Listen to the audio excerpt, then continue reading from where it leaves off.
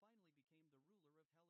But the very moment he stepped onto the demon lord's grand throne, he removed his dark mask and loudly declared aloud, "I, Wu Jiang, want to go back home." This shocking news left the demons in utter disbelief. The demon lord clearly possessed absolutely everything here. Why on earth would he want to return to that boring mundane world? But what they simply didn't know was that Wu Jianjiu didn't care much about anything at all in hell, because here, he ate disgusting food that was truly unbearable to even look at every single day, and there wasn't even a single person he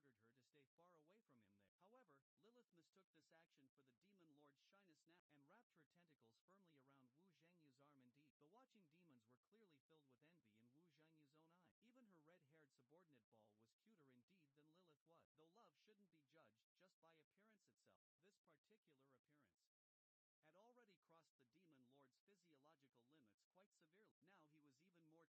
woman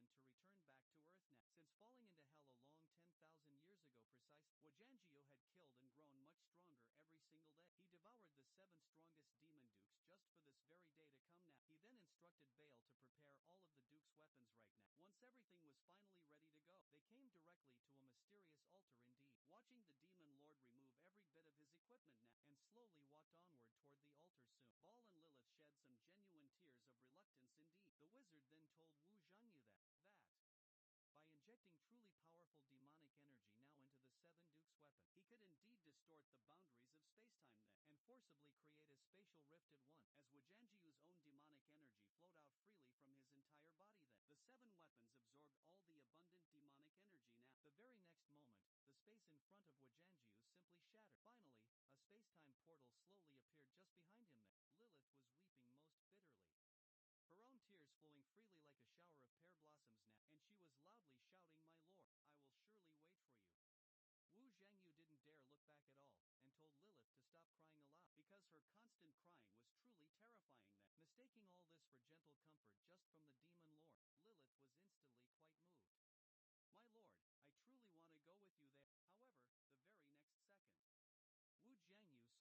instructed Baal to prepare all of the duke's weapons right now. Once everything was finally ready to go, they came directly to a mysterious altar indeed. Watching the demon lord remove every bit of his equipment now, and slowly walked onward toward the altar soon, Baal and Lilith shed some genuine tears of reluctance indeed. The wizard then told Wu Jianyu that by injecting truly powerful demonic energy now into the 7 Dukes' weapon, he could indeed distort the boundaries of spacetime then, and forcibly create a spatial rift at once, as Wu Jianjiu's own demonic energy flowed out freely from his entire body then. The 7 weapons absorbed all the abundant demonic energy now. The very next moment, the space in front of Wu Jianjiu simply shattered. Finally, a spacetime portal slowly appeared just behind him then. Lilith was weeping most bitterly, her own tears flowing freely like a shower of pear blossoms now, and she was loudly shouting, "My lord, I will surely wait for you." Wu Jianyu didn't dare look back at all, and told Lilith to stop crying aloud, because her constant crying was truly terrifying then. Mistaking all this for gentle comfort just from the demon lord, Lilith was instantly quite moved. "My lord, I truly want to go with you there." However, the very next second, Wu Jianyu saw the awful slime Lilith spat out soon. This instantly extinguished any trace of reluctance in his heart now. He jumped quickly into the portal without any hesitation at all. After full 10,000 long years, he could finally return to Earth now. Wu Jianyu was filled completely with joy then. Just when he thought he could safely return back, a window notification suddenly appeared right now. Space defense mechanism, Gaia system activating now. Your power has greatly exceeded the spacetime rift tolerance limit. Gaia system is overloading. System will implement restrictive seal on you soon. After fully being covered by an unknown powerful electric current, the demon lord couldn't help but lose consciousness completely. When he finally woke up, what met his eyes was sunlight in greenwood. Wu Jianyu thought he must have returned indeed to Earth.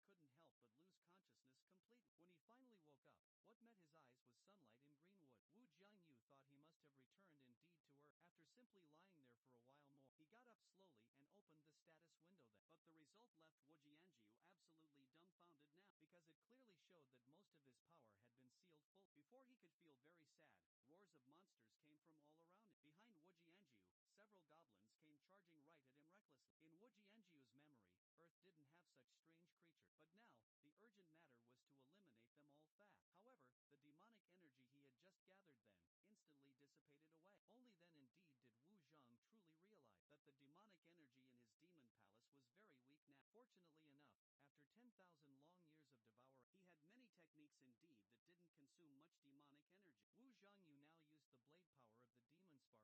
The goblins there were instantly cut to pieces now. During the fierce slaughter, the status window kept steadily showing experience gained and level increases too. The rise in experience wasn't just simply numerical itself. Wu Jianyu could clearly feel himself gradually becoming much stronger. Looking at the monster corpses now scattered on the very ground, he decided to gather some relevant information first right now. He then used his devouring power indeed, which was Wu Jianyu's strongest ability of all it seemed. When he fell into hell, he relied on devouring step by step then, and finally succeeded in ruling over the 9 layers of hell truly. Soon enough after devouring all the corpses too, Wu Jianyu obtained information about this current world. More importantly now, the status window there showed he gained 1.0 point of demonic energy then. This instantly and utterly stunned him now, because demonic energy, that only existed in hell, appeared here now. That meant he very likely hadn't returned to Earth just yet. Wu Jiangyu felt real panic for the very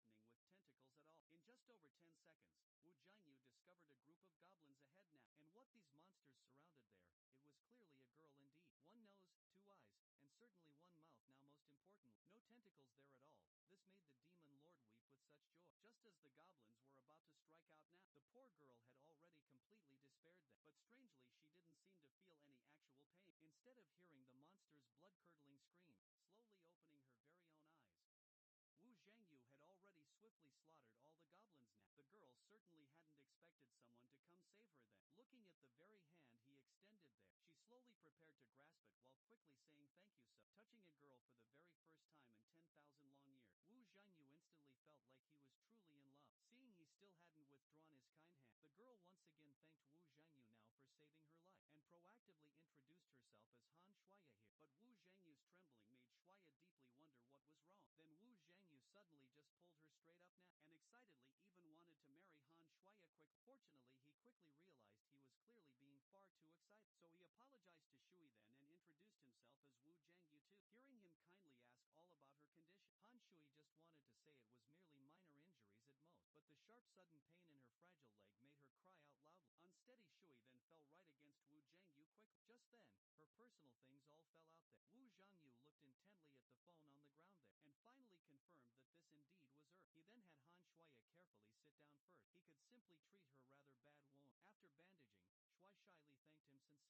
saying thank you so. Touching a girl for the very first time in 10,000 long years, Wu Zhengyu instantly felt like he was truly in love. Seeing he still hadn't withdrawn his kind hand, the girl once again thanked Wu Zhengyu now for saving her life, and proactively introduced herself as Han Shuya here. But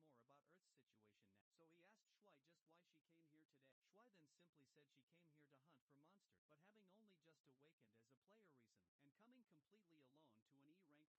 made Shuya deeply wonder what was wrong. Then Wu Zhengyu suddenly just pulled her straight up now, and excitedly even wanted to marry Han Shuya quickly. Fortunately he quickly realized he was clearly being far too excited, so he apologized to Shui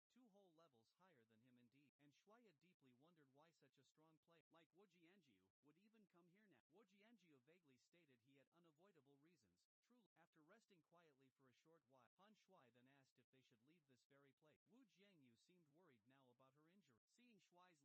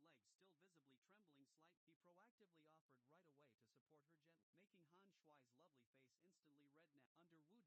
condition, Han Shui just wanted to say it was merely minor injuries at most, but the sharp sudden pain in her fragile leg made her cry out loudly. Unsteady Shui then fell right against Wu Zhengyu quickly. Just then, her personal things all fell out there. Wu Zhengyu looked intently at the phone on the ground there, and finally confirmed that this indeed was her. He then had Han Shuya carefully sit down first. He could simply treat her rather bad wound. After bandaging, Shui shyly thanked him sincerely. When Wu Jiangyu picked up her phone to hand it over gently, he soon discovered the time shown was definitely 2023, only a mere 5 years since he fell into hell itself. But when he personally opened the portal itself, he had clearly adjusted all of the time, which meant the monsters appeared during those 5 years now. Wu Jiangyu now urgently wanted to know much more about Earth's situation now, so he asked Shui just why she came here today. Shui then simply said she came here to hunt for monsters, but having only just awakened as a player recently, and coming completely alone to an E-rank portal too, she understood now she was indeed far too foolish hearing this. Wu Jianju then wanted to know just what level Shuya was currently. Unexpectedly enough, she was revealed to be level 6 now, 2 whole levels higher than him indeed, and Shuya deeply wondered why such a strong player like Wu Jianju would even come here now. Wu Jianju vaguely stated he had unavoidable reasons. Truly, after resting quietly for a short while, Han Shui then asked if they should leave this very place. Wu Jiangyu seemed worried now about her injury. Seeing Shui's legs still visibly trembling slightly, he proactively offered right away to support her gently, making Han Shui's lovely face instantly red now. Under Wu Jiangyu's kind persuasion at this moment, she really didn't refuse then. Hearing Shui say she needed to go toward the portal entrance, Wu Jianjiu happily agreed quite readily, though this truly was his first interaction with real humans in 10,000 long years. Except for his exaggerated behavior earlier at the very beginning, there really shouldn't have been anything strange at all afterward. The powerful demon lord thought he'd naturally adapt to Earth life in just this way. Quite soon after, under Shui's careful guidance, they arrived safely at the portal entrance now. From the journey's newfound understanding, Wu Zhangyu roughly realized this wasn't completely Earth exact, but he didn't see any artifacts that created spatial rifts openly. How was such a large portal maintained then? I wonder. While Wu Zhangyu was thinking still, Shuya said she was much better now truly. Then they both stepped right into the portal now. After intense distortion and drastic change, opening his eyes again slowly, the bustling scene ahead made Wu Jiangyu's eyes widen greatly, because now the streets were full of familiar humans clearly. Only now did Wu Jiangyu finally confirm he had truly succeeded indeed. In returning, Shai even proactively invited him to her home for dinner too, because Wu Jiangyu not only saved herself, but she'd also caused him trouble along the way surely, so she wanted to repay his kindness immediately. Wu Jiangyu was already dizzy with sweet love now. He began looking forward to his own spring season and happily agreed to go along. However, 2 police officers noticed them suddenly, and came forward quickly to check their players' certificates as well. Seeing Shuya take out her ID quickly, the officer then urged Wu Zhangyu now.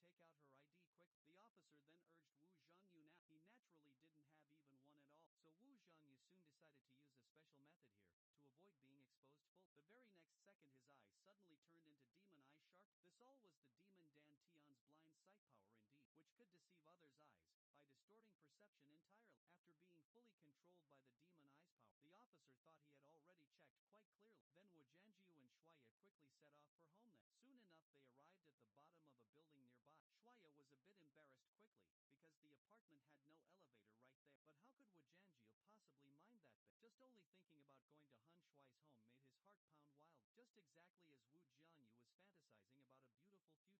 building nearby. Shuya was a bit embarrassed quickly, because the apartment had no elevator right there.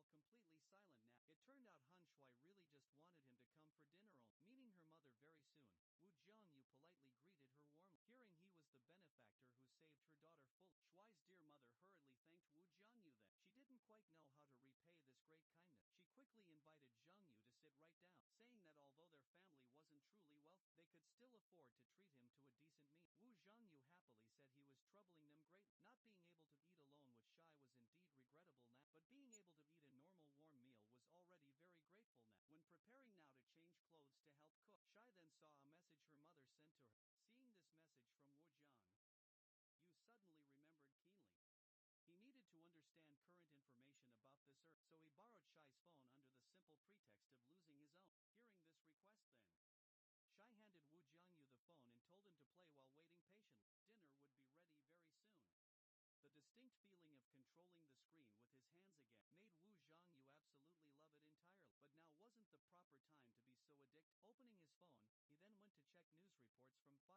fully, Shuai's dear mother hurriedly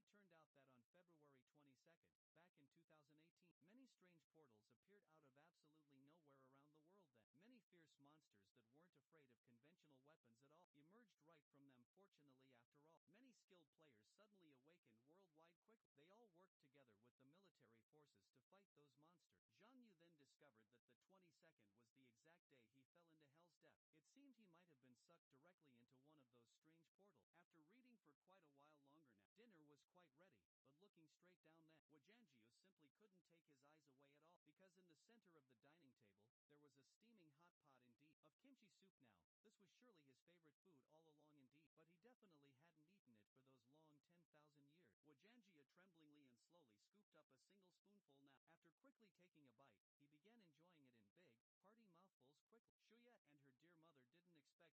After quickly taking a bite, he began enjoying it in big, hearty mouthfuls quickly. Shuya and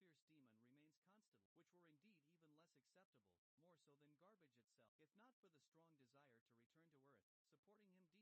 didn't expect Wu Jiang at all. You would eat the kimchi soup and a large bowl of rice so heartily indeed. In hell just to survive,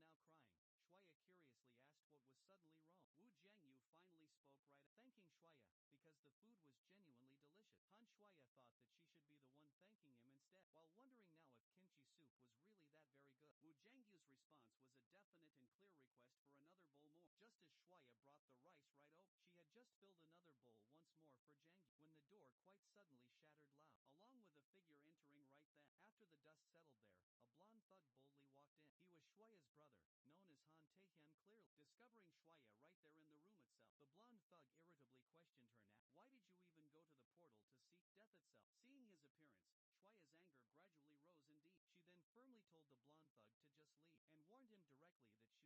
Just as Shuya brought the rice right over, she had just filled another bowl once more for Jiangyu,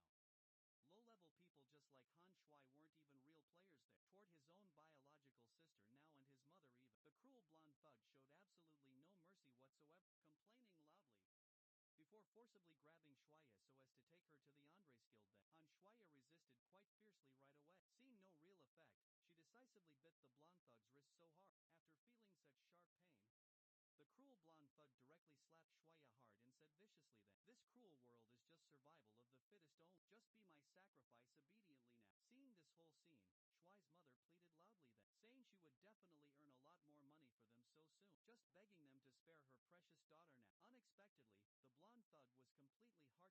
He threw his own mother directly harshly to the hard ground then. Shuya now deeply hated this brother of hers so much, but her gaze clearly made the blonde thug very displeased now. So, he was indeed about to strike once again, but then the blonde thug suddenly heard a discordant sound somewhere. Turning around quickly, he actually discovered a man concentrating deeply on eating. The blonde thug gradually became quite interested in Wu Zhangyu's appearance then, so he released Han Shui completely from his tight grip just then walked forward slowly and called out several times loudly, not expecting this young kid to dare totally ignore him now. The very next second now, the blonde thug angrily kicked over the entire dining table there.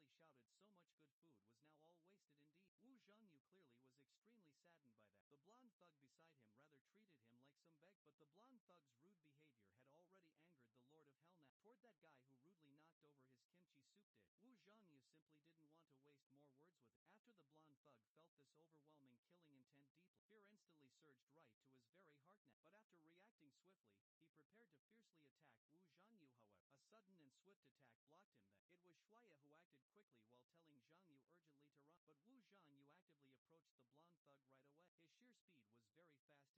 The blonde thug beside him rather treated him like some beg, but the blonde thug's rude behavior had already angered the Lord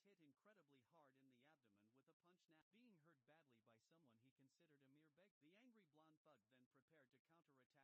Toward that guy who rudely knocked over his kimchi soup dish, Wu Zhangyu simply didn't want to waste more words with it.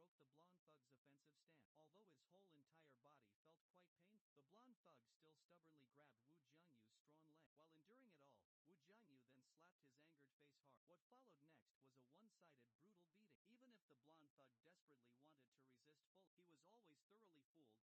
fiercely attack Wu Zhangyu. However, a sudden and swift attack blocked him then.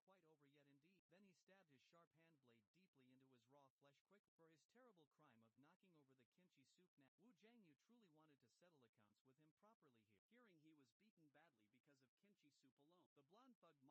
very fast indeed. The blonde thug's attack hadn't even fully formed quite yet when he was hit incredibly hard in the abdomen with a punch now. Being hurt badly by someone he considered a mere beggar, the angry blonde thug then prepared to counterattack fiercely. Unfortunately, close combat is Wu Jiangyu's true specialty after all. Then he kicked strongly and broke the blonde thug's offensive stand. Although his whole entire body felt quite painful, the blonde thug still stubbornly grabbed Wu Jiangyu's strong leg. While enduring it all, Wu Jiangyu then slapped his angered face hard. What followed next was a one-sided brutal beating. Even if the blonde thug desperately wanted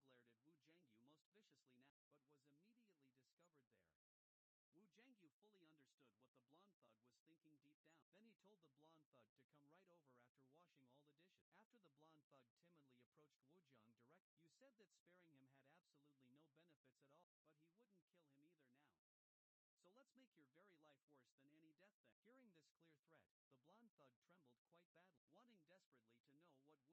Hearing he was beaten badly because of kimchi soup alone, the blonde thug mocked it as worthless still while cursing Wu Jiangyu then.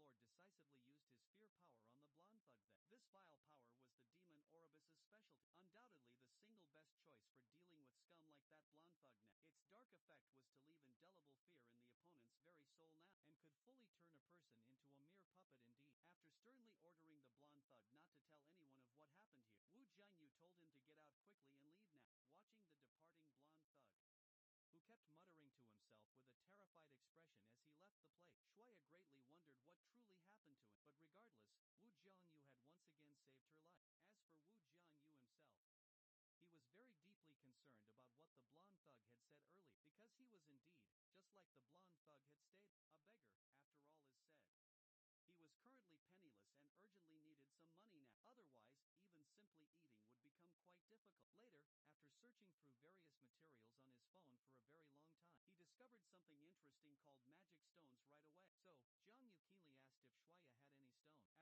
rummaging through her bag thoroughly for a little while, she gave Wu Jiangyu the E-rank magic stone itself, obtained directly from hunting goblins then. After quickly examining the magic stone's inherent power with his own hand, Jiang Yu truly couldn't sense any real demonic energy from it at all. That meant that the core energy inside was quite different from typical demonic energy, but rather, another different type of energy termed magic power in particular. But where did the specific demonic energy he obtained earlier actually come from then? This made the formidable demon lord fall deeply into some thought. After seriously thinking without any clear result, he returned the magic stone to Shuya anyway then, since he lacked enough money there. He should get some magic stones now to sell for money first. Considering the previous incident of them being stopped, Wu Jiang, you asked if there was indeed a player management office nearby. Although there wasn't really one nearby then, Han Shuwei said she also needed to go there and could go together too. Later, she went to hunt at the portal now to earn money due to poor family condition. Speaking of all this, Shuya again thanked Wu Zhangyu not only for saving her that day, but also for really making her understand how reckless and hasty it was to hunt completely alone. So Shuya planned to go now to the management office to relearn some basic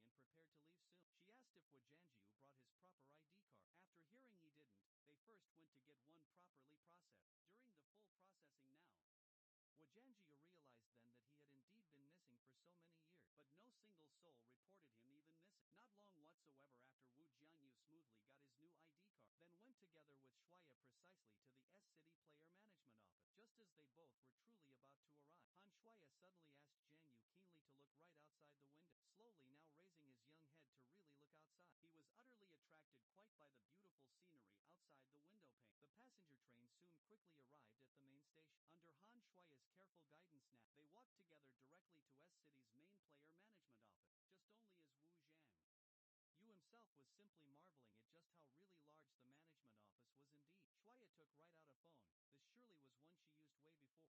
to get one properly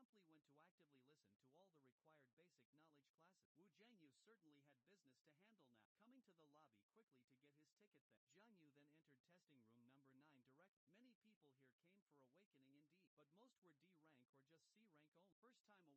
whatsoever after Wu Zhangyu smoothly got his new ID card, then went together with Shuya precisely to the S-City Player Management Office. Just as they both were truly about to arrive, Han Shuya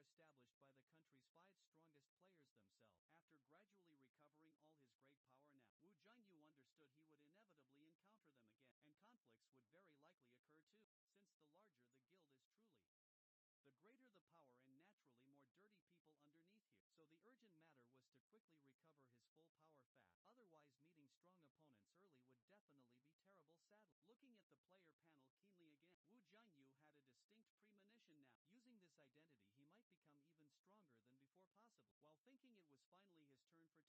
This surely was one she used way before, now giving the very same it to Wu Zhangyu himself to actively use. The Grand Management Office indeed had wireless internet now. They all could easily contact each unique other with that one phone later then. Right after Han Shuya herself said see you later now, she promptly went to actively listen to all the required basic knowledge classes. Wu Zhangyu certainly had business to handle now, coming to the lobby quickly to get his ticket then. Zhangyu then entered testing room number 9 direct. Many people here came for awakening indeed, but most were D rank or just C rank only. First time awakening reaching S rank now would receive recruitment from each country's 5 major guilds surely. These were established by the country's 5 strongest players themselves. After gradually recovering all his great power now, Wu Zhangyu understood he would inevitably encounter them again, and conflicts would very likely occur too, since the larger the guild is truly, the greater the power and naturally more dirty people underneath here. So the urgent matter was to quickly recover his full power fast. Otherwise meeting strong opponents early would definitely be terrible sadly. Looking at the player panel keenly again, Wu Zhangyu had a distinct premonition now. Using this identity he might become even stronger than before possible. While thinking it was finally his turn for testing today, going inside someone guided him to sit in front surely. After fully confirming it was indeed Wu Zhangyu himself, the staff member then told him to put his hand on the crystal ball now. When releasing any power, the ball's color would shift according to talent attributes. Clearly, the higher the overall level, the more turbid the color would become now. After carefully hearing the staff's explanation given, Wu Zhangyu felt somewhat worried that he greatly feared the test results would attract too much attention quick. As a bright light disappeared completely, the staff member saw the ball's given color and regretfully told Zhangyu here, your level is F rank. Upon hearing this statement, Wu Zhangyu was quite stunned indeed. He had thought of many possibilities then, but never imagined it would be this low ultimately. Even if his given power was sealed up, it should never be as low as just F rank clearly. Zhangyu suspected his raw power was simply too strong maybe, so the crystal ball couldn't properly measure it perhaps. However, the management office issued starting E-rank player certificates still, and entering portals was often limited to just the same rank sadly. While higher than E-rank, it required applying for guardian accompaniment always. Understanding the general situation quite well, Wu Zhangyu then wondered how to improve his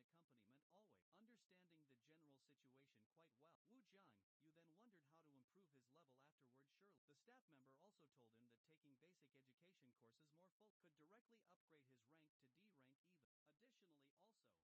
to D rank even. Additionally also, increasing magic stone transaction volume could also improve it surely. The second option was undoubtedly the most suitable choice for him. After processing his player's certificate properly, Wu Zhangyu then got up to leave now. The staff member wanted to suggest attending basic education definitely, but he directly refused, and the girl thought that Wu Zhangyu was indeed discouraged truly.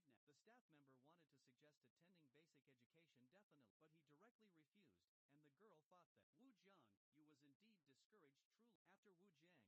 Zhangyu left, the crystal ball's color suddenly changed now. Noticing this phenomenon, the staff member thought it was broken full. As she reached out to check closer, the crystal ball shattered on the spot quite loudly. This pitch-black color instantly shocked the girl greatly. Even previous S-rank players only made the crystal ball turn dark gray only.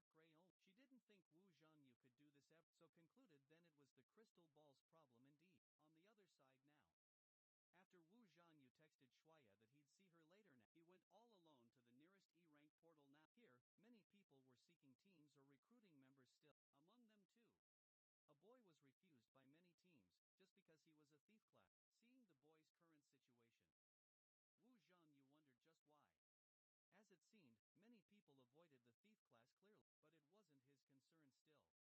After handing his player certificate to the guard there, he successfully entered entered the portal after all. But this transportation method made Wu Jiangyu very uncomfortable indeed, always making him fear suddenly returning to hell itself.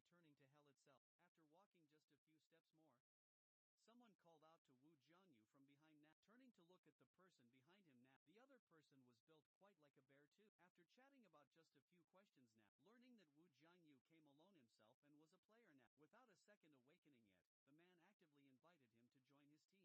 Wu Jiangyu came alone himself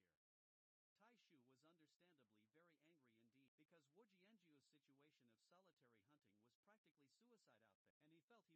awakening yet,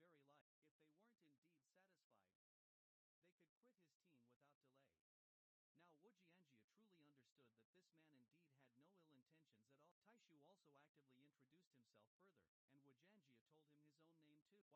his team. Hearing this then, his other teammates told him not to make decisions arbitrarily so fast. From the man's teammates, he learned his name was Tai Shu precise.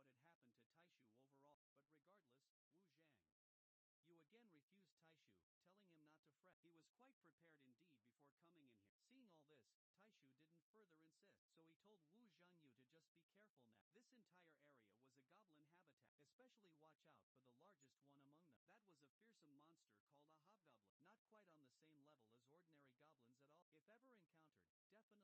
Now Wu Jianjia truly understood that this man indeed had no ill intentions at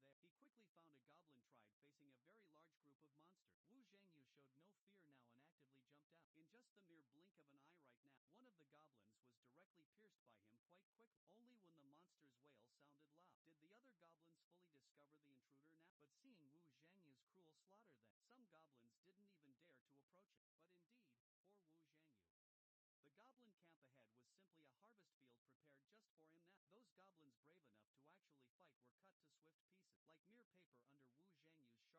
Wu Zhang you again refused Taishu, telling him not to fret. He was quite prepared indeed before coming in here. Seeing all this, Taishu didn't further insist, so he told Wu Zhangyu to just be careful now.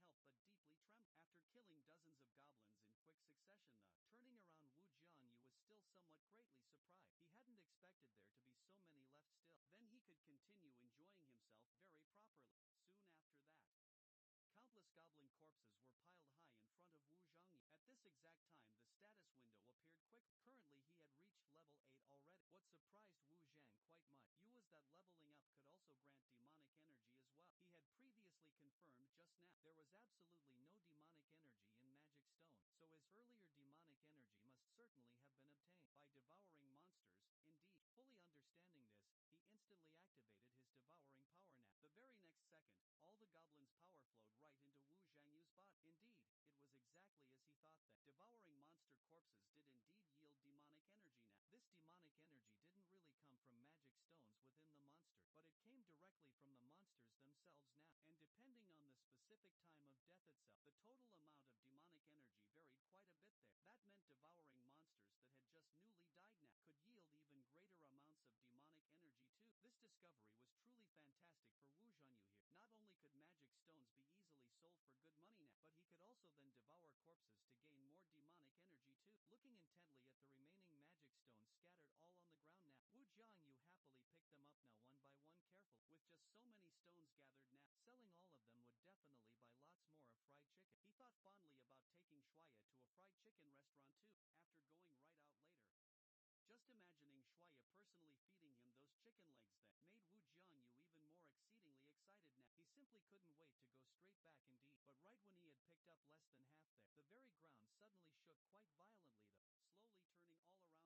quite violently though, slowly turning all around now. Wu Jiangyu understood this must be the hobgoblin Taishu mentioned previously. From the strong energy emanating clearly from, he discovered that it was actually raw magic power after all, which genuinely surprised Wu Jiangyu greatly. He then immediately began preparing himself fully for intense battle. If the hobgoblin's fierce attacks carried real magic power, then its overall strength was definitely worlds apart entirely from the small fry he just swiftly killed them. But even so now, this wasn't nearly enough to make him retreat backward. In terms of sheer destructive total power, magic power quite absolutely couldn't compare well to power deep.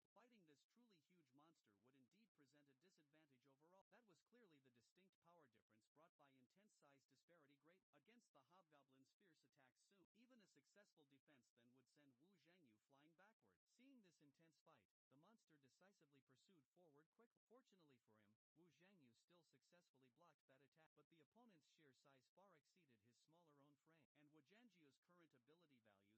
against the hobgoblin's fierce attacks soon. Even a successful defense then would send Wu Zhangyu flying backward. Seeing this intense fight, the monster decisively pursued forward quickly. Fortunately for him, Wu Zhangyu still successfully blocked that attack, but the opponent's sheer size far exceeded his smaller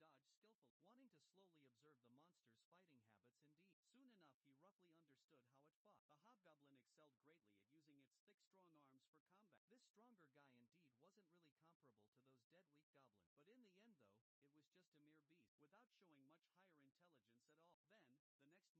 then seized the opportunity to counterattack bravely with his blade, the hobgoblin simply raised its massive hand quickly, and used its thick armor to successfully defend quite easily, even bouncing Wu Zhangyu away backwards from the fort. The brief intense exchanges made him fully realize that direct confrontation would be quite difficult to kill the monster outright. He certainly had to find much bigger weaknesses quickly, so when the hobgoblin's subsequent raging attacks soon, Wu Zhangyou kept carefully choosing to dodge skillfully, wanting to slowly observe the monster's fighting habits. Indeed, soon enough he roughly understood how it fought. The hobgoblin excelled greatly at using its thick strong arms for combat. This stronger guy indeed wasn't really comparable to those dead weak goblins, but in the end though, it was just a mere beast, without showing much higher intelligence at all. Then, the next moment, Wu Zhan, you picked up something right from the ground now, and threw it directly at that hobgoblin foe. After the monster dodged, discovering it was just a skull now, its fierce anger instantly increased several levels high. Seeing all this, Wu Zhang, you were very happy indeed. Now he surely had a good way to defeat this enemy now. That was just to ignite the monster's own fury deep inside, making it unleash tremendous, raw power then. So, Wu Zhang, you activated his special authority now. The demon Crochel's fearsome power of wrath deep within. What he wanted to stimulate was the hobgoblin's power too. After being fiercely hit by this potent move here, the monster first felt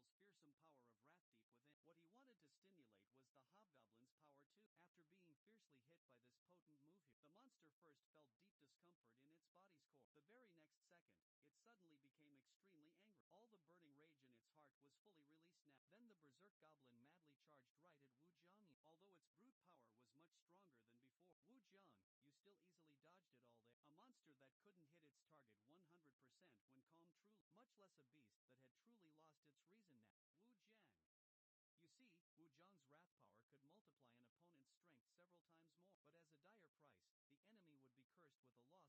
to dodge. Successfully dodging, Wu Zhangyu smoothly swung his deadly blade. This time, the hobgoblin indeed didn't even defend himself. The monster with severed leg tendons immediately knelt hard on the ground then. It still wants badly to continue attacking despite it all. But now, you see, it was Wu Zhangyu's turn completely. Wu Zhangyu struck swiftly with a throat-sealing blow himself. After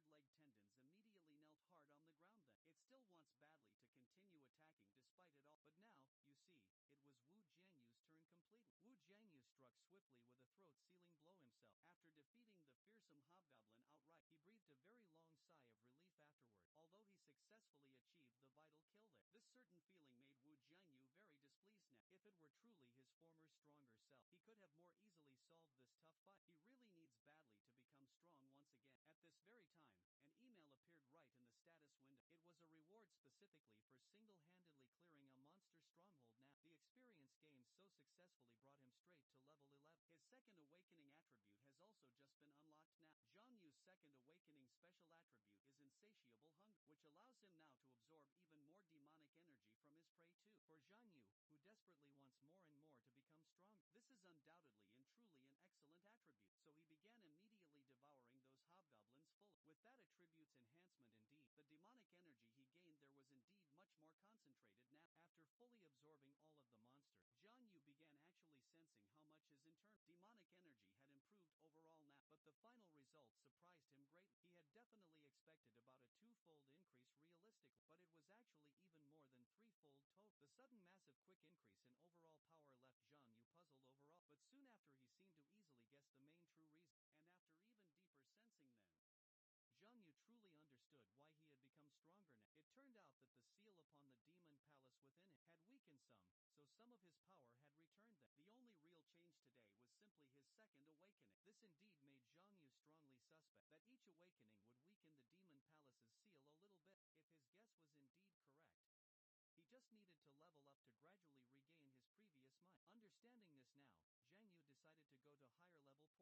His very next goal was to reach level 20 quickly and complete his third awakening now. After leaving the portal now and selling all his magic stones off, he invited Shuaya along to go to a nearby fried chicken restaurant together soon. Right at this very moment, Zhang Yu was in the midst of eating quite voraciously. Seeing him eat so very happily now made Shuaya suddenly curious. Was this fried chicken really all that incredibly delicious there? After getting Zhang Yu's affirmative and happy answer then, she asked indeed if it was better than her homemade kimchi soup so good? This kind question left Zhang Yu struggling much to choose one, but soon he quickly gave his sincere answer clearly.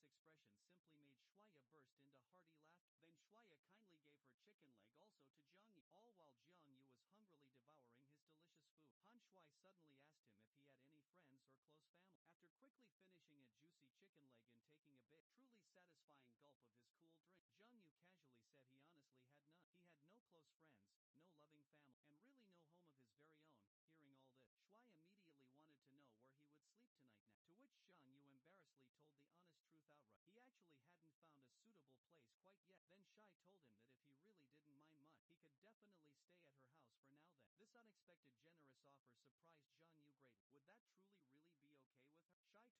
hungrily devouring his delicious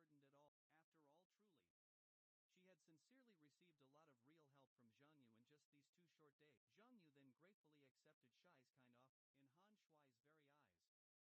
suddenly asked him if he had any friends or close family. After quickly finishing a juicy chicken leg and taking a big, truly satisfying gulp of his cool drink, Zhang Yu casually said he honestly had none. He had no close friends, no loving family, and really no home of his very own. Hearing all this, Shui immediately wanted to know where he would sleep tonight now, to which Zhang Yu embarrassedly told the honest truth outright. He actually hadn't found a suitable place quite yet. Then Shui told him that if he really didn't mind much, he could definitely stay at her house for now then. This unexpected generous offer surprised Zhang Yu greatly. Would that truly really be okay with her? Shui told him genuinely not to feel burdened at all. After all truly, she had sincerely received a lot of real help from Zhang Yu in just these 2 short days. Zhang Yu then gratefully accepted Shui's kind offer. In Han Shui's very eyes, Zhang Yu definitely had many unknown secrets behind him there. At this moment now, Zhang Yu then thought of something and rummaged through his pocket quick. He handed the remaining money over to Shui, wanting to use it specifically as rent then. Shui quickly waved her hands now and refused, but Zhang Yu firmly insisted she take it all. If she didn't truly want to accept it as rent, then consider it simply meal expenses too. After all, he would definitely be freeloading meals from now onward. Most importantly of all, he understood that Shui's family situation wasn't so good right now still. Under Zhang Yu's persistent insistence still, Shuya finally accepted the money after all, thanking Zhang Yu for helping her again certainly.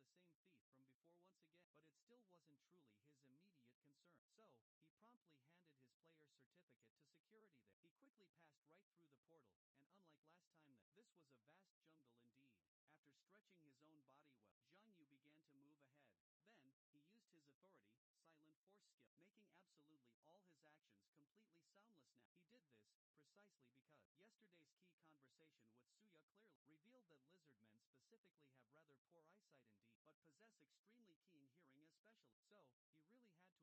from before once again, but it still wasn't truly his immediate concern. So, he promptly handed his player certificate to security there. He quickly passed right through the portal, and unlike last time this was a vast jungle indeed. After stretching his own body well, Zhang Yu began to move ahead. Then, he used his authority, silent force skill, making absolutely all his actions completely soundless now. He did this, precisely because yesterday's key conversation with Suya clearly revealed that lizard men specifically have rather poor eyesight indeed, but possess extremely keen hearing especially. So, he really had to approach rather stealthily then, as making a big commotion now would attract many lizard men around. Moreover, lizard men also are quite afraid of raging fire, so, teaming up specifically with fire mages would be far more efficient. But for Zhang Yu, just going completely alone was enough surely. Quickly discovering 3 lizard men up ahead, he decisively used the demon Andres' fearsome hellfire power now. In just an instant, the hellfire fiercely fell upon the lizard men close by. The monsters then noticed the small flames spreading on their bodies indeed, but the next very second, the flames erupted wildly then. The lizard men screamed out in agony and tried to jump frantically into a water pool, but ordinary methods simply couldn't extinguish hellfire truly. Without employing magic power or pure demonic energy to put it out now, it would burn endlessly forevermore. Hellfire burns away the very life force within the body completely, so the corpses Zhong Yu could devour would still be perfectly preserved thus. Thinking vaguely of the distinct name Andra, he remembered again that the blonde thug, Han Taehyun's guild indeed seemed to have exactly the same name too, but Zhong Yu didn't particularly care now. If he encountered them and felt displeased later on, he could very easily always teach that entire guild a lesson then. Just immediately after absorbing the initial 3 lizard men, more monsters distinctly appeared right behind him now. It truly seemed their companions' agonized screams had attracted them though. But this was undoubtedly great and good news for Zhang Yu now. Faced directly with his ultimate authority, Hellfire, the lizard men were completely helpless ultimately. Now the entire scene quickly became increasingly chaotic there. After Zhang Yu quite finished absorbing, he activated silent force skill that he didn't really want to to attract another group now. Although truthfully he wasn't afraid at all. There really was no need to make hunting more difficult. Solving things easily just like this was truly bad.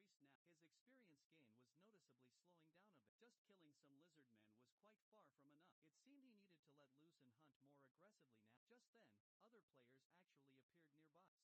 very level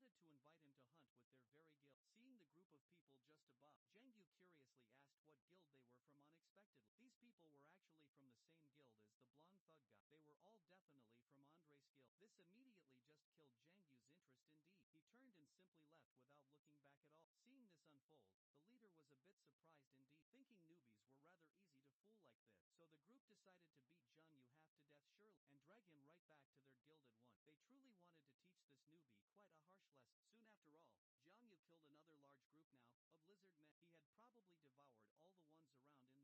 Seeing the group of people just above, Zhang Yu curiously asked what guild they were from unexpectedly. These people were actually from the same guild as the blonde thug guy. They were all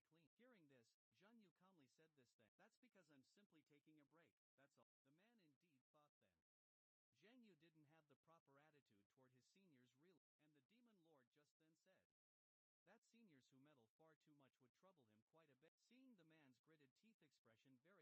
Zhang Yu's interest indeed. He turned and simply left without looking back at all. Seeing this unfold, the leader was a bit surprised indeed, thinking newbies were rather easy to fool like this. So the group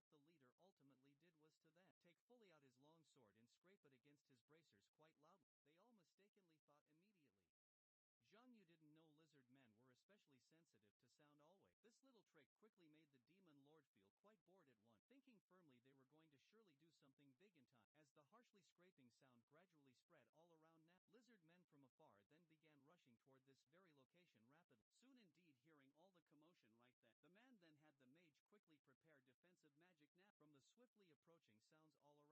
Hearing this, Zhang Yu calmly said this thing. That's because I'm simply taking a break, that's all. The man indeed thought then. Zhang Yu didn't have the proper attitude toward his seniors really, and the demon lord just then said that seniors who meddle far too much would trouble him quite a bit. Seeing the man's gritted teeth expression very closely, Zhang Yu truly couldn't help but provoke him a bit, asking directly if he wanted to engage in a fight. Just exactly as other members were about to act right then, the leader quickly stopped them all promptly, because he had already figured out now just how to educate this newbie. Zhang Yu below simply pretended to be quite surprised then casually said he was looking forward to it much indeed, but all what the leader ultimately did was to then take fully out his long sword and scrape it against his bracers quite loudly. They all mistakenly thought immediately Zhang Yu didn't know lizard men were especially sensitive to sound always. This little trick quickly made the demon lord feel quite bored at once, thinking firmly they were going to surely do something big in time. As the harshly scraping sound gradually spread all around now, lizard men from afar then began rushing toward this very location rapidly. Soon indeed hearing all the commotion right then, the man then had the mage quickly prepare defensive magic now. From the swiftly approaching sounds all around, the man roughly estimated there were dozens of lizard men nearby. Curious now how Zhang Yu would swiftly handle this situation, he also boldly said that if Zhang Yu begged for mercy then he might just show some mercy before cruelly turning him into a cripple. Seeing Zhang Yu silently remain there, the man assumed he was scared, utterly speechless at the moment. But immediately, Zhang Yu sneered coldly. How utterly boring. Since things had indeed reached this very point now, he certainly wasn't planning to hunt safely anymore whatsoever.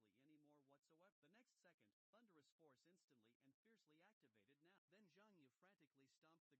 Under his potent authority's enhancement, the massive vibrations penetrated even more deeper now. This time, it was indeed the man who was scared completely stooped, angrily shouting, "Stop right now!" After fully reaching his intended desired effect, Zhang Yu finally stopped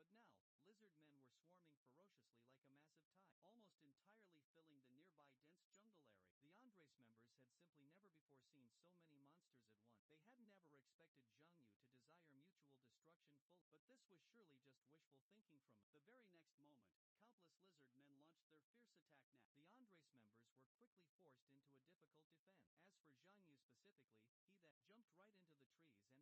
force skill. Just as a lizard man came swiftly down from above him then, it went straight for the people very below instead now. Seeing this intense scene, the leader finally understood that Zhang clearly you had a special skill that could perhaps control sound itself, and in the very next second coming now, the Andrus Guild Mage's protective defensive barrier shattered instantly. The man frantically tried hard to get it restarted again, but when he turned quickly around then, he saw his companion's lifeless body had been brutally pierced through. It turned quickly out that except for just him alone, everyone else had been horrifically killed by countless lizard men then.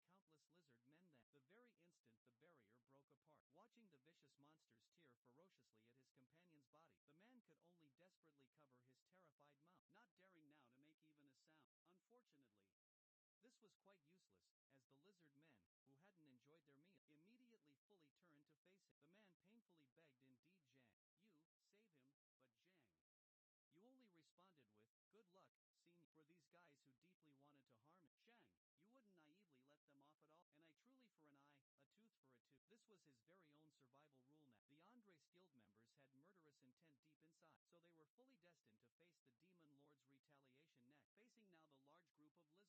the Demon Lord's retaliation next. Facing now the large group of lizard men, Jiang Yu's hellfire easily solved the main problem here, although it did consume quite a lot. Fortunately now, nothing unexpected truly happened. After the fierce battle ended, Jiang Yu began devouring fat. He had originally covered the entire field with his devouring power now, but after absorbing for a good while, the status window then sent a notification out. It clearly said he couldn't use devouring power at all on subject, protected fully by the Gaia system itself. Seeing this very name, Jiang Yu then remembered. It was clearly the voice that came indeed when he first entered the space rift. He didn't dwell much on it and continued devouring more monsters now.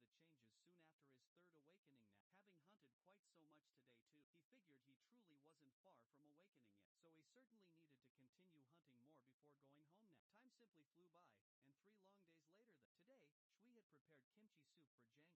the Gaia system still. It didn't really affect his plans anyway then, since collecting even more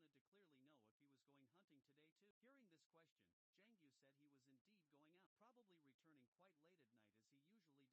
Currently Jiang Yu's total demonic energy had impressively reached 30 points now, a very significant improvement indeed now. He could keenly feel himself becoming much stronger than before now, and it wasn't just mere quantity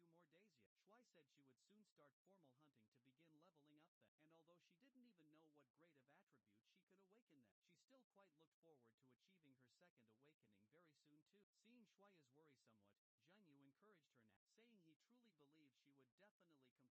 Time simply flew by, and 3 long days later today, Shui had prepared kimchi soup for Jiang Yu as she usually does, and after happily finishing a big pot of, he didn't ever forget to praise Shui's wonderful cooking. While Han Shui wanted to clearly know if he was going hunting today too. Hearing this question, Jiang Yu said he was indeed going out, probably returning quite late at night as he usually does as well. Jiang Yu really hadn't rested even once in recent days here, which all made Shui somewhat worried specifically about his health now. Jiang Yu happily said he was definitely fine, while asking about just when Shui's basic education would truly end here. After learning it would surely take a few more days yet, Shui said she would soon start formal hunting to begin leveling up then, and although she didn't even know what grade of attribute she could awaken then, she still quite looked forward to achieving her second awakening very soon too. Seeing Shui's worry somewhat, Jiang Yu encouraged her now, saying he truly believed she would definitely complete her awakening fully. When the fresh tea was fully ready, Shuya brought it to Jiang Yu quick, wanting indeed to boost his spirits greatly with. While they were casually chatting then, Shui vividly remembered recent rumors about those portals. She heard that brutal player killers had appeared in the portals late, and didn't quite know if it was just mere rumors there, but she still reminded Jiang Yu now to be extra careful going forward. So, player killers surely were a group that would hide their levels well, and then attack ordinary players while just simply going hunting too. Today specifically, Jiang Yu was thinking over this very rumor still. He strongly suspected it appeared because he had carefully dealt with those Andres guild members last time then. But he quickly dismissed this guess quite simply as Zhang Yu had carefully observed the very surroundings at the time precise, and found no other witnesses just looking at the corpses plainly. Anyone truly would know they were attacked by vile lizardmen then, but whether the player killers truly were actually him remained most uncertain now. So to handle absolutely any unknown possibilities Johnny's intense hunting speed was increasing quite frantically then.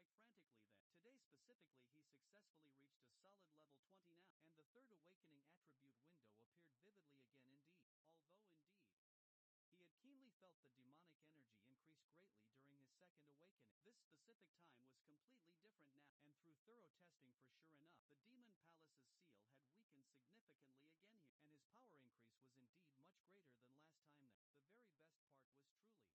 for magic power too, also quite a grade now. With the grand effect of converting magic power from magic stones now into raw demonic energy and fully absorbing it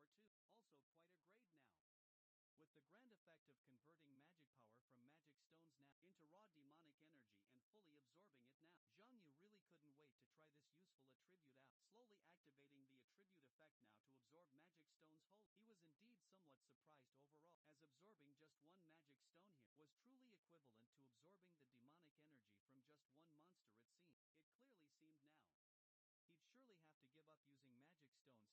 using magic stones to make money later on then.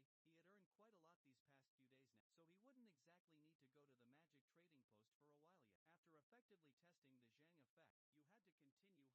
freely use the new authority, Sky Force, right after properly using it. Zhang Yu then leaped right into the air. Since fully entering this portal now, Zhang Yu hadn't discovered any lizard men leaders just yet. This entire place was all dense forest, and with very limited visibility, and his current demonic energy wasn't really enough to use observation force just just yet. After continuing to intently observe for a while more, Zhang, you suddenly then heard a rather familiar voice indeed, so he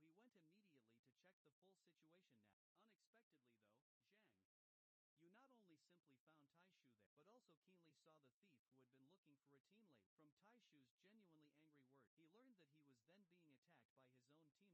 to check the full situation now.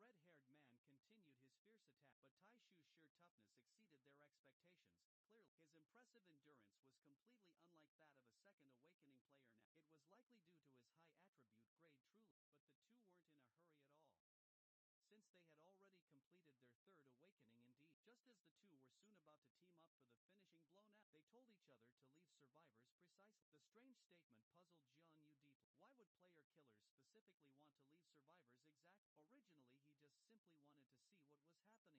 he learned that he was then being attacked by his own teammates currently. Fully understanding that Taishu had been betrayed there, Zhang Yu guessed then, these people were likely the player killers everyone was then talking about. Worried that Taishu's loud voice could attract lizard men, the red-haired man continued his fierce attack, but Taishu's sheer toughness exceeded their expectations.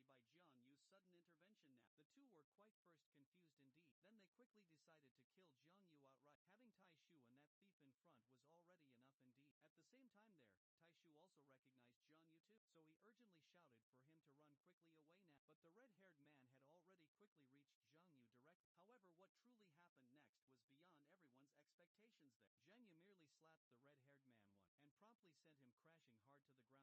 Just as the two were soon about to team up for the finishing blow now, they told each other to leave survivors precisely. The strange statement puzzled Jian Yu deeply. Why would player killers specifically want to leave survivors exact? Originally he just simply wanted to see what was happening then, but he ended up encountering someone he knew before, in fact, and Jian Yu was carefully considering whether to help Taishu now. However, he soon even noticed something quite unusual, so he boldly stepped out from his hiding place there, because Jian Yu then discovered quickly these very people were actually using demonic energy then. Interrupted swiftly by Jian Yu's sudden intervention now, the two were quite first confused indeed, then they quickly decided to kill Jian Yu outright. Having Taishu and that thief in front was already enough indeed. At the same time there, Taishu also recognized Jian Yu too, so he urgently shouted for him to run quickly away now, but the red-haired man had already quickly reached Jiang Yu directly. However, what truly happened next was beyond everyone's expectations there. Jiang Yu merely slapped the red-haired man once, and promptly sent him crashing hard to the ground fast. The other person there was quite puzzled now. What's wrong with him here? He couldn't even handle someone without a weapon at all. But before ever getting any true answer back, Jiang Yu then slowly approached the red-haired man close, then began frantically slapping him all around there. Seeing this here,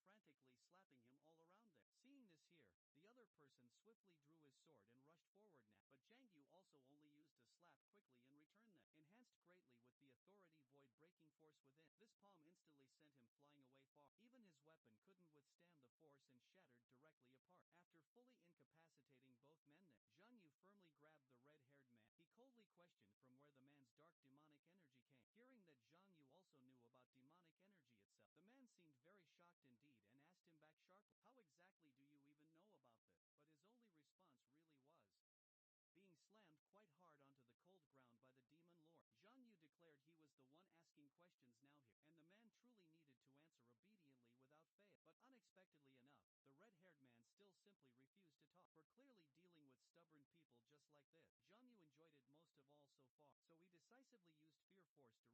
truly needed to answer obediently without fail. But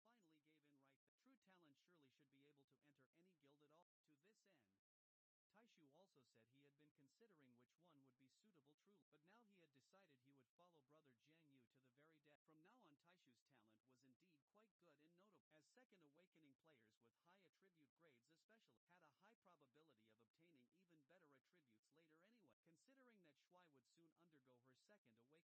talk. For clearly dealing with stubborn people just like this, Zhang Yu enjoyed it most of all so far, so he decisively used fear force directly on the red-haired man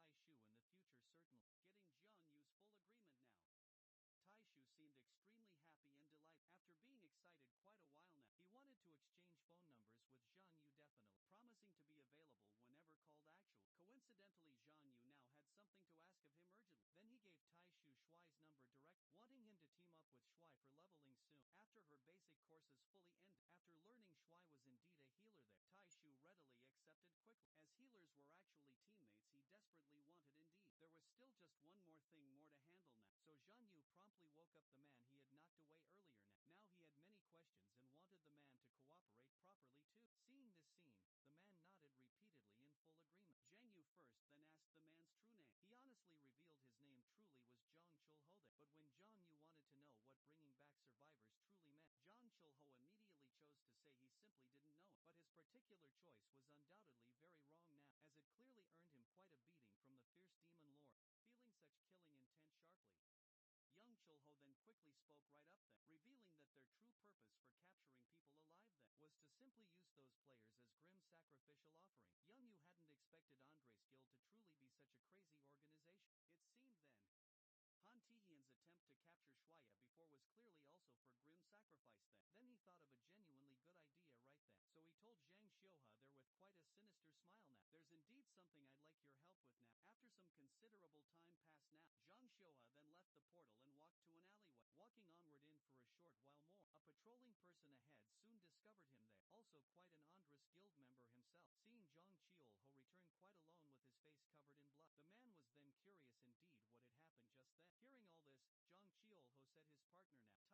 return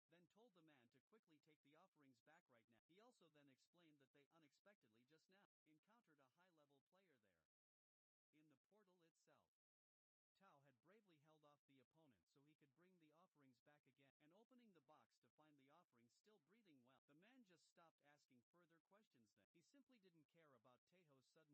the man was then curious indeed what had happened just then. Hearing all this, Zhang Qiuhe said his partner now, Tai Ho, who went to capture sacrificial offerings, was now dead, then told the man to quickly take the offerings back right now.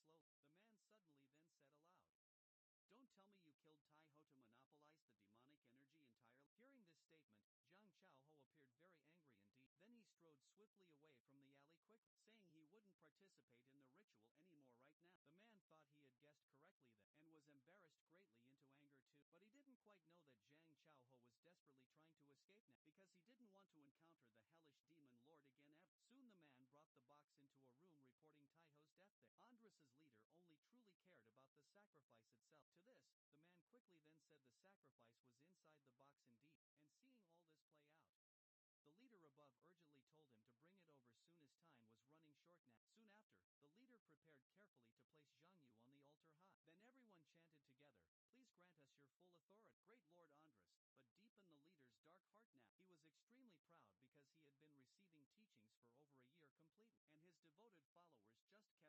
now. But seeing Zhang Qiuhe strangely turn his head away slowly, the man suddenly then said aloud,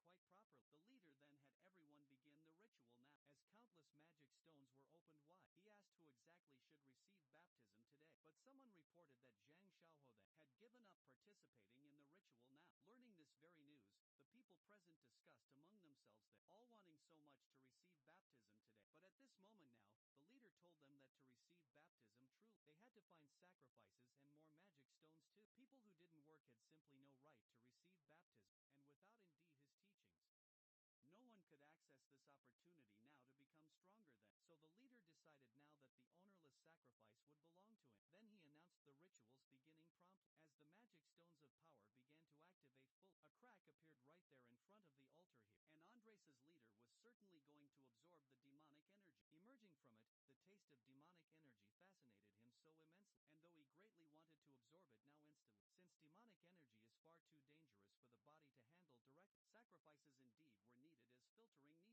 on the altar high.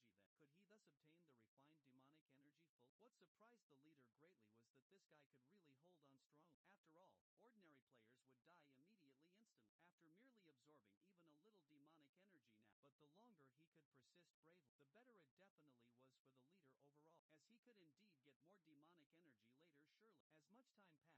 your full authority, great Lord Andres." But deep in the leader's dark heart now, he was extremely proud because he had been receiving teachings for over a year completely, and his devoted followers just kept growing ever more.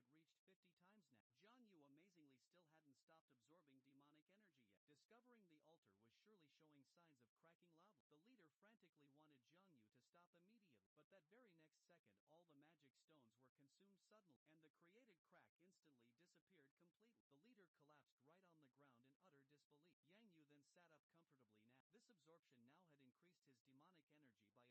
Then Yang Yu happily asked the stun lead, "Could you give me perhaps a few more similar rituals please? Even just one more time would be quite fine." The altar's sudden changes left everyone completely confused about what was happening next, but the furious leader had already charged straight at Yang Yu now. After easily dodging his fierce attack quickly, Yang Yu even praised his decent fighting skill. Seeing all this now, the leader summoned many fireballs quickly, then threw them all directly at Yang Yu, but to his great surprise, all the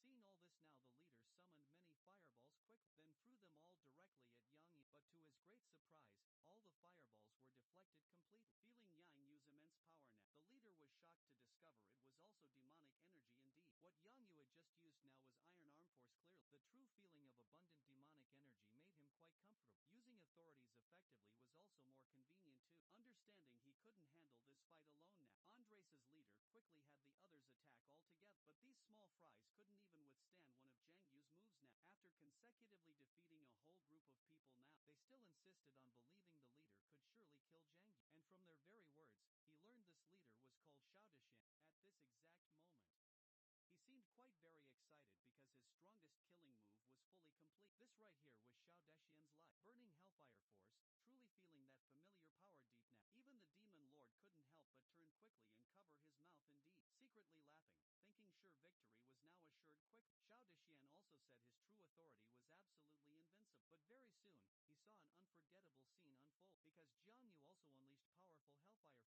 This right here was Xiao Dexian's life. Burning Hellfire Force, truly feeling that familiar power deep now.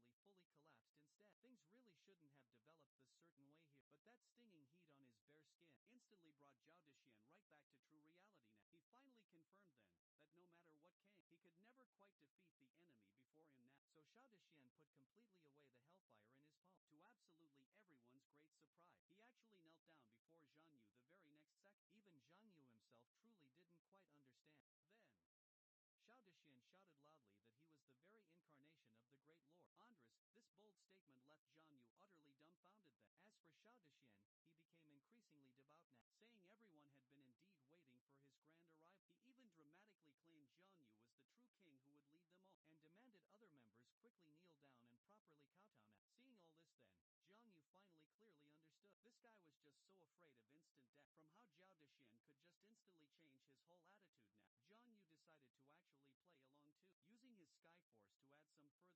he could never quite defeat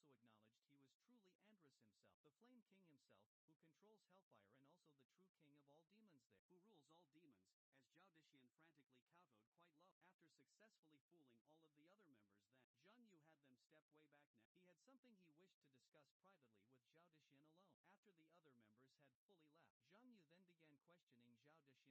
before him now. So Xiao Dexian put completely away the hellfire in his palm. To absolutely everyone's great surprise, he actually knelt down before Zhang Yu the very next second. Even Zhang Yu himself truly didn't quite understand. Then, Xiao Dexian shouted loudly that he was the very incarnation of the great lord.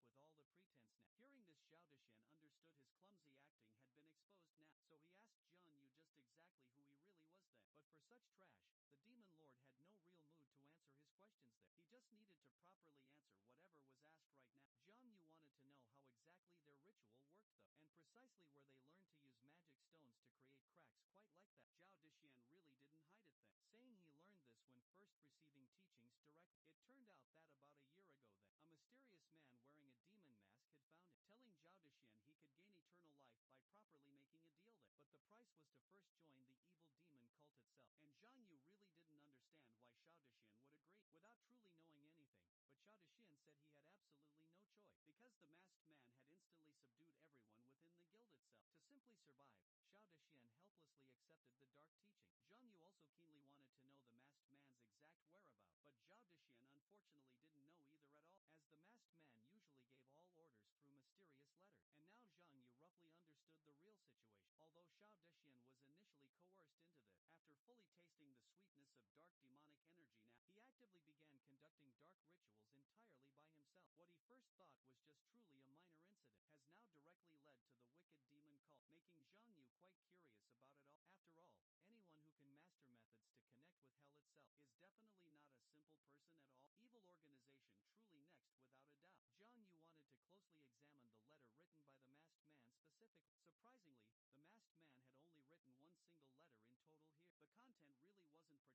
and ultimately turning planet Earth into a living hell, all in order to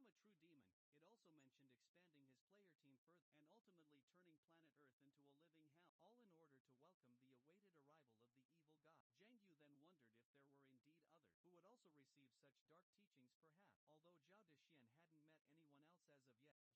arrival of the evil god. Zhang Yu then wondered if there were indeed others who would also receive such dark teachings perhaps. Although Zhao Dexian hadn't met anyone else as of yet, Zhang Yu certainly understood that the demon cult couldn't possibly have just this one person alone executing their sinister plans, especially such an ambitious expansion scheme now. After learning enough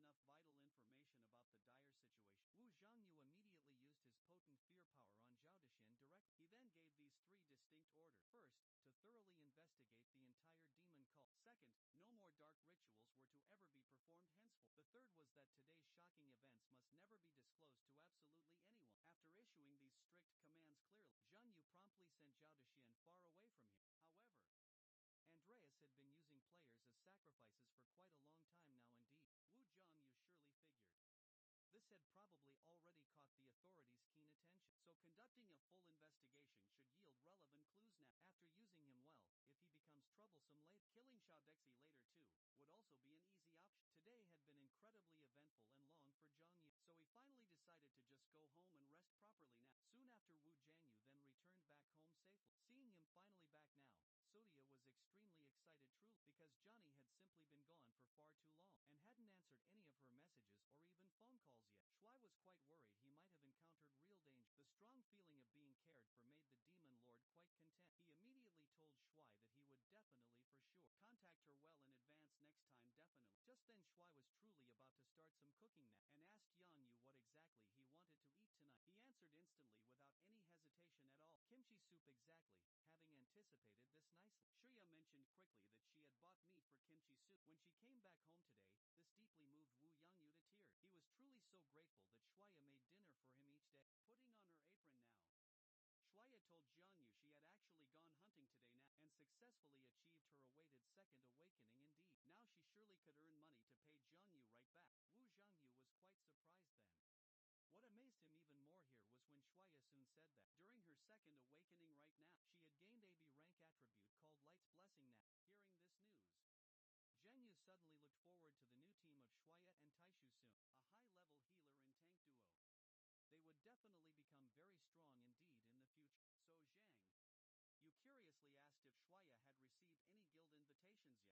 instantly without any hesitation at all. Kimchi soup exactly, having anticipated this nicely. Shuya mentioned quickly that she had bought meat for kimchi soup.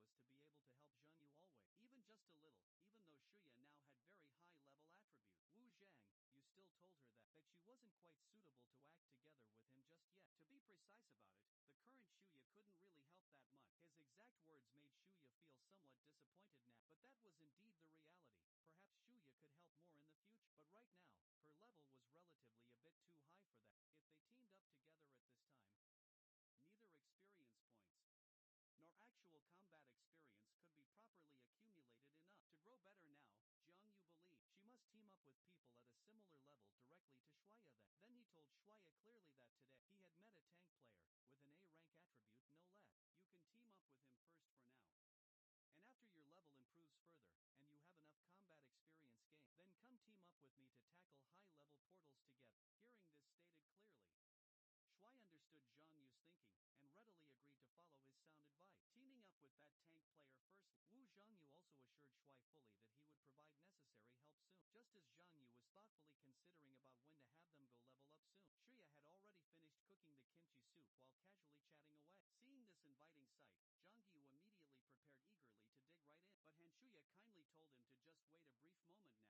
together with him just yet. To be precise about it, the current Shuya couldn't really help that much. His exact words made Shuya feel somewhat disappointed now, but that was indeed the reality. Perhaps Shuya could help more in the future, but right now, her level was relatively a bit too high for that. If they teamed up together at this time, neither experience points nor actual combat experience could be properly accumulated enough to grow better now. Jiang Yu believed she must team up with people at a similar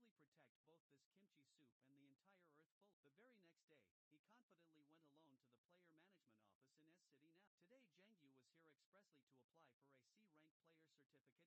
You can team up with him first for now. And after your level improves further, and you have enough combat experience gained, then come team up with me to tackle high-level portals together. Hearing this stated clearly, Shuai understood Zhang Yu's thinking, and readily agreed to follow his sound advice. Teaming up with that tank player first, Wu Zhangyu also assured Shuai fully that he would provide necessary help soon. Just as Zhang Yu was thoughtfully considering about when to have them go level up soon, Shuya had already finished cooking the kimchi soup while casually chatting away. Seeing this inviting sight, Zhang Yu immediately prepared eagerly to dig right in, but Han Shuya kindly told him to just wait a brief moment now. She then skillfully added instant noodles directly into the flavorful pot. Looking intently at the food gently glowing with golden light, Wu Zhangyu became even more gravely displeased indeed with the demon cult still. Thinking thoughtfully about how they wickedly wanted to turn Earth into a hellish place, Zhang Yu immediately firmly made up his resolute mind that he would bravely protect both this kimchi soup and the entire Earth full. The very next day, he confidently went alone to the player management office in S-City now. Today Zhang Yu was here expressly to apply for a C-rank player certificate quick, but since C-rank and anything above required specific identification devices too, couldn't be formally issued immediately now. At the latest possible, it would be delivered right to the registered address sometime tomorrow. Although he certainly had heard directly from Shuya before that formally applying for a C-rank player certificate typically takes one full day alone, he was truthfully still somewhat understandably impatient indeed. After promptly walking right out of the management office doors promptly, Wajanjiu suddenly vividly remembered that he actually hadn't properly rested well since returning now to Earth. Since he couldn't do anything still about the demon cult right now, he decided to then take this opportunity to rest properly now. But what exactly to do to relax Shang then? You couldn't really think of any good ideas for the moment at all. Before actually falling into hell, he could indeed be said to have had nothing, with only novels and manga to then pass the time as entertainment full. But now, Zhang, see, you didn't ever want to be the same as before now. After a full 10,000 years had certainly passed, if he still didn't fully change even then, wouldn't all hardships of returning to Earth really be wasted then? He wanted to experience all he had missed out on wholly before. Soon Wu Jiangyu spotted one internet cafe by the roadside surely. Only after really sitting in the gaming chair properly did he realize this really was what an internet cafe was like ultimately. What actually surprised Zhang quite much, even more, was that you could even actually order food on screen indeed. He immediately ordered a bowl of instant noodles without hesitation at all now. Next was playing games. Zhang Yu chose one most popular certainly. After entering the game world, he thought carefully now, and and selected a hero whose description seemed quite suitable indeed for it. As the game's starting sound then played aloud, Zhang Yu felt it was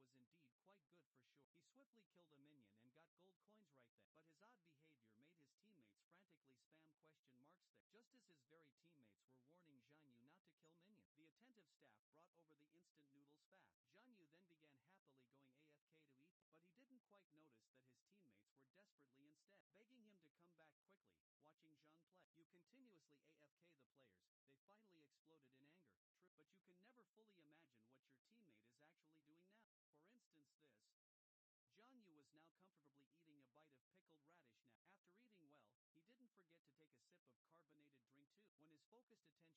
brought over the instant noodles fast. Zhang Yu then began happily going AFK to eat, but he didn't quite notice that his teammates were desperately instead begging him to come back quickly. Watching Zhang play, you continuously AFK the players. They finally exploded in anger. True, but you can never fully imagine what your teammate is actually doing now. For instance, this. Zhang Yu was now comfortably eating a bite of pickled radish now. After eating well, he didn't forget to take a sip of carbonated drink too. When his focused attention returned back to the game state, Zhang Yu found that his character had died quite suddenly then. Someone right in the internet cafe angrily shouted loudly. Turns out her promotion match had unfortunately encountered someone going AFK indeed. Startled suddenly by the voice, Zhang Yu just then turned around and saw the person who had been shouting aloud. The girl who lost her promotion match was now somewhat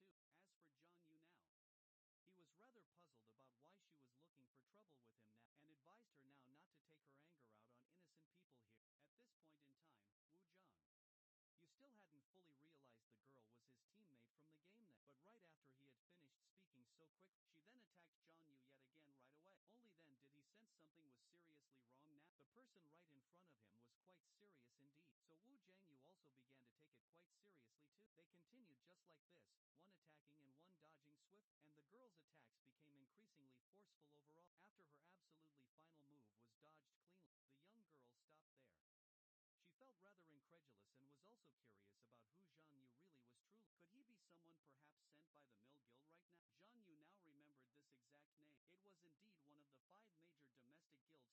didn't understand what was happening there, and asked the girl plainly what was wrong right then. Upon instantly hearing this now, she immediately couldn't tolerate it anyway and prepared to teach Wu Yang indeed you a hard lesson quickly, but her attack was very easily dodged here. The girl was quite surprised for just a moment too. As for Zhang Yu now, he was rather puzzled about why she was looking for trouble with him now, and advised her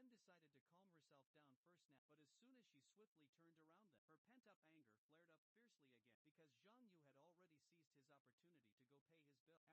Wu Zhang, you still hadn't fully realized the girl was his teammate from the game then. But right after he had finished speaking so quick, she then attacked Zhang Yu yet again right away. Only then did he sense something was seriously wrong now. The person right in front of him was quite serious indeed. So Wu Zhangyu also began to take it quite seriously too. They continued just like this, one attacking and one dodging swift, and the girl's attacks became increasingly forceful overall. After her absolutely final move was dodged cleanly, the young girl stopped there. She felt rather incredulous and was also curious about who Zhang Yu really was truly. Could he be someone perhaps sent by the Mill Guild right now? Zhang Yu now remembered this exact name. It was indeed one of the 5 major domestic guilds truly. He then told the girl directly that he hadn't joined any guild whatsoever, but she thought Zhang Yu was merely pretending currently, since someone now with this level of true skill couldn't possibly not be currently in a big guild now. Young Yu asked her then in return which guild she belonged to specifically. Hearing this news, the girl was proudly just about to speak out, but she suddenly remembered that the personnel chief had specifically instructed her not to publicize it widely at all. So she then decided to calm herself down first now, but as soon as she swiftly turned around then, her pent-up anger flared up fiercely again, because Zhang Yu had already seized his opportunity to go pay his bill. After being discovered then, Wu Zhangyu looked completely and utterly exasperated. The girl questioned him sternly once again, saying she had simply never heard of a ranked player who didn't join any single guild. Having really no choice left, Zhang Yu handed over his player certificate now. Looking closely at the D-ranked player written clearly on, the girl truly hadn't expected that Zhang Yu was actually just a novice player, but those stunning moves just a moment ago shouldn't have even been possible for a mere D-rank player to perform really. While the puzzled girl was deeply thinking, Zhang Yu had already pushed open the door and quickly left right then. The girl had a strong want to stop him immediately, but after now having a lingering suspicion, she then decided to find someone to investigate this first. Soon enough, Zhang Yu walked swiftly out of the internet cafe door. The real reason he left so quickly was that the girl, just now, was indeed too remarkable. Even though he had lost all his previous power completely, this didn't quite mean his full 10,000 years of accumulated combat instincts had entirely disappeared now. Zhang Yu hadn't expected that a randomly encountered player could actually keep up with his movements so well, especially that very last move specifically. It was so fast really, that Zhang Yu almost didn't see it. Clearly, he understood that her background must be quite significant. Just then, there was Wu Jian. You suddenly noticed something truly wrong with his clothes. Meanwhile, the girl in the internet cafe came to an outside corner finally, and immediately called someone indeed from the guild, asking them to transfer her now to personnel. Chief Park see on you directly. As for the girl's identity itself, she was none other than Che Yanzu herself, the very president of Red Rose Guild, one of the 5 major powerful guilds. After the crucial call connected now, Che Yinshu asked Xianyu to investigate an important person indeed. Hearing this request, he was curious about someone important enough for him to personally handle right now. Could it perhaps be investigating a demon cult believer perhaps? Che Yinshu wasn't sure about this either clearly. In any case, she thought Zhang Yu was very suspicious still, and wanted him to verify the person's player certificate as well. Hearing the president mention it was a D-rank player certificate type, Park Cyan then. You said this was indeed easier to forge than C rank and even above true, since D rank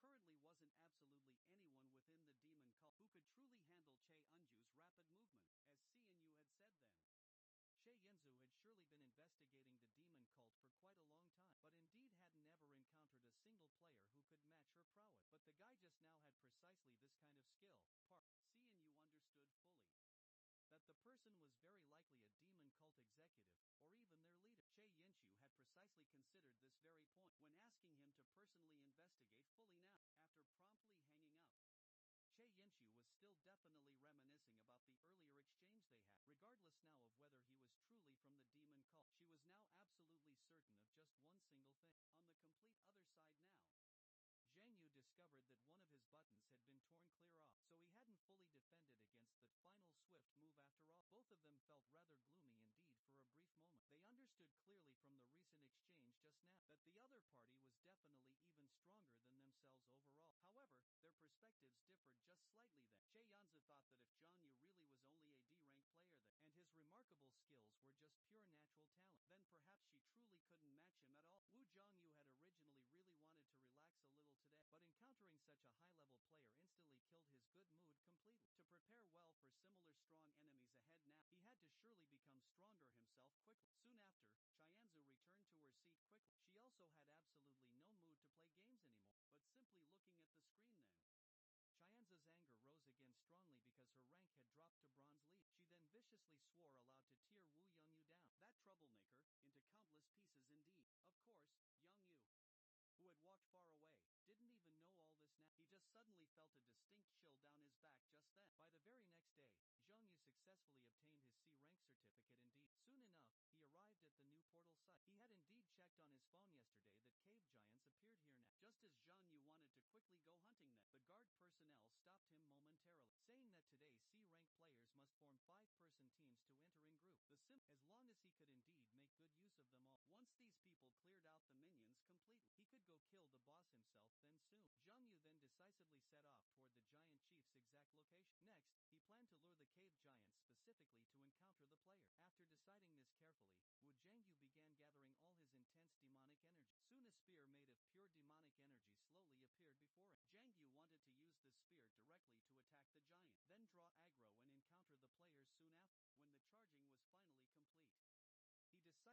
complete, he decisively threw it out rapidly. This very spear was aimed precisely at the giant chief. But what Wu Zhangyu hadn't expected at all was that after the spear hit hard, the status window popped up clearly with kill information suddenly. Zhang Yu, who had gained 4 levels instantly, was utterly dumbfounded then. He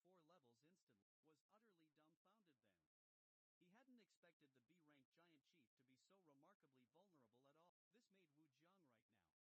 You suspect whether the guy he killed really was a boss monster or not. If not specifically for the status window, he would never have quite believed that a C-rank Portal's boss monster could be this notably weak now. But Zhang Yu soon understood it wasn't just that the monster was too weak there. It was just merely that he had become far stronger than he had imagined now. Originally, he had indeed wanted to hunt as safely as conceivably possible though, but it certainly seemed he had been overly cautious indeed. Next, Zhang Yu jumped right in front of the remaining cave giants quickly. Now, the demon lord was going to change his current plan definitely. Seeing a new enemy appear, the monsters instantly swarmed right toward him then, and Wu Jianjiu had already decided to quickly take all them down fast. In one swift go, as the demon lord's blade swept out strongly, the cave giants seemed to almost freeze right in place completely. Fresh wounds then appeared on all their bodies now. The very next second, quickly, countless sharp blades instantly burst from within the giant's own body. As for our demon lord here, he was thoroughly enjoying the taste of blood and the monster's dying screams now. Since his demonic energy had much increased recently, Young Yu could now truly use blade power at his will indeed, activating such blade attacks directly directly inside enemies' bodies swift. The whole scene was simply quite beautiful. After clearing out a rather large number of cave giants, Wu Young, you indeed gained 2 levels, and the system window also indicated he had obtained them.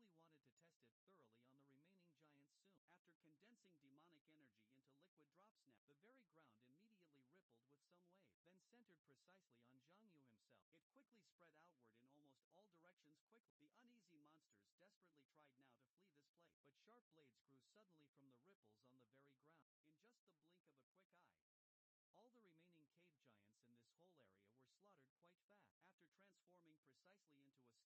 rank skill, Essence of Blades truly, attributes defined precisely as skill, could be utilized more concisely and very flexibly in the future. Seeing this all, Zhang Yu was somewhat quite impatient now.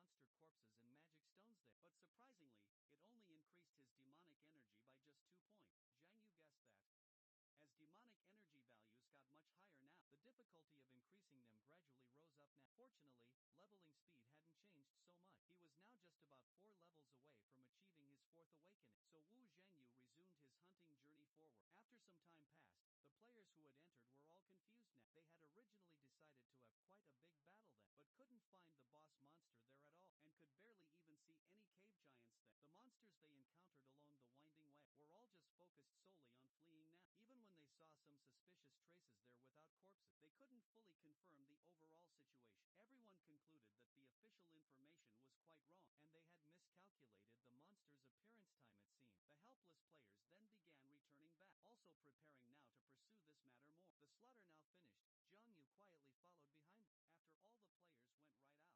After transforming precisely into a skill blade, Power's killing efficiency had indeed certainly increased considerably then. Next, the Demon Lord then began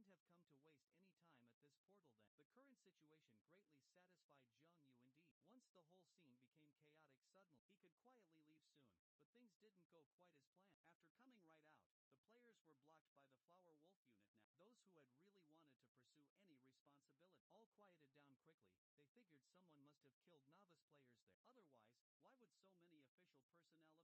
But surprisingly, it only increased his demonic energy by just 2 points. Zhang Yu guessed that, as demonic energy values got much higher now, the difficulty of increasing them gradually rose up now. Fortunately, leveling speed hadn't changed so much. He was now just about 4 levels away from achieving his 4th awakening. So Wu Zhangyu resumed his hunting journey forward. After some time passed, the players who had entered were all confused now. They had originally decided to have quite a big battle then, but couldn't find the boss monster there at all, and could barely even see any cave giants then. The monsters they encountered along the winding way were all just focused solely on fleeing now. Even when they saw some suspicious traces there without corpses, they couldn't fully confirm the overall situation. Everyone concluded that the official information was quite wrong, and they had miscalculated the monster's appearance time it seemed. The helpless players then began returning back, also preparing now to pursue this matter more. The slaughter now finished, Zhang Yu quietly followed behind them. After all the players went right out, they all angrily questioned those guards. If they had fully known there were absolutely no monsters today, they wouldn't have come to waste any time at this portal then. The current situation greatly satisfied Zhang Yu indeed. Once the whole scene became chaotic suddenly, he could quietly leave soon, but things didn't go quite as planned. After coming right out, the players were blocked by the Flower Wolf unit now. Those who had really wanted to pursue any responsibility all quieted down quickly. They figured someone must have killed novice players there. Otherwise, why would so many official personnel appear here? Just as everyone was quietly discussing among themselves now, a certain woman's sudden appearance attracted absolutely everyone's attention there. Many players certainly recognized her then. She was none other than Baekwam herself, the 3rd Corps commander of this Flower Wolf unit there. Walking quite slowly to the very front, Baekwam told everyone there to be quiet now. Under her great presence, the whole scene fell completely silent within mere seconds. Baekwam also carefully explained her main purpose. Quite recently, they had indeed received reports of player killings at C-rank portal, with the victims all being players who had undergone 3 awakenings now. Therefore, the Flower Wolf unit would conduct random and surprise inspections at all the portals there. Her very words again sparked discussion among everyone present. Wu Zhangyu suddenly was somewhat worried though. He deeply feared that this inspection would reveal what he had just recently done. Combined with the previous D-rank portal incident itself, he mistakenly thought the Flower Wolf unit had discovered some clue, and was now here for him. But trying to escape now was obviously quite unrealistic here,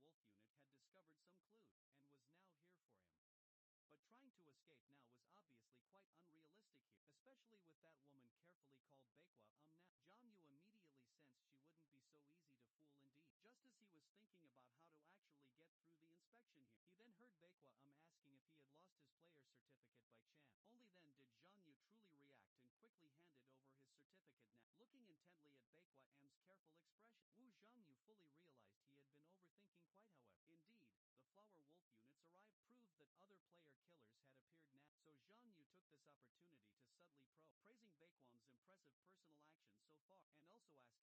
Zhang Yu took this opportunity to subtly praising Baekwam's impressive personal actions so far, and also asking if there had been many player killers recently too. Baekwam also answered yes truthfully, otherwise they wouldn't be conducting these surprise inspections today now. After Wu Zhangyu's inspection was completed and found to be fine too, Baekwam called the next person then. As for Zhangyu, he suddenly spoke up loudly. He wanted to surely know who the player killers were. The Flower Wolf unit was pursuing now as a player if he discovered suspicious individuals still, he could report them promptly always. Upon hearing this Baekwam was somewhat truly surprised there, but she still smiled warmly and declined politely, saying they should handle such matters themselves. After all, protecting players was the Flower Wolf unit's primary duty. She also kindly reminded him too that Jiang Yu seemed to have reached C rank yesterday indeed, so she suggested he could go to D rank portals first, just to level up, as that would certainly be safer. When coming to higher level portals later on, she sighed deeply, saying it would truly be great if there were more players quite like him. Hearing all this, Zhang Yu could only just pretend to thank Baek-hoon for her kind praise. Actually, if there truly were more guys just like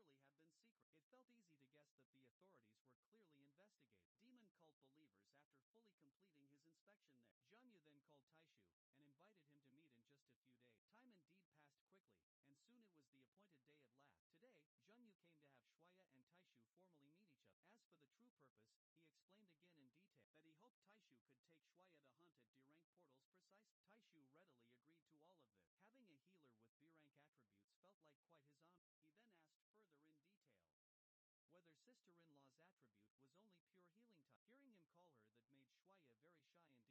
Today's surprise investigation should surely have been secret. It felt easy to guess that the authorities were clearly investigating demon cult believers after fully completing his inspection there. Jianyu then called Taishu and invited him to meet in just a few days. Time indeed passed quickly, and soon it was the appointed day at last. Today, Jianyu came to have Shuya and Taishu formally meet each other. As for the true purpose, he explained again in detail that he hoped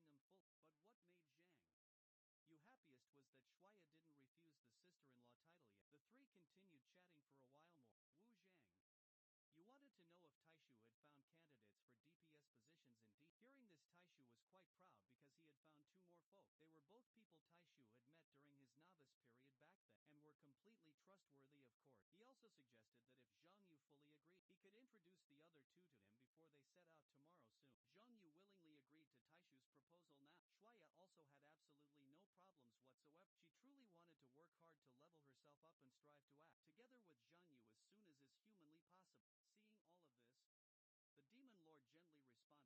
indeed, but she still introduced herself prompt, saying her light's blessing could not only heal well, but also increase strength greatly, stamina and raw speed.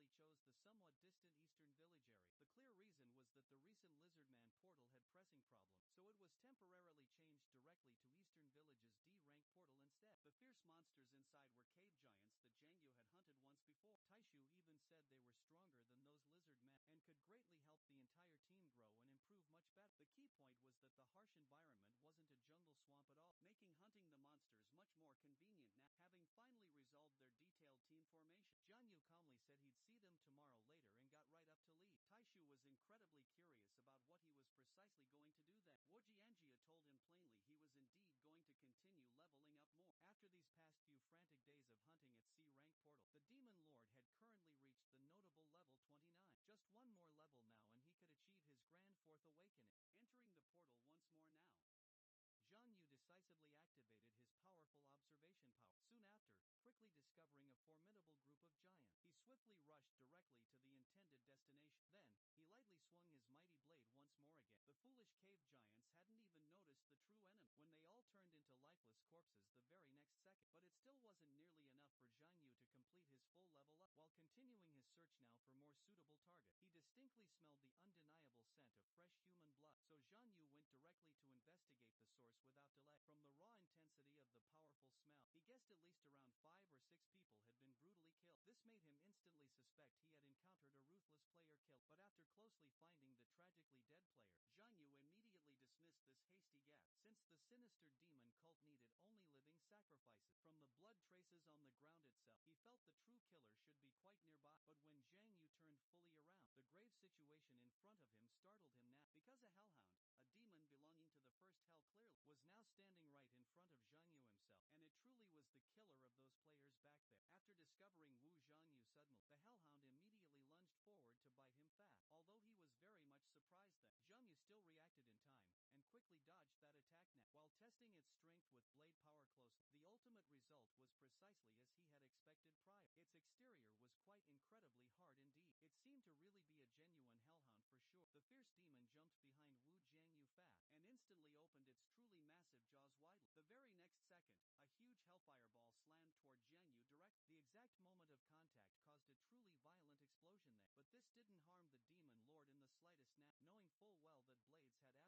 effect on Wu Zhangyu's demonic artifact began rapidly concentrating its power now. Soon, a demonic artifact spear appeared once again there. This time around, he also added extreme darkness power as well. After spinning several times quickly in the open air, Zhang Yu then threw the spear forcefully downward. Faced now with such tremendous penetrating force indeed, the hellhound inevitably got quite injured and couldn't bear the immense impact, falling heavily into the desert sand. successfully killed it finally. But he was still thinking far too optimistically. Maybe the Hellhound's defense, truthfully, was ridiculously high this time. Watching the demon charge directly at him again fast, Jiang Yu deliberately created a clear opening right there. Seeing this moment, the Hellhound indeed took the bait and bit firmly down.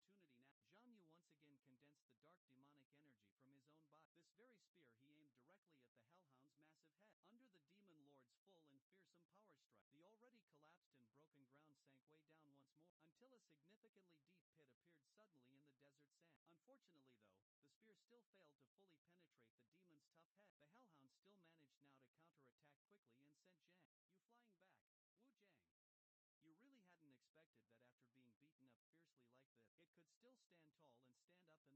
right here was the perfect opportunity now. Jiangyu once again condensed the dark demonic energy from his own body.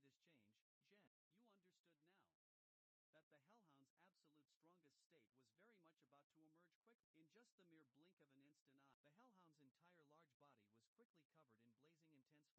Under the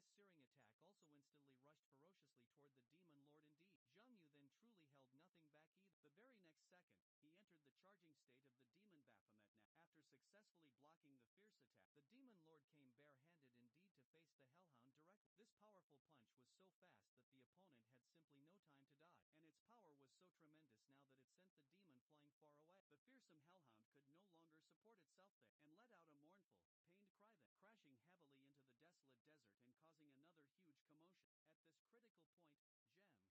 The Hellhound still managed now to counterattack quickly and sent Jiang Yu flying back.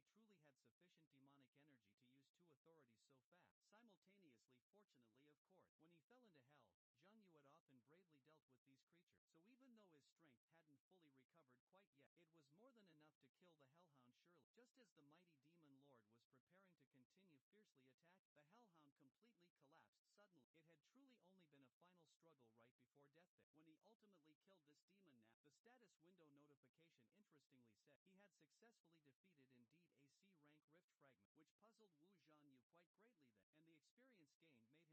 the Hellhound's absolute strongest state was very much about to emerge quickly. In just the mere blink of an instant eye, the Hellhound's entire large body was quickly covered in blazing intense flame. Its strongest searing attack also instantly rushed ferociously toward the demon lord indeed. Jiang Yu then truly held nothing back either. The very next second, he entered the charging state of the demon Baphomet now. After successfully blocking the fierce attack, the demon lord came bare-handed indeed to face the Hellhound directly. This powerful punch was so fast that the opponent had simply no time to dodge, and its power was so tremendous now that it sent the demon flying far away. The fearsome Hellhound could no longer support itself there, and let out a mournful, pained cry then, crashing heavily into the desolate desert and causing another huge commotion. At this critical point, Gem, you had to admit now the Hellhound was quite troublesome still, because it actually stood up straight again. If only he truly had sufficient demonic energy to use two authorities so fast, simultaneously. Fortunately, of course, when he fell into hell, Jiang Yu had often bravely dealt with these creatures, so even though his strength hadn't fully recovered quite yet, it was more than enough to kill the Hellhound surely. Just as the mighty demon lord was preparing to continue fiercely attack, the Hellhound completely collapsed suddenly. It had truly only been a final struggle right before death there. When he ultimately killed this demon now, the status window notification interestingly said he had successfully defeated indeed a C-rank rift fragment, which puzzled Wu Zhanyu quite greatly then, and the experience gained made him level up quite 5 times, successfully achieving now his 4th awakening surely. This very time now, Zhang Yu obtained a rank attribute truly called Demonic Energy Dominate, which allowed him to both use and completely hide demonic energy that faster and indeed more naturally surely. Speaking right now of the word rift now, Zhang Yu remembered hearing about rift cores before then. Could it be that hell was now called indeed the rift now? Most importantly now, how had the Hellhound come to earth itself? It couldn't possibly know how to surely use the Great Dukes as weapon. After thinking then for a long time now without a clue indeed, Zhang Yu simply completely stopped pondering them, and hurried now to check the status window notifications direct. He hadn't confirmed any specifically of the messages that had just popped up truly. Seeing then that he had reached 4th awakening and gained indeed a new attribute, and that this attribute was quite good indeed for him, he wouldn't get into unnecessary trouble at all in the future. After a great battle, it was time now for the demon lord's feet. Feeling the loosening of the seal itself, Zhang Yu became increasingly more excited now. At this very rate, when the demon palace's seal was completely lifted, he could become even stronger still than when he was in hell. Today's hunt was over now, and Zhang Yu walked right out of the port. Just as he was thinking indeed about going home for a bowl of kimchi soup, someone suddenly called straight out to Zhang Yu. Turning around now, he discovered it was the very girl from before. Chai Yanzhu then said coolly that it had been quite a long time now. After returning home that day, Zhang Yu also realized that the girl was his teammate now in the game, but the demon lord didn't think their relationship was good enough for such casual greeting. And besides all this, Zhang Yu said, he didn't even truly know her real name. Hearing this, Chianzu promptly introduced herself right then.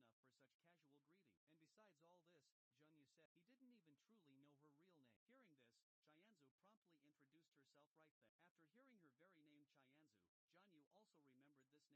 in the whole country. They truly are Mill and Great Emperor now, as well as Angel Wing and of course Universe. The very last one is Red Rose, and Red Rose's S-rank master is Che Yinch. Now Zhang Yu understood quite why she was so very powerful, and then asked if she was looking specifically for him for something. Che Yinchu stated plainly that she had fully investigated Zhang Yu now. Born in 1995, now currently 28 years of age, lived in an orphanage ever since childhood, and was simply never adopted. After duly leaving the orphanage then, he lived all alone, but mysteriously mysteriously disappeared completely for 5 long years, only really appearing this year to officially register as a player. Zhang Yu didn't deny this key information here, but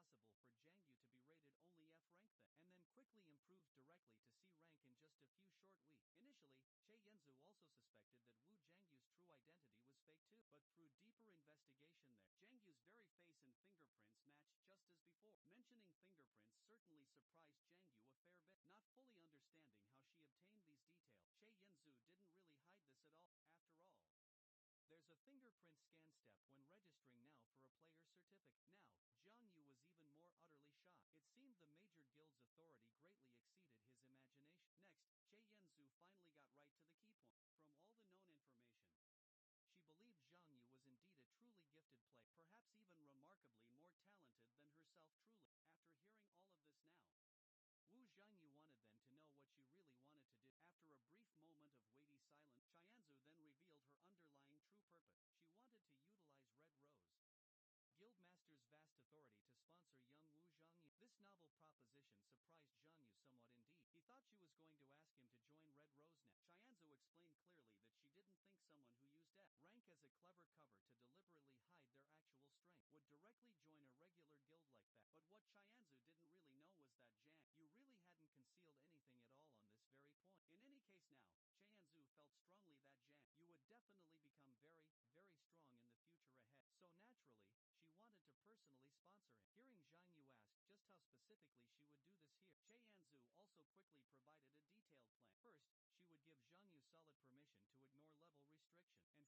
truly gifted player, perhaps even remarkably more talented than herself truly.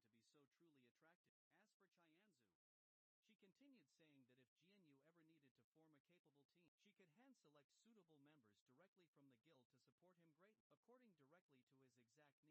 Zhangyu wanted then to know what she really wanted to do. After a brief moment of weighty silence, Chianzu then revealed her underlying true purpose. She wanted to utilize Red Rose Guildmaster's vast authority to sponsor young Wu Zhangyu. This novel proposition surprised Zhangyu somewhat indeed. He thought she was going to ask him to join Red Rose now. Chianzu explained clearly that she didn't think someone who used F rank as a clever cover to deliberately hide their actual strength would directly join a regular guild like that. But what Chianzu didn't really know was that Zhang Yu really hadn't concealed anything at all on this very point. In any case now, Chianzu felt strongly that Zhang Yu would definitely become very, very strong in the future ahead. So naturally, she wanted to personally sponsor him. Hearing Zhang Yu ask just how specifically she would do this here, Che Yanzu also quickly provided a detailed plan. First, she would give Zhang Yu solid permission to ignore level restriction and freely enter and then exit a rank in those below portals quite easily. Zhang Yu didn't expect the first condition to be so truly attractive. As for Chianzu, she continued saying that if GNU ever needed to form a capable team, she could hand-select suitable members directly from the guild to support him greatly, according directly to his exact need. Magic stones simply sold at Red Rose could also then get tax exemption. This benefit truly was so good that even the Demon King himself found it hard to believe now. But it certainly wasn't over quite yet. Chianzu then said the guild's equipment could also be lent to Zhang Yu too, though rare grade and above all would require a deposit fee. Red Rose could further provide housing and even cars. The lavish treatment was so good that Zhang Yu began to doubt if it was true indeed. Chianzu simply thought it was nothing particularly special. She was merely investing wisely in the future ahead. Of course, these numerous benefits weren't given totally for free. She truly hoped Zhang Yu would accept some guild commissions, as much as is possible. As for the specific commission content itself, she still couldn't quite reveal it just yet. So Zhang Yu didn't really press any further then. If it all turned out to be some truly ridiculous commission later, he surely could simply refuse it. So he told Che Yanzu he was fully willing to accept Red Rose's kind investment. Seeing all this, Che Yanzu also smiled warmly. For Zhang Yu indeed, this was a very good opportunity. Not only could he truly establish connections with a major guild now, he could also firmly gain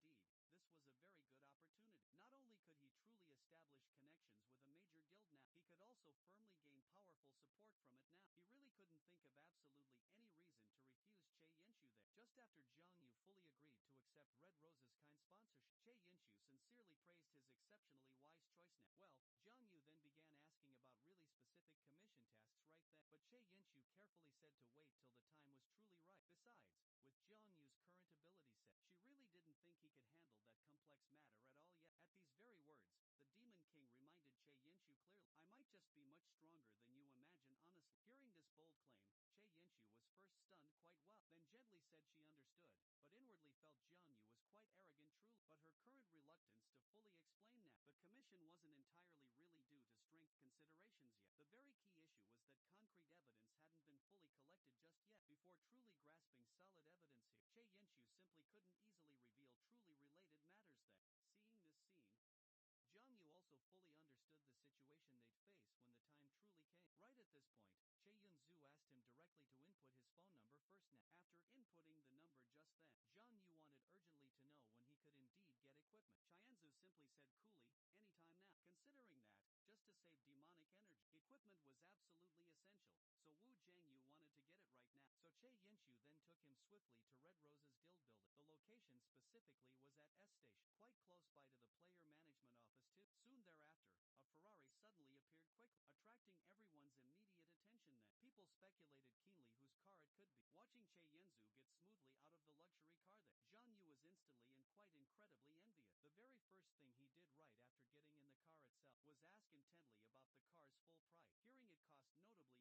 there, Zhang Yu was instantly and quite incredibly envious. The very first thing he did right after getting in the car itself was ask intently about the car's full price. Hearing it cost notably around 1 billion, the Demon King couldn't really help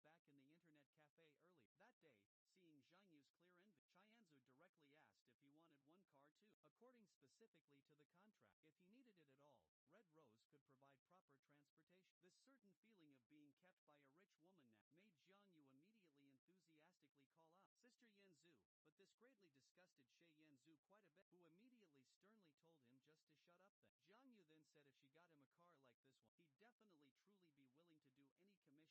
a little. This particular number was ridiculously, incredibly high. He just couldn't quite believe that the person in front of him was the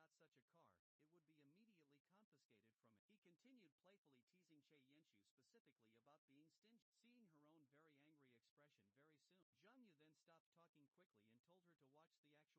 That day, seeing Zhang Yu's clear envy, Chianzu directly asked if he wanted one car too. According specifically to the contract, if he needed it at all, Red Rose could provide proper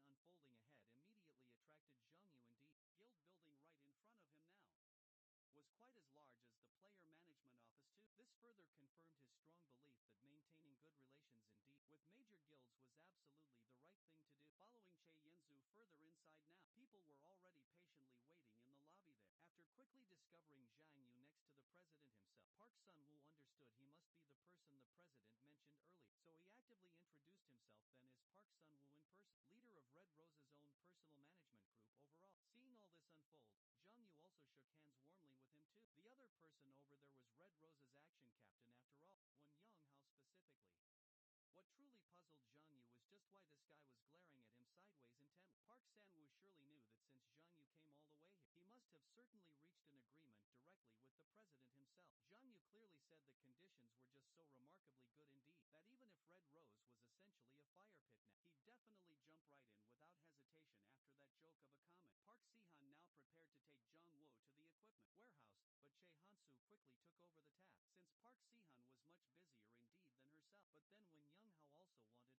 to go along, this surprised Che Hansu somewhat, quite natural. She didn't quite understand why he wanted to come too. When Young-hao then said he wanted to personally see what kind of true person Zhang Wu really was. Seeing all this, the Demon King roughly understood the other party's situation quite well, and Che Yenzu thought they'd be working together often in the near future, so she readily agreed to let Wen Yonghao come along now.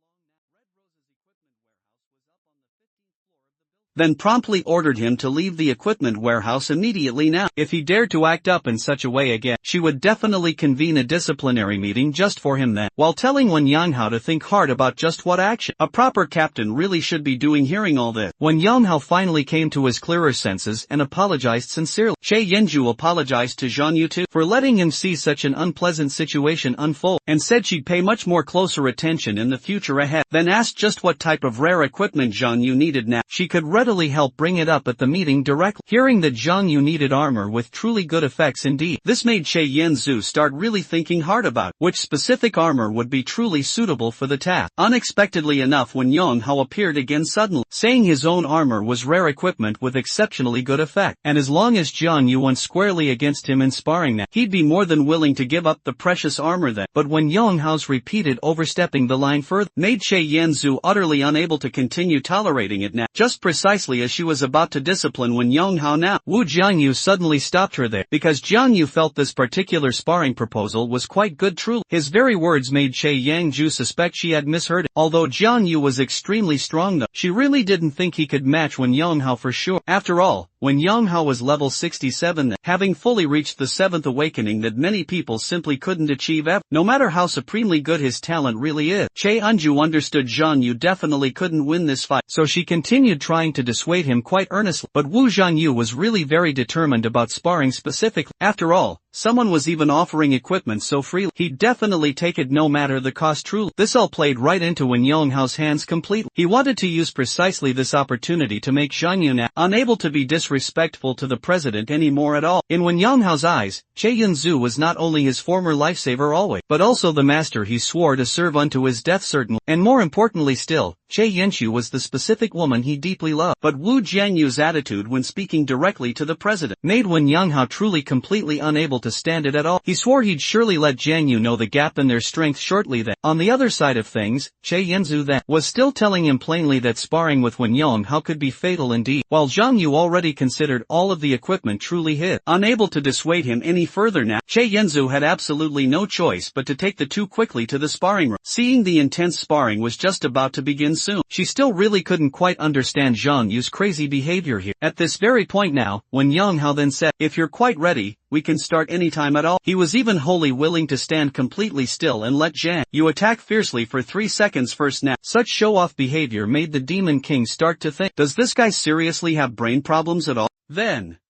he told Wen Yonghao to please stop posturing and pick up his blade to fight hard. Seeing the opponent was still motionless even now, Yang Yu kindly reminded him again now to take his blade soon. But when Yonghao arrogantly stated that he didn't plan to use his full strength against a little brat like that, hearing this now, the Demon King couldn't be bothered anymore facing this type of person here. He truly loved to slap them hard in the face indeed. The very next moment, he activated Swift Force instantly. Che Yanxiu nearby hadn't even reacted yet at all. The Demon King had already kicked Wen Yonghao in the abdomen directly. This violent strike sent Wen Yonghao flying immediately through the air. Then, he crashed heavily into the sparring wall with force. The force penetrating his body nearly made Wen Yonghao faint completely. After falling down, he couldn't help vomiting violently right there. Seeing this sudden scene, Che Yanxiu's eyes widened greatly. The development was truly beyond her expectations entirely. Wen Yonghao now felt incredibly shocked indeed. If not for his armor's protection just a moment ago, he thought he might have died here instantly. Zhang Yu's strength was unbelievable for sure. Was this really someone who became a player 3 weeks ago exactly? Then, he stopped posturing and immediately drew his own weapon now. Seeing his wretched, miserable state then, the Demon King mockingly asked him now, "Didn't you clearly say you'd give me 3 seconds? Facing Zhang Yu's open mockery now, Wen Yonghao questioned whether he had used some sly trick. Hearing this absurd claim, the Demon King directly stated that, "I am simply far stronger than you are." Wen Yonghao naturally didn't quite believe this statement. Someone who only just became a player 3 weeks prior couldn't possibly really have such strong and true power. This clear disbelief made Zhang Yu laugh out quite loud. At first, clearly thinking he was just a newbie, he arrogantly offered those mere 3 seconds then. Then when quickly realizing something was very wrong, he clamored loudly about cheap tricks now being used. Then Zhang Yu's somber expression darkened a bit as he told Wen Yonghao to now know when just to stop. Zhang Yu's stern words left Wen Yonghao unable to refute. Plus Che Yanzu was intently watching the whole time pass. He didn't want to just suffer hits without fighting back hard. So, when Yonghao stopped being quite so careless there, after using absolutely all his magic power then, when Yonghao suddenly raised his greatsword high. This action was indeed his ultimate killing move, heaven-destroying sword, but his loud shouting of the technique name itself once again caused the Demon King to laugh aloud. Zhang Yu himself was somewhat deeply curious then. Did such an embarrassing name really,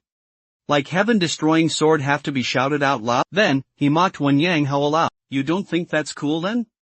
Do you? Ha ha ha," he exclaimed then. The continued mockery made Wen Yonghao break again now, telling Zhang Yu to just shut up now. The very next second, he decisively slashed down hard. Wen Yonghao's strength was indeed quite good here, worthy of being Red Rose's action captain indeed. So Zhang Yu didn't plan to clash with him head-on at all. When Wen Yonghao was about to strike down Wu Zhang right then, "You activated Shadow Force now." Seeing him crouch without any sign of dodging at all, Che Yanzu quickly told Wen Yonghao to stop right there. But by now, the opponent was totally consumed by anger itself. Wen Yonghao's thoughtless frontal attack now made Zhang Yu confirm this guy had completely lost his rationality, for sure. He really was quite stupid indeed. Just as Wen Yonghao slashed directly down, Che Yanzu wanted to intercept, but could no longer do so now. But the very next second, Zhang Yu transferred to behind him then. After discovering Wu Zhang Yu had disappeared completely, when Yonghao was just about to search around now, Zhang Yu suddenly patted his shoulder with his own hand, while telling Wen Yonghao the match was already decided now. Avoiding his vital parts, the Demon King used Wave Force then. This strike again sent Wen Yonghao crashing into the wall hard. But unlike the previous time before, the opponent could no longer hold on, and fainted fast. Seeing Wen Yonghao defeated so quickly there, Che Yanzu was shocked, speechless entirely. She had definitely underestimated Wu Jiangyu indeed. After Jiangyu slowly walked forward then, he calmly told Che Yanzu directly, "I already said I'm much stronger than you imagine perhaps." With the sparring finished now, Che Yanzu called staff to clean up the entire scene. At the very same time, Given Wen Yonghao's multiple acts of disrespect and disobedience clearly, she decided firmly to have him expelled from the guild outright. Che Yanzu felt very quite sorry about today's full event. She hadn't expected truly to be unable to manage even her own subordinates correctly and properly, but Jiang Yu was happy now here. So he didn't mind saying he could understand Che Yanzu very well indeed. Most importantly, though he had obtained this monster-type armor now, its basic effects definitely were indeed very good still, and it also had the special key effect of petrification itself. Jiang Yu couldn't help but want to thank Wen Yonghao now in his heart. Otherwise, he couldn't have even afforded the equipment's astronomical deposit at all. As for Wen Yonghao then, he understood very clearly in his full heart that to disobey the guild master's orders now, and willfully bet such precious equipment outright, he was most likely blinded quite by love and jealousy. Though he could understand it, to avoid similar troubles going forward, Jiang Yu told Chianzu that if this happened ever again, he might have to reconsider their entire relationship. Chianzu promised Jiang Yu that from this moment on, Red Rose's people wouldn't have such incidents happen again. Seeing this right now, Jiang Yu didn't say much more then asked for advice. This equipment doesn't fit my body type well. How specifically should I solve this matter? So Chianza had him place it on the display stand up first. After having someone design it accordingly to Jiang Yu's measurements soon, he could indeed come get it later then. After placing the new equipment, Zhang Yu then said goodbye to Chianzu quickly. After Zhang Yu left Red Rose's lobby now, Chianzu also breathed a palpable sigh of relief finally, because Wu Jianyu's true strength exceeded her expectations thus far. Wen Yonghao truly wasn't weak. Yet, amazingly he was defeated by a player who awakened just 3 weeks ago. Jianyu's innate talent made Che Yenju truly have other such thought. Perhaps, maybe after leveling up further still, this very country would indeed produce a world-class player then. World-class players are precisely selected from all global player strength combined. Finally, carefully choosing the 8 players with the strongest total power. Each particular country has simply never had even just one at all, although there sadly are rumors that the country's #1 player, Bai Jiang, greatly has this potential to be sure. He, realistically, still hasn't become a true world-class player. Right at this very time, Park Sanwoo also slowly walked in now. He apparently heard that Wu Jiangyu and Yonghao had a friction, so he specifically came to inquire directly. Che Yanju then said she had decided to convene a disciplinary meeting, specifically to have Yonghao expelled directly from this guild itself. Seeing Park Sanwoo's rather reluctant expression now, Che Yanju directly told him this matter was ultimately Yonghao's fault entirely, and certainly she had to prevent a clear second similar incident from occurring again. Hearing these words, Park Sanwoo simply had to comply well, but yet, he truly had something important indeed to report here. The government had indeed successfully planted a spy within the demon cult. If things went smoothly enough, they could most likely catch certain people's foxtails ultimately. This bombshell news made Che Yenju immediately focus intently. Then she had Park Sanwoo explain this entire matter in more detail now. When Wu Zhangyu returned back, it was already evening now. He was checking his ability values then. Like with demonic energy improvement specifically, other ability values were also increasing noticeably. Although demonic energy was most important truly, this didn't simply mean strength precisely. Agility and stamina were hardly useless at all. They could strengthen the body's foundation firmly, and reduce unnecessary demonic energy consumption overall. What Zhang Yu didn't like so much about the player system here, was the basic inability to increase ability values freely, according to his own wishes certainly. Although after the second awakening event, the improvements were all related to frequently used attribute values clearly. Wu Zhangyu didn't feel this particularly. He used demonic energy the most then, but as levels increased, the improvement amount got smaller and smaller in scale. The reason for this, Zhangyu estimated quite clearly, was that his demonic energy value was perhaps too high now,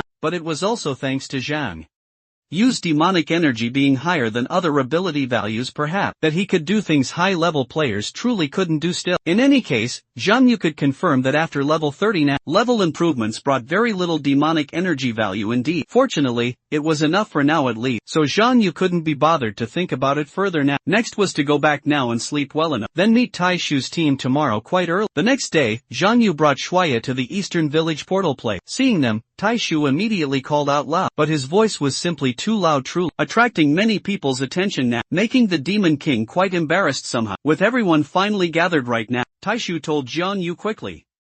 The people right beside him were indeed the other two he mentioned earlier. The handsome boy right there was Jin Shijun himself, and the girl Taishu called Little One affectionately was Qin Fei. Jiang Yu glanced at Jin Shishun closely, greeting them warmly and agreed with Taishu's very word, because this young guy was indeed very handsome truly. When Queen Fei then heard Taishu call her Little One, she immediately launched a swift counter-attack right away, saying Taishu appeared like a 40-something uncle now. This barb immediately caused some critical damage certainly. After attacking Taishu sharply, Fei turned to talk with Jiang Yu there. She often heard Taishu bragging more about his big brother, so she'd been truly looking forward to finally meeting him today. Jiang Yu was just then suggesting everyone share their attribute levels frankly, but seeing Shuya instead. And Fei excitedly then took out her phone to take photos with Shuya. The Queen Fei's unique personality also made Zhang Yu understood truly why she could get along so well with Taishu. Fortunately Jin Shijun seemed more normal at least. He first clearly explained his situation to Zhang. You are currently a level 12 warrior now, who had reached second awakening with a great attributes indeed. He also briefly introduced Qian Fei's overall situation. A mage now with be great attributes for sure, and told Yang Yu there that Unfei's personality was a bit lively. Yang Yu didn't mind this. Jin Shishun gave him a very fine impression, serious and quite polite speech and very perceptive indeed. He responded to his words quickly and most importantly now, this guy truly had strong talent truly. After second awakening he unlocked a great attributes quite soon after, recovering fully from his sadness right now. Taishu asked then if the teammates he found were reliable. So far truly Jiang Yu was quite satisfied here. He really couldn't sense the dark desires yet, like those notably of Andrus's group in them at all. Getting his big brother's approval made Taishu much happier now. He said his judgment had always been rather good. Hearing this very Yu reminded him that not long ago now, someone was betrayed fully by team members and nearly lost his life. After just stammering there for a little while, Taishu truly found the perfect excuse right then. He then said that was heaven's test you see, specially given so he could finally meet his big brother indeed. Then he asked Yang Yu once again to look at the team's overall situation carefully. In terms of sheer member composition so far, Yang Yu felt it was very good indeed. There was both a strong tank and close combat DPS and range DPS now, a healer who could both buff and heal too. This team composition was quite optimal for a 4-person group here, and they weren't just well composed either. Their raw talent and strength were also very strong at this level of play. Zhang Yu was much more at ease now about Shuai's safety certainly, so he said he would join today's hunt here. If the team perhaps had any shortcoming, he could then help improve them in time quickly. Seeing this now Taishu excitedly thanked Zhang Yu then, but his voice was truly too loud for real. Not only couldn't Zhang Yu stand it at all, and Fei actually felt the same exact way indeed. Having understood enough, Wajanjiu now suggested entering the portal at once. If the situation wasn't very dangerous indeed, he'd observe them from behind then. So he hoped everyone wouldn't be perfunctory during battle. The very reason for not taking them for rapid leveling was that Zhang Yu thought that would be quite useless and would only hinder their growth, and he still had to observe closely whether they had cultivation value. After entering the portal now, Taishu bravely took the lead at the front. These low-level giants simply couldn't break through his strong defense. With Taishu at the front here, Mei Jun Fei cooperated well by releasing lightning. But soon enough, she noticed quick movement right behind her, so she quickly told Taishu that there were 5 more giants behind. Seeing this situation, Taishu turned around to protect them, and Fei Shuai wasn't idle either and used her blessing immediately now. After gaining the immense strength boost now, Taishu's muscles rapidly grew even larger, so he charged right at the monsters like he was on steroids indeed. As for Shuaya, she also took out her bow and arrows then. This here was her other strong attribute, light arrows now with great killing power. Quickly getting support, Taishu swiftly sent the attacking 5 goblins flying outward. Jin Shishun then followed up promptly by attacking these foul monsters directly. His sword techniques indeed were elegant and powerfully effective. In just a few short seconds, he successfully completed those crucial kills. After decisively finishing this immediate wave of monsters entirely, Taishu asked Zhang Yu if their collective strength was all quite great so far. After intently watching their close cooperation now, Zhang Yu fully understood precisely where further improvements were really needed, so he truly didn't hide a thing at all, and quickly jumped down to tell them exactly what now needed improving urgently. But in fact, there actually were many critical areas needing more improvement. However, Zhang Yu deliberately planned to tell them bit by careful bit now. First, Zhang Yu pointed out Taishu's specific shortcomings there as a reliable tank. He certainly did understand just how to attract a monster's crucial attention, but he definitely shouldn't always try simply to win solely through raw strength. That foolishly would waste a whole lot of precious stamina too. If specifically dealing with these fierce cave giants out there used up a lot more crucial energy right from the very start here, when true boss level monsters actually appeared much later, the remaining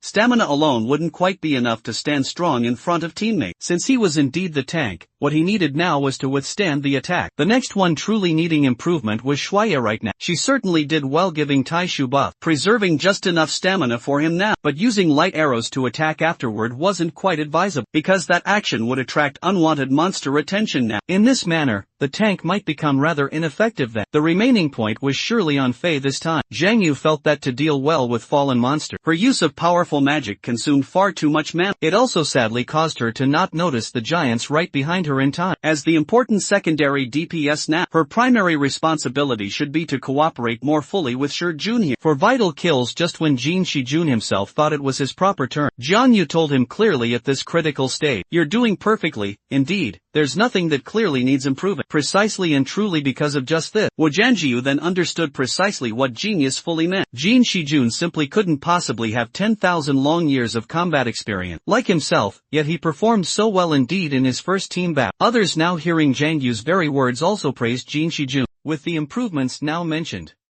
Zhang Yu had them continue even deeper, while reminding them to surely remember what he just said. With Zhang Yu's crucial guidance, their cooperation improved quite significantly. Soon their hunting now gradually became much easier. Zhang Yu was watching from the trees all the whole way. Now not just Jin Shun, surely everyone's very performance was very good overall. At this current rate, perhaps within 1 month they should be indeed able to go to C-rank portal. At this very point, Tai Shu, after hunting, asked if they were much better than before. Zhang Yu thought they were already quite good.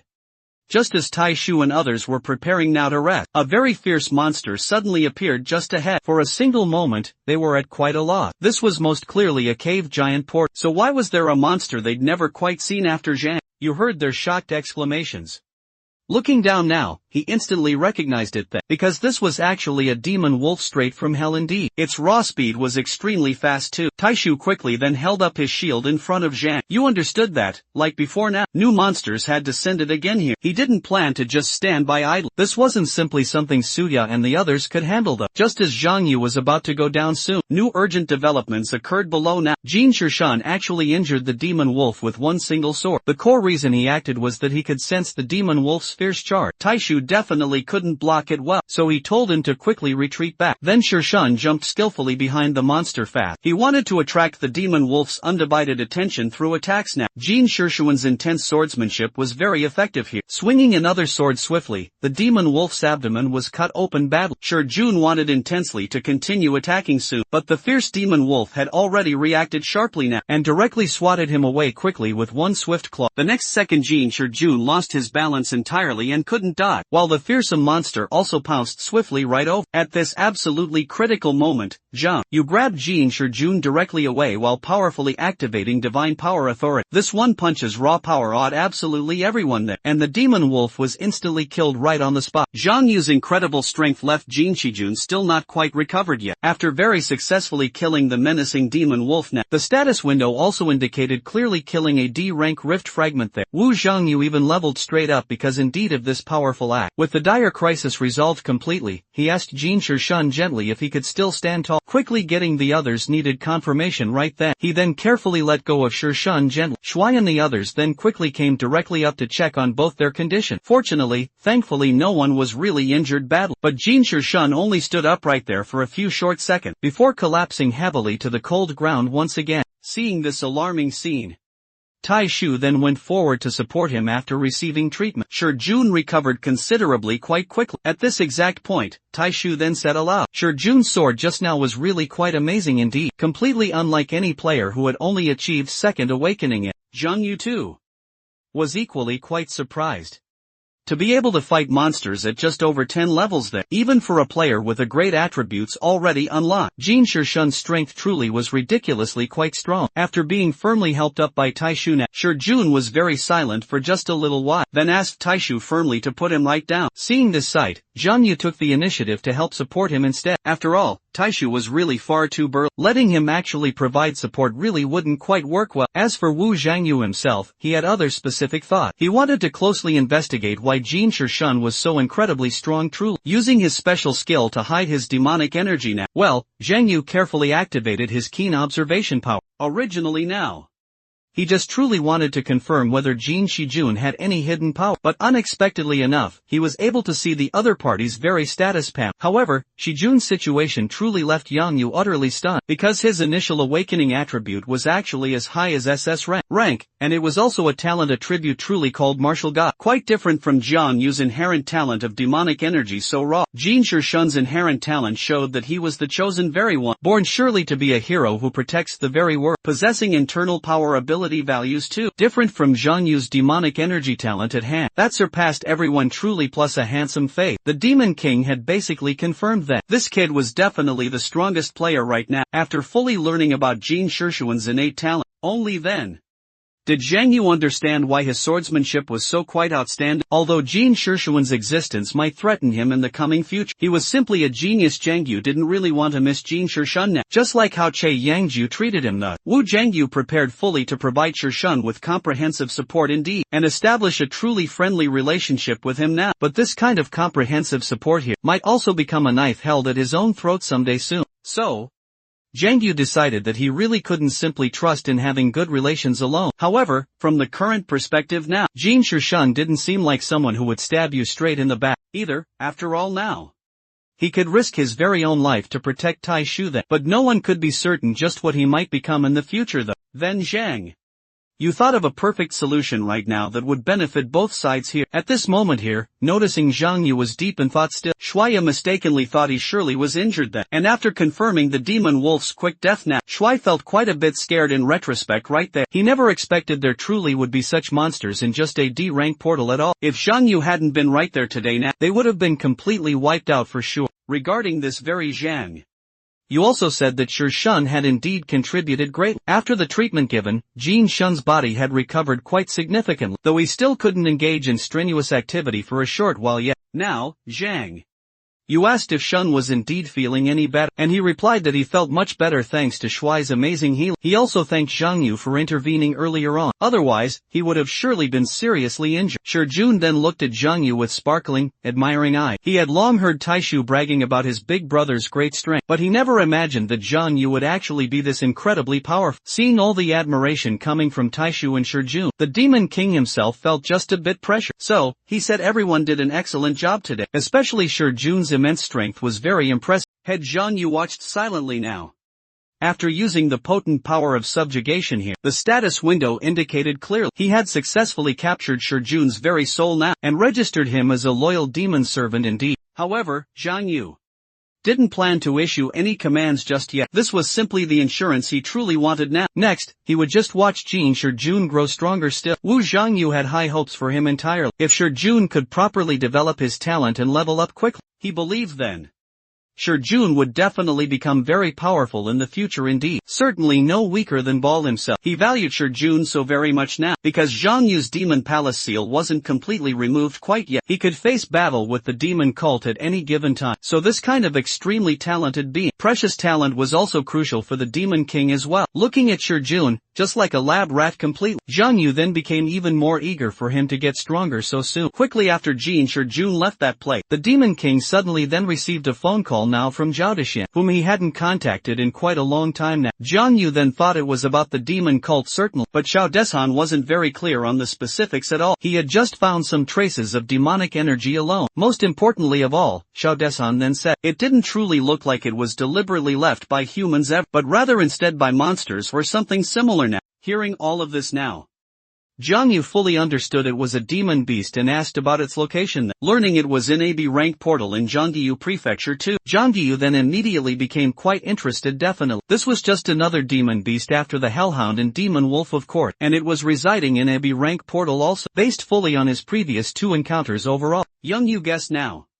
Might be a demon beast straight from the second hell it seemed. Just the Hellhound alone had made him level up several times for sure. The Demon King was now indeed eager to head over there. As long as he killed that new demon beast creature, he fully believed his fifth awakening would come so soon. Early the very next morning now, Zhang Yu first went quickly to Red Rose for his monster-type arm, then took a train directly to his intended destination place. However, This train was far too crowded, and Zhang Yu was overheated the whole way sadly. He was now truly thinking that once this ordeal was over, he definitely needed then to find Che Yangju to get his own car soon. After finally getting off that crowded train, Yangju was right about to check the relevant information quickly, when someone then returned swiftly from the portal entrance. From their brief conversation overheard, Yangju learned soon that because there was something quite strange inside, everyone who then tried to enter was blocked right at the entrance now, just exactly as he had heard when Zhang Yu arrived there at the portal spot. The entire scene was already sealed off securely. No matter just how many people there were in a very team, absolutely no one was allowed to enter the guarded portal itself, facing players who had come from afar indeed. The guard's answer was clear and concise that there were monsters of unknown origin inside the portal, so entry was temporarily prohibited for now. Then, an official announcement was broadcast quickly, stating that 10 players had already died at the monster's hand. Hearing the announcement repeated over and over loudly, many players began to retreat, as 10 deaths was indeed quite a lot now. Zhang Yu was now also present in the crowd too, curious about just what demon beast was inside there. Soon, under questioning from reporters and anxious players, the guards reluctantly provided the information they had available. The monster inside looked somewhat like a fierce lion perhaps. Getting this brief information now, Zhang Yu immediately determined it was most likely the demon beast itself. Pal from hell, Pal inhabited the second hell surely, and was truly one of the strongest predators there now. It was characterized uniquely by having 5 legs and resembling a lion greatly. It had a unique attribute differing from other demon beasts seen. After hunting 5 prey of any real size in a day quickly, it would soon enter a satiated state fully, and unless actively attacked now, Pal wouldn't consider others there as its enemy. When Zhang Yu first entered hell before, he had also encountered Pal himself. Even now, it remained quite an unpleasant memory. In any case, with 10 people already dead sadly, this meant Pal had probably appeared 2 days ago indeed. Soon, Zhang Yu had a plan, just feed Pal 5 small monsters first, wait for it to enter the satiated state quickly, then strike fast and easily finish it off too. Zhang Yu immediately called Che Yinju there. He said he wanted to enter the B-ranked portal now, but currently, the portal was sealed shut. Hearing this, Che Yinju immediately guessed which portal it was this time. After confirming that Zhang Yu definitely wanted to go in quickly, Che Yinju, who was training hard, said now, getting my help isn't cheap though. To this, Zhang Yu made promises instead, saying he would definitely repay her properly sometime in the future. Helplessly then, Che Yinju agreed quickly and told Zhang Yu to give the phone now to the guard. Initially, the guard thought he was just causing trouble there, but then he clearly heard Che Yinju's actual voice on the phone. The surrounding players were also attracted very much by this whole scene, curious indeed about when Red Rose had gained such a unique memory. Soon after, Che Yangju hung up promptly. Finally now, the guard allowed Yang Yu to enter as a mutant monster investigator here. And if he actually killed the monster, he would need to surely share its detailed information with the government. Hearing this now, Yang Yu readily agreed to, saying he would surely do his very best to investigate so everyone wouldn't panic much. Hearing that Zhang Yu could go in now, many media outlets started quickly taking photos of him currently, as this was exclusive coverage there of Red Rose's new member soon. But just then a discordant voice came loudly from behind Zhang now. You looked straight back and didn't recognize the person ever. Fortunately so, the surrounding players recognized the leader as Zhang Changju there, a new and emerging member of the Mill Guild indeed. The Mill Guild people thought clearly that, since a Red Rose's investigator could go inside, their own team should be actually able to as well. Unlike Zhang Yu, Zhang Chongju actually had real information about it. From that moment he saw the monster-type armor piece. He correctly guessed Zhang Yu was someone Red Rose was recently supporting now. Seeing the other party mock him harshly for not being valued, not even truly having a single teammate at all, Zhang Yu truly didn't get openly angry, but smiled calmly and said he was much more used to acting all alone. The Mill Guild members then warned him that B-rank portal weren't quite as easy to handle as simple C-rank ones truly. Someone as visibly weak looking as Zhang Yu clearly would most definitely get brutally killed if he went directly in. They even boldly mocked him for just being a mere waste with only 4 awakening, yet daring openly to wander around carelessly in a B-rank portal now. Seeing Zhang Yu mostly remain completely silent then, Zhang Changju proudly thought he had clearly hit the mark indeed. He then clearly said that if he was indeed scared, he could just follow their team right in.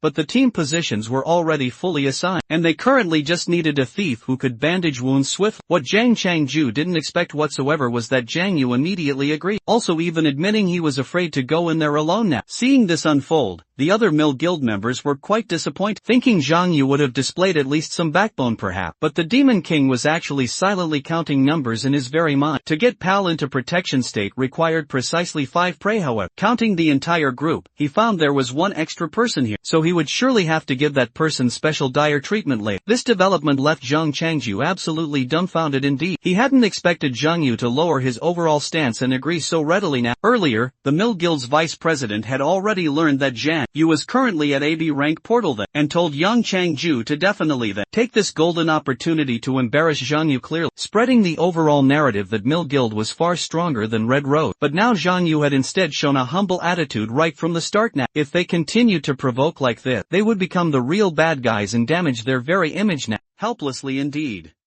Yang Changju told his companions they would all go in together now. The first grand collaboration between Red Rose and Mill Guild final caused quite a stir at this scene for sure. Many reporters had already thought of tomorrow's exciting headline. As for Zhang Changju himself, he couldn't imagine just why Red Rose would support someone so spineless really, but thinking they were about to enter the portal soon, he didn't bother dwelling on it much. After all, in his eyes especially, a awakening player like Zhang Yu would definitely die inside now. Soon enough, the group entered the B-rank portal silently. Just as Zhang Yu was talking about working together now to kill monsters there, the Mill Guild people showed their open disdain for him right away. Yang Qingju didn't know if the Demon King was truly stupid for real, or pretending instead. How could they possibly cooperate at all in hunting? Yang Yu didn't argue even, just silently followed behind careful. The group overall was quite arrogant along the way now, belittling Che Yangju further, while mindlessly praising their vice president also. Jin Yong, Shun Yang, you had heard of the Mill Guild before that. Their president, quite famously, was named Jin Jae-hyun, who also even served as chairman of a large corporation now. 5 years prior, after the portal incident too, he and his own son awakened as players at that very time. With their immensely powerful capital resources, they quickly became top players indeed, and founded the guild overall too. The Mill Guild itself was incredibly wealthy then. This gave Zhang Yu some other very bold idea. Should he provoke an all-out war between the two guilds instead, and then ultimately profit from their fierce conflict too? But he immediately dismissed this very thought at once, throwing away Chaeyong instead. Zhu and Red Rose for short-term gain was clearly unwise indeed. For now, he should merely focus on watching Zhang Changju's grand show. After some considerable time, Zhang Changju started complaining loudly. Where the hell exactly are the monsters anyway? They had walked so far indeed, without encountering a single thing now. Zhang Yu was also quite tired of waiting patiently. He then activated his keen observation power full, planning actively now to lure the demon beast over here. After some quick and careful investigation now, Zhang Yu soon discovered that Pal was actually right next door now. From its distinct moving position just then, he could basically confirm that Pal definitely still hadn't fully entered the satiated state just yet. This news was quite good indeed for Zhang Yu now, so he slowly used his strong seduction power then. A special scent was detected even by the people ahead here. Naturally now, Pal, whose potent sense of smell far exceeded humans there, was no exception at all. The next second quickly, violent and sudden tremors came from all around now. Seeing all this, the Mill Guild people all prepared for battle right away, guessing then the mutant monster was surely coming in now. Zhang Zhangju didn't forget to tell Zhang Yu to get lost there, and not steal credit for their monster kill this time. But this very time Zhang Yu cursed him right back instead then, just as Zhang Zhangju was indeed about to teach Zhang Yu a lesson now. First, Pal's swift attack instantly pierced through his own teammate there. Looking at the terrifying and quite powerful demon beast before their very eye, plus their own companion trembling still on its very claw, the Mill Guild people were all momentarily in a complete shock. It wasn't until their companions' piercing screams rang out loud again that Zhang Chengju quickly commanded the others to launch a counter-attack back. The Demon King wore a very wicked smile indeed, waiting for Pal to eat its fill now and fully enter the satiated state soon. At this very time, the Mill Guild's attacks had already been dodged easily by Pal. Zhang Chengju reminded absolutely everyone to hold their current positions well, but taking full advantage of the fierce battle dust all around, the monster suddenly attacked again and killed another person right there. Now the Mill Guild team had sadly lost two valuable members just now. Zhang Changju surely didn't want to sit idly and wait simply for death soon, so he told absolutely everyone to continue still their coordinated attack onward. He took indeed the lead in swiftly launching his most powerful skill that next second. Countless frightening lightning bolts fell swiftly down, making the mighty Pao cry out loud suddenly in pain badly. Seeing his focused attack was indeed effective as planned, Zhuang Qingju quickly told his teammates just to finish it off now. The other two damage dealers understood this was indeed a perfect opportunity now, and swiftly rushed toward the fearsome demon beast ahead. Unfortunately perhaps,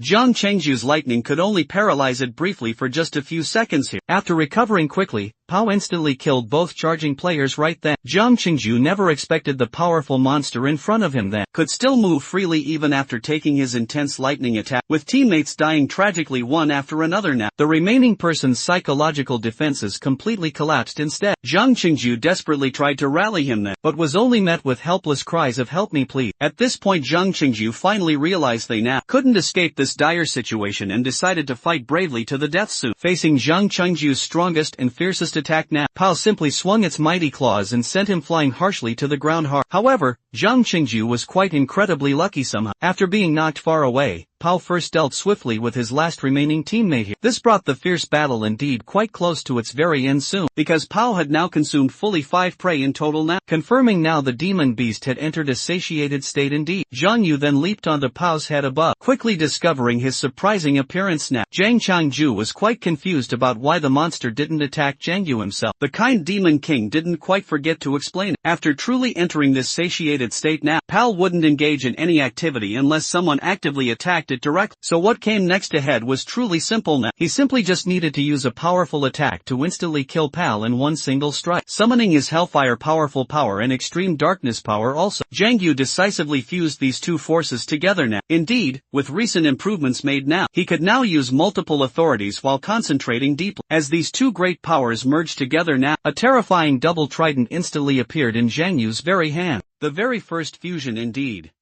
Even promptly the status window to indicate he had gained an S rank skill the very next immediate second. The Demon King then decisively thrust directly toward Pao's large head. The truly terrifying power now instantly penetrated the demon beast's entire weak body, and then violently exploded outward now. After the truly massive explosion fully ended, the status window indicated he had swiftly killed a B rank rift fragment, gaining enough total experience to level up 6 whole time, reaching the impressive level 40. He also unlocked his 5th awakening then, and gained 7 points of demonic energy now, since his demonic energy fully reached 60 points. Zhang Yu then gained a brand new ability, Extreme Demon Body, right away.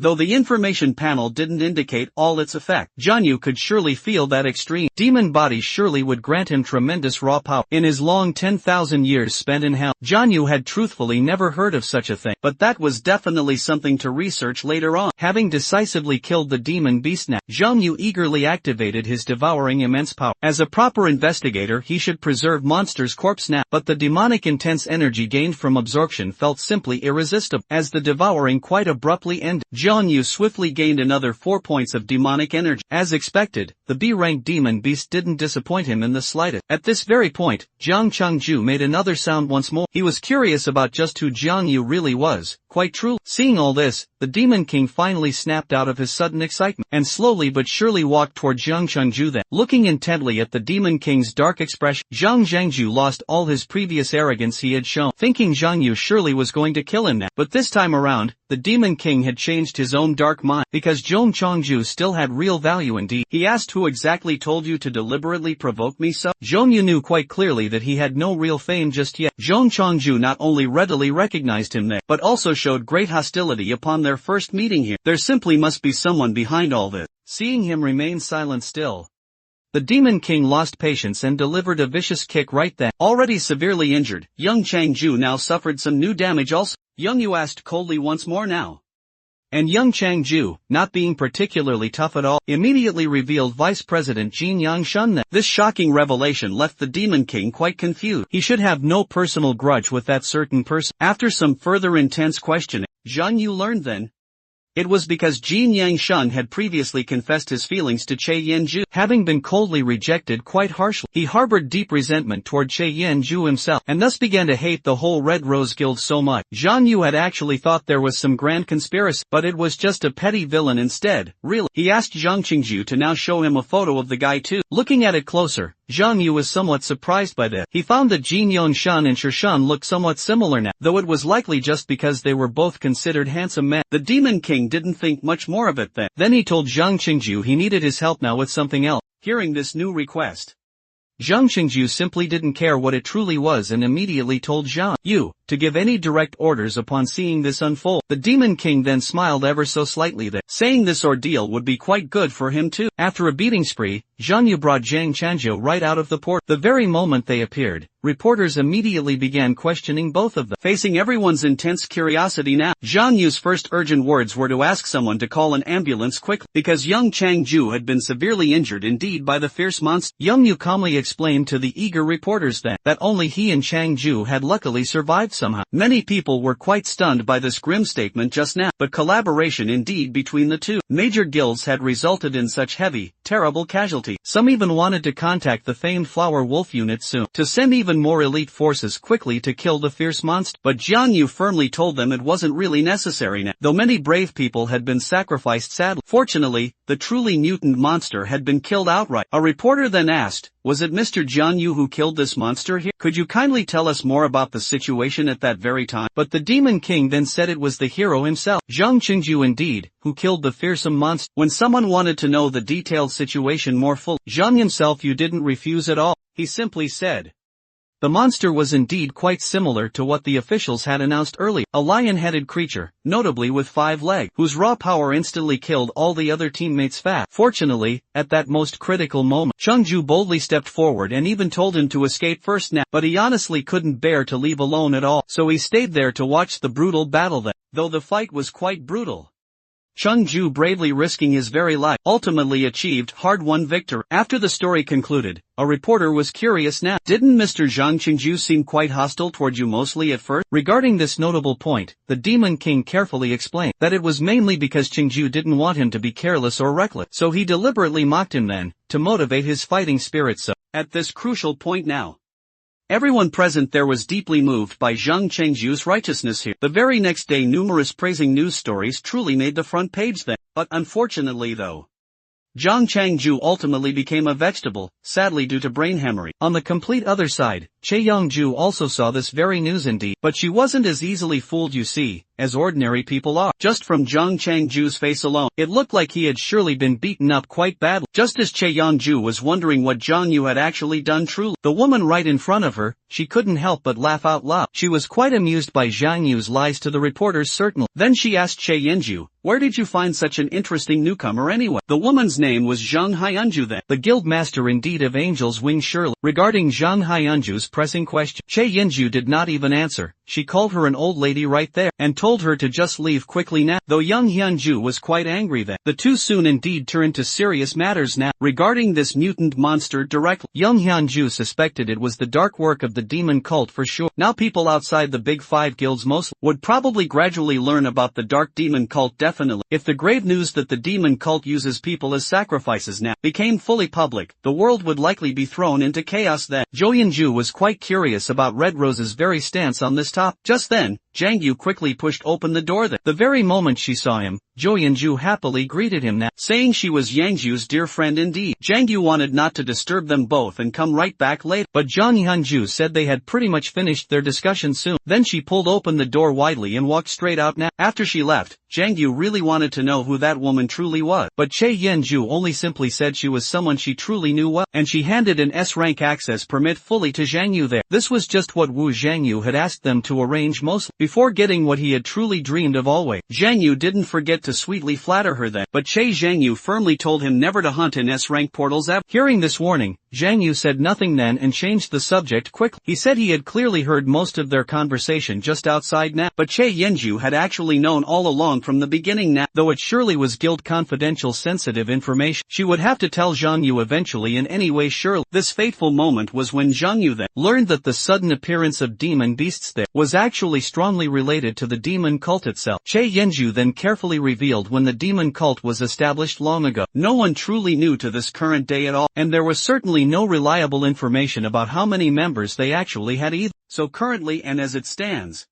Red Rose was fully cooperating with the government itself to investigate this matter. The other guilds involved only knew simply that Red Rose and the government had officially joined forces. Zhang Yu truly didn't understand why they would look for such trouble at all. Che Yenju said Red Rose's active participation in the demon cult crusade itself does have its compensations. They're really no longer just doing it solely for the money. The serious real reason for continuing on is that Red Rose has already sacrificed many brave members while diligently investigating the insidious demon cult. So now she absolutely couldn't just sit idly by and do nothing at all, though he didn't know what exactly happened before then. From Che Yenju's very words, it seemed their losses had been quite severe indeed. Looking intently at Che Yenju, whose entire body radiated intense killing intent, Zhang Yu then asked if the commission he had wanted help with earlier now was perhaps related to the dangerous demon cult itself. Che Yenju straightforwardly admitted it right away. She planned to commission Zhang Yu now to help crusade directly against them once they finally found any traces of the demon cult's presence, because demon cult members were often much stronger than ordinary cultists usually, while truly powerful players unfortunately were very rare instead. Che Yenju wanted Zhang Yu to give her a clear answer now. Even if he gave up right now, she wouldn't try to stop him then. Seeing Che Yenju's very serious expression overall, Zhang Yu told her to just relax that, after all the crucial help she had given him personally, he would definitely have to show loyalty whenever the proper time came along. Hearing Zhang Yu's definitive answer then, Che Yenju's seriousness instantly just disappeared. Having heard Zhang Yu's quick response, she seemed much happier really, and even rarely said thank you now. But what Che Yenju didn't truly know was that even without Red Rose now, Zhang Yu would still surely deal with the demon cult, since the very more he killed, the more demonic energy he could absorb in total. After everything was now settled then,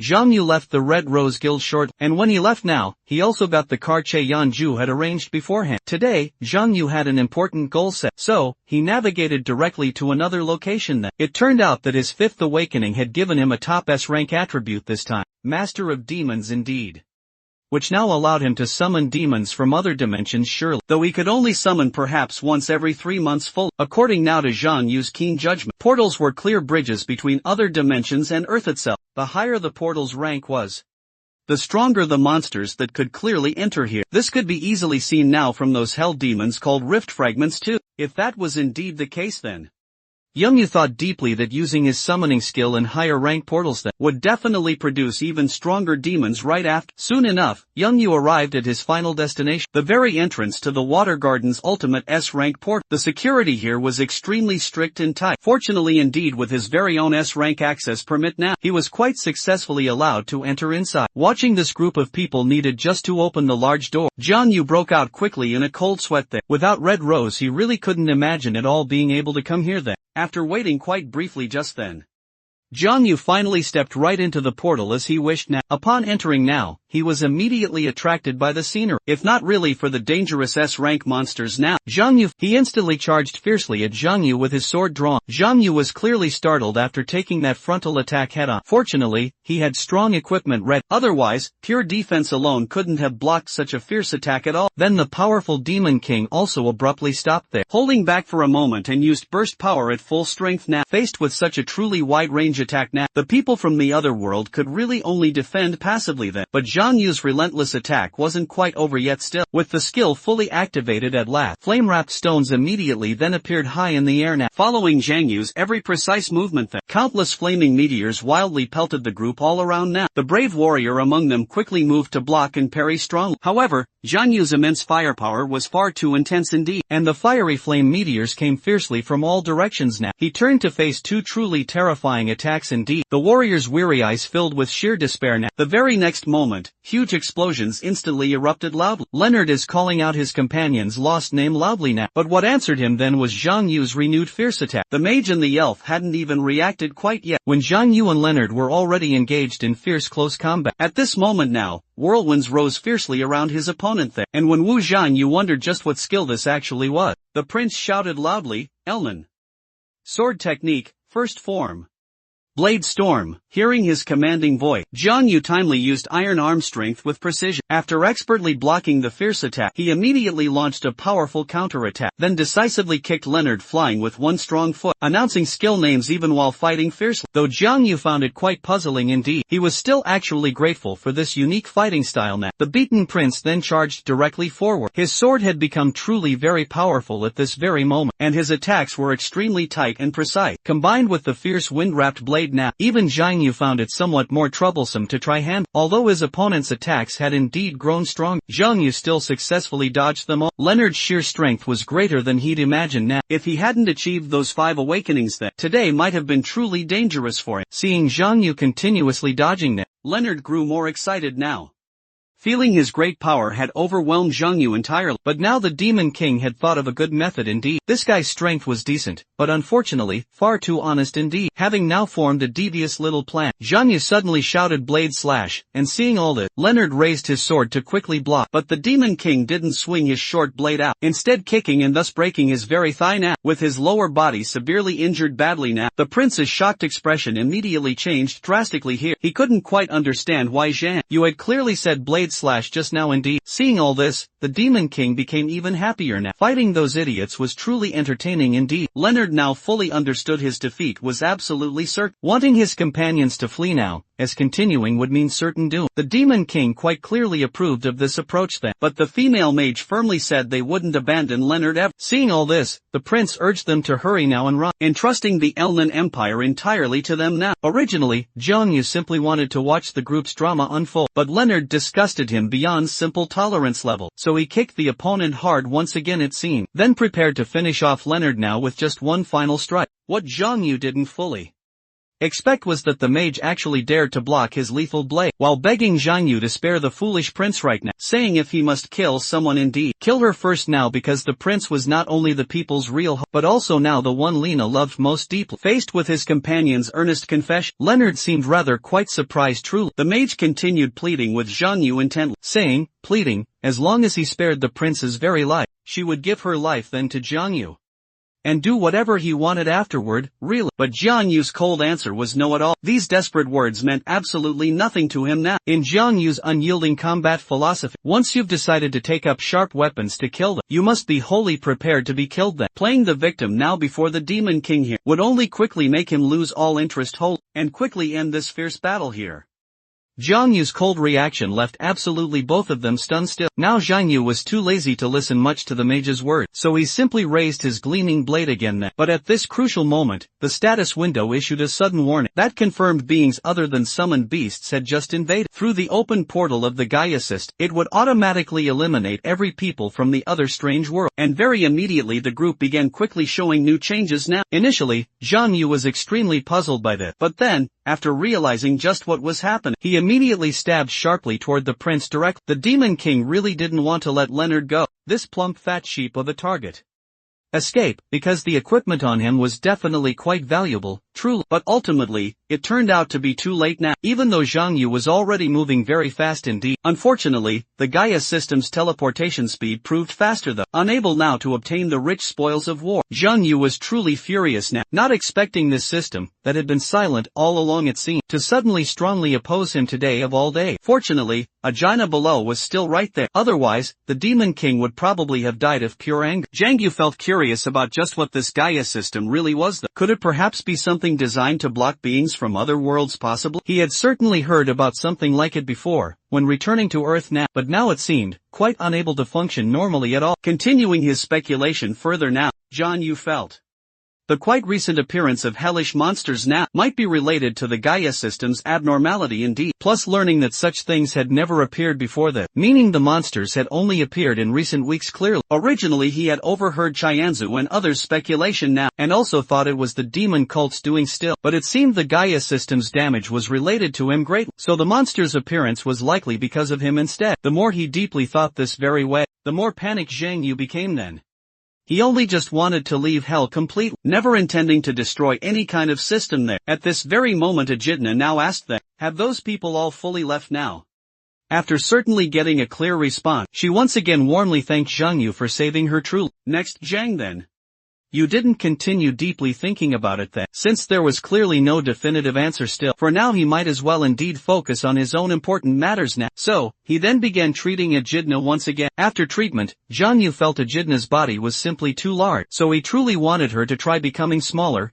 Finally, Echidna transformed into a small dragon now and went out with Jiang Yu. Along the way, Jiang Yu learned then that the Elnora continent was a world quite completely different from Earth, while the prince's Alman Empire was the largest nation in the continent's very center. The people there used both swords and magic spell. It was quite a world with fairies, monsters, and, of course, dragon. Echidna was quite curious about just where Zhang Yu was taking her. Learning it was to return to his own dwelling, she understood it then as Zhang Yu's den now. The Demon King quite liked this exact term. Being in a den with Shuya truly was nice. Thinking deeply about going to her master's den, Echidna truly was very happy. She hadn't shared a cozy den with anyone for such a long time. Wu Zhangyu was somewhat surprised indeed. Have you truly been alone all this time now? Then Echidna told him she originally lived with her father then, but one day her own father abandoned her and disappeared entirely. After that, she had been alone in a place called Leo, reading books quietly. Until much later, someone suddenly broke in forceful. That unwelcome person was Leonard. Speaking of this now, Echidna felt very wrong deeply. She had clearly done nothing wrong at all, yet sadly, no one was willing to believe her story. She wanted to know if Zhang Yu was willing to believe her then. Echidna's appearance was all too familiar indeed to the Demon King himself, because he had once been the very same way previously. In the depths of Zhang Yu's memory were past hurt experiences of growing up lonely in an orphanage then. Even though he couldn't even fulfill the simple wish of seeing his parents ever, the him of that time still longed deeply to be loved truly, wanting others' trust and recognition always. Coming back to himself, Zhang Yu then smiled faintly. Even if the whole world doesn't believe you at all, I'm still willing to believe you completely. The Demon King's rare gentleness even moved the small dragon too. Echidna gently said she would always remember Wu Jianyu's kind name. When they returned home eventually, Shuya was instantly and utterly attracted by the cute little dragon that Zhang Yu initially thought she would perhaps be repulsed now. After all, Echidna was indeed a monster still, but Shuya simply couldn't quite resist such an adorable summoned beast at all. After being held closely for quite a little while, the shy Echidna finally gently broke free and quickly hid behind Zhang now. You seeing this now, Zhang? You understood she still needed more time now to adapt fully. He then began asking in detail about the team's hunting situation itself, to which Shuya happily said everything was indeed going smoothly as planned. Before too long, they would soon be able to achieve 3 awakenings full, and then go to sea-level portals soon. Han Shuya was deeply grateful indeed to Zhang He. Everything going now so smoothly was thanks solely to him actually. Otherwise, she wouldn't have quite met such good teammates now. After carefully hearing Shuya's honest words now, Zhang Yu said he should truly be the one saying thank you instead, because there, with Shuya, he could experience the deep feeling of being truly loved. After dinner, Shuya clearly wanted to sleep with Echidna then. Zhang Yu immediately agreed to this request. Inwardly, he felt very envious of the little dragon's special treatment. The next day, when Zhang Yu had just barely opened his eye, he felt incredibly tired and didn't even want to get right up, but he eventually did get up slowly to eat. Even Shuya herself was genuinely surprised, because Zhang Yu got up much later than usual today now. Wu Zhang Yu simply didn't know just why he had no energy today, and after telling Shuya that he should be just fine shortly, Zhang Yu then sat down in order to prepare for some breakfast. But then, he suddenly heard someone ask if he had slept well last night there. After answering quite subconsciously just then, Zhang Yu finally noticed something was terribly wrong now, because Echidna had strangely transformed into a little girl now. Wu Zhangyu truly hadn't expected she had this very ability, about which Echidna herself wasn't entirely clear either. When sleeping just last night, she felt unprecedented new power now. The next day, she simply woke up just like this.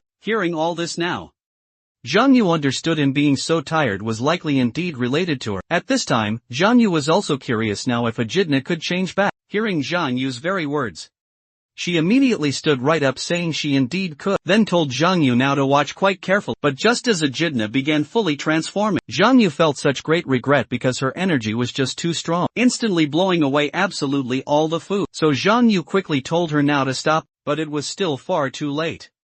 Even all the windows were simply shattered. Now Genjia too was quite certain that transforming into either dragon or human form now was fine really. While Echidna kept apologizing because she had truly made a mess of the house, but Shuya didn't blame her one bit. Just told her now not to transform at home in the future ever. Zhang Yu roughly guessed now that after Echidna became his contracted demon that she was influenced by him, indeed, not only gaining enhancement, but even using human language so naturally now. Echidna being able to transform into human form was good news surely for Zhang Yu. Taking her out should be much more convenient indeed in the future ahead. Soon after, Shuya scheduled a repairman immediately, then said she was going to buy clothes quite soon, because Echidna wearing her old clothes didn't fit well just now. Both Shuya and Echidna hoped Zhang Yu could go together alone, but today, Zhang Yu simply had other things to do. Thinking he was going hunting again today, Shuya suggested he could rest well this very day, given everything that happened lately.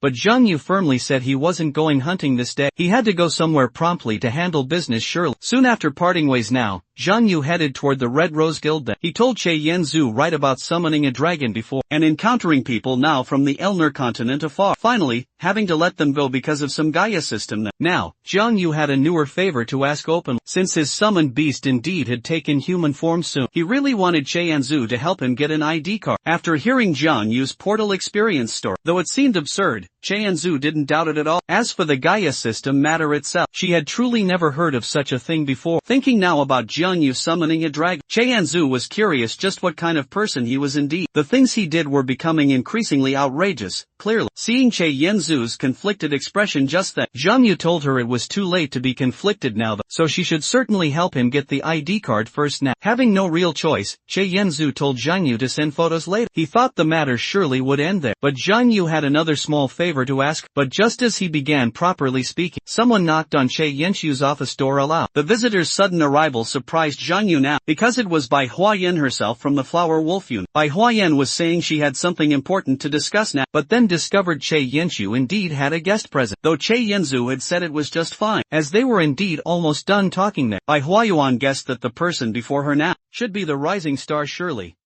Red Rose had been supporting quite recently. Then she greeted Wu Zhangyu politely, but after hearing Zhang Yu's given name, Bai Huayan instantly then remembered. This was truly the person she'd encountered at the sea-level portal before that. Che Yanzu hadn't quite expected the two had actually met before this, so she even thought Zhang Yu had beaten up those portal guards then, but instead heard Bai Huayan praise Zhang Yu as quite a polite player it seemed, full of utmost justice at these specific words there. Che Yanzu couldn't fully believe such thing. These descriptions simply didn't seem to fit Wu Zhangyu quite at all, but she was just too very lazy to dwell much on it now, wanting quite quickly to discuss the pending business quickly. Che Yanzu then asked what Zhang Yu had surely wanted to say earlier there. Zhang Yu then asked directly if she could arrange a fully formal S-level portal access permit now. The real reason was that Zhang Yu eagerly wanted to go hunting now. Chianzu was quite dumbfounded, and Zhang Yu then continued, saying that bringing his summoned beast along should indeed be sufficient. Chianzu then became quite curious. Zhang Yu certainly should know what was located in the Water Garden portal, right? Of course, he knew it clearly, having investigated it thoroughly. After all, in the Water Garden's S-level portal were only top-tier monsters, like fearsome flying dragons and massive mountain giants, as well as formidable monsters, quite like giant ogre. Che Yanzu finished the remaining one for him swiftly. There was also a fierce monster called Orku Arrow inside there. Che Yanzu stated that if he was truly determined to go hunting, he must absolutely, certainly not approach the lakeside at all. Hearing these words, Wu Jianyu told her to rest assured now, but Bai Huayan nearby appeared somewhat confused. Just a few weeks ago,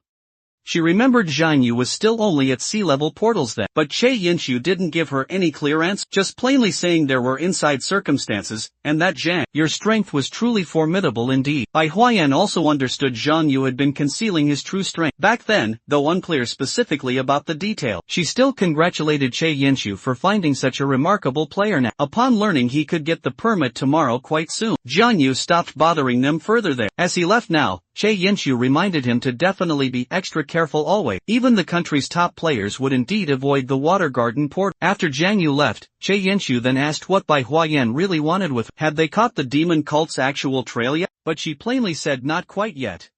However, this whole matter was already really worth anticipating now. Hearing this specific news, Che Yanzu was puzzled indeed. So Bai Huai went on to explain they had previously notified everyone that an internal operative is involved, had successfully infiltrated the demon cult before. Now the brave undercover agent had obtained crucial video evidence then. But the current tense situation was indeed complex. The Flower Wolf unit had gone to really great lengths to now receive direct contact from the brave operative there. Understanding fully they needed added support. Che Yanzu then asked specifically about the meeting location. She heard it was Water Garden Flower Creek Station then. She suddenly clearly remembered right then. Wasn't this quite near the portal Wu Zhangyu was going toward? Time indeed passed, and the next day finally arrived. Ejidna had put on her brand new clothes quite early in the morning. These indeed were what Joya had taken her to buy just yesterday. Zhang Yu also thought definitively they looked very good, and especially well suited for Ejidna indeed. Getting Zhang Yu's approval made her extremely quite happy, and today Zhang Yu, quite wonderfully, had obtained his permit. This time now, he was preparing to take Ejidna hunting together then. Joya was actually truly quite envious inside now. She also sincerely wanted to hunt with Zhang Yu too, but she fully understood her current level wasn't truly sufficient yet. On the other crucial hand,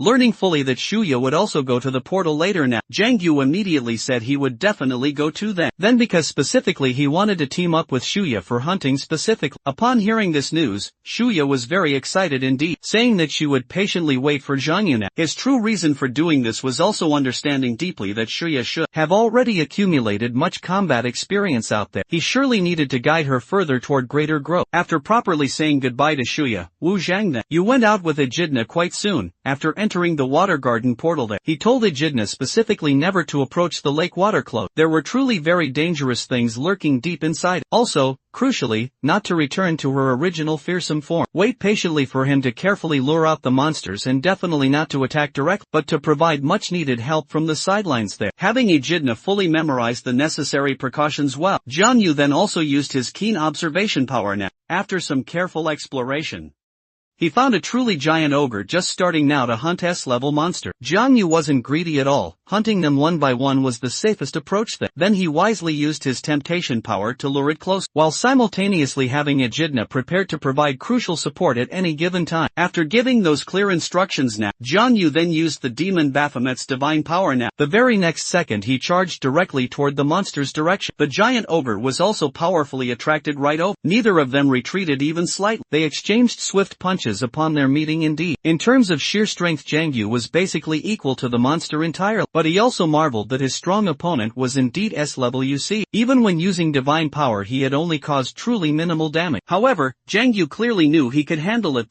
then he stopped competing in mere brute strength alone. After quickly dodging the fierce punch, the giant ogre slammed down quite hard, while Jiang Yu took full advantage of the dust to dodge simultaneously then, using his extreme dark power to condense a dark spear there. This precise strike successfully pierced straight through the monster's tough head, but the mighty opponent could still strongly resist even now. Unexpectedly at this moment, Jiang Yu was grabbed firmly by the giant ogre then. Seeing this serious situation, Echidna decisively acted quickly. Her powerful dark storm attack now instantly caught the unprepared fearsome monster completely off guard, successfully breaking entirely free at last. Jiang Yu first praised Echidna highly, then used divine lightning power so brilliantly. At this exact moment, the giant ogre was already at its last breath now. After suffering the full lightning power impact, it let out its true final wail loudly. Soon it died completely. With the battle truly over now, Jiang Yu successfully leveled up a bit more. This made him very happy, though S-level portals were highly difficult indeed, generally requiring players above level 65 to effectively team up together. The gained experience was indeed very, very rich overall, making this particular trip extremely worthwhile really. As for dear Echidna, she quickly ran over now, wanting to know if she had been helpful. Certainly. After getting Jiang Yu's full affirmation now, Echidna said that since being summoned here, she felt she had become much stronger overall. Wu Jiangyu thought that if Echidna was this strong in human form now, fighting in her original form would probably be several times stronger indeed. But they hadn't been happy for very long at all, when noisy sounds suddenly came from the air quickly. Looking up above, Jiang Yu was quite dumbfounded that he hadn't expected this recent battle now to attract so many flying dragons. So he firmly grabbed Echidna in his arms tightly. With too many opponents there, Jiang Yu decided to avoid them all first, since he desperately needed to break through soon. He used divine sky power then. These monsters pursued closely behind. Their sheer speed far exceeded Wu Zhangyu's imagination completely. In just a few quick breaths now, they had caught up to him, launching fierce attack. After easily dodging Zhang's attack, Yu planned swiftly to shake them off with full force now. However, at this precise moment now, Echidna was trembling slightly with visible rage, because the flying dragon's fierce attack had accidentally torn her brand new dress there. Jiang Yu still simply wanted Echidna to calm herself down now, but in the next swift second, she had already transformed into her original form, with greatly increased raw power. Echidna instantly and brutally killed several flying dragons instantly. Her sharp claws were like a dimensional strike quite clearly. Feeling the dragon's overwhelming presence strongly now, these very flying dragons immediately turned to swiftly flee. But facing the greatly strengthened Echidna now, escape was clearly quite unrealistic indeed. Now Echidna seemed like a beast that had fully lost all reason. She was frantically slaughtering monster after monster still, while the Demon King watched all silently from the side now, and her total experience was rapidly skyrocketing. Jiang Yu really didn't know what to exactly say. Echidna's true strength was absurdly quite powerful. He couldn't imagine how she had nearly fully died at Leonard's group's hand. Before it seemed that gaining his demonic energy enhancement itself had made Echidna actually far too much stronger. In fact, a very strange thought arose in Jiang Yu's own mind that in her original form maybe Echidna might actually now be more powerful truly than even in basic terms of raw strength alone now. After some more time passed by now, the the slaughter truly finished. Echidna finally fully came to her own senses now. Currently indeed, they were still within the portal itself. Zhang Yu asked if Echidna's very own body felt any real abnormalities now. She now had almost no total strength left and felt somewhat rather unwell. Upon hearing this now, Zhang Yu roughly understood that this was the after effect of overexerting too much power ultimately. Just earlier today, when Echidna returned to her original form at last, she immediately fainted, fully understanding what had happened clearly. The torn dress still made her quite sad about all this really. Zhang Yu said clothes could be readily bought, no matter how many more. Echidna still wanted to say something else. Zhang Yu said again with a serious expression now, that he hoped Echidna wouldn't casually transform in the future again. Seeing this, Echidna also stopped dwelling on the dress matter at all, apologizing to Zhang Yu and promising never to do this sort of thing again. But since it was indeed her very first time in combat ever, Zhang Yu thought perhaps he might have been too harsh then. After further comforting Echidna for sure, Zhang Yu prepared to readily take her back to buy new clothes now. Though today had some unexpected developments certainly. Fortunately the harvest was still quite abundant anyway. Finally Echidna had killed 8 flying dragons in total actual, bringing Zhang Yu's level all the way to 49 now. He had expected Echidna to be quite strong in truth when returning to her original fierce form, but hadn't quite imagined she could single-handedly kill so many flying dragons indeed. However, the great cost was his demonic energy decreasing surely, while Echidna lost completely her ability to move them. Now Wu Jiangyu roughly understood indeed. The main reason she could transform into human form and become truly stronger now was because after becoming a summoned fierce beast, Echidna absorbed intently his demonic energy meaning the more of Zhang Yu's demonic energy Echidna used, the stronger power she could unleash for. If Zhang Yu's demonic energy increased further, what Echidna could also use would also increase accordingly so. But this placed a great burden on her very body indeed. Just as Zhang Yu was about to depart, 2 giant ogres charged quickly out. So Zhang Yu gently set down the sleeping Echidna softly again. Originally he had surely planned to stop for the whole day now, but since they delivered themselves for, Zhang Yu was truly too lazy to hunt cautiously this time around. Just as he was actively about to act now, the 2 monsters were instantly eliminated quite cleanly by someone. This very act immediately dissipated Zhang Yu's fighting spirit entirely. As for the 2 who acted then, Zhang Yu actually truly knew them. Even though Zhang Yu had only returned to Earth so recently, he had certainly seen related news at some point. The one wearing a hat was Earth Guild's Master Zhaoming at the time, while the other man was far more famous indeed. Universe Guild Master and H country's #1 player by Zhang himself. The 2 thought perhaps they had saved Zhang Yu outright. After all, Zhang Yu looked like the type of player who had just lifted level restrictions final, and came straight to tours level portals now. Bai Zhang was quite enthusiastic it seemed, feeling that meeting was also fate in truth, so he said he was willing to protect Zhang Yu right to the exit, because he saw that Zhang Yu and Echidna were already quite tired indeed. About this, Wu Jiangyu repeatedly stated it wasn't truly necessary, he could actually get out by himself there. But Bijang was very insistent all the same, saying he wasn't such a bad person really, and with Zhang Yu bringing a child, staying with them would certainly be safer indeed. But Zhang Yu still steadfastly refused them, reasoning that the 2 now killing the monsters was already a great help certainly. He couldn't possibly continue causing more trouble with this conversation. Reaching this difficult point, Bai Zhang didn't really force it then, so they parted ways peacefully at this very location. Not too long after, when Echidna finally, at these very words, the Demon King was even more greatly confused. Was watching adult videos actually illegal then? Zhang Yu's puzzled reaction also made the group ahead laugh now. They thought Zhang Yu was merely pretending now to know nothing at all. Understanding these vile people wanted to attack him here, Wu Zhang Yu naturally wouldn't surrender so easily. Then they immediately and fiercely engaged in battle. But Zhang Yu's strength was almost overwhelming. In just a few breaths alone, he had quickly knocked down all the people charging at him. Seeing this intense scene, the leader couldn't just sit still anymore. He urgently told everyone to fully release their power now, without holding back at all. Otherwise, everyone here might be totally finished today. And from Zhang Yu's very body, the leader sensed a truly deadly aura. As the remaining people lifted their power restrictions entirely, Zhang Yu and Echidna simultaneously detected a familiar dark aura. Because the group ahead now all emanated intense demonic energy now, the Demon King immediately understood they must be surely from the demon cult itself. Sensing imminent danger, Echidna wanted to join the ongoing battle, but was firmly refused by Zhang Yu just then. He also told her clearly not to worry so much, because no one truly understood how to deal with demons better than the Demon King himself.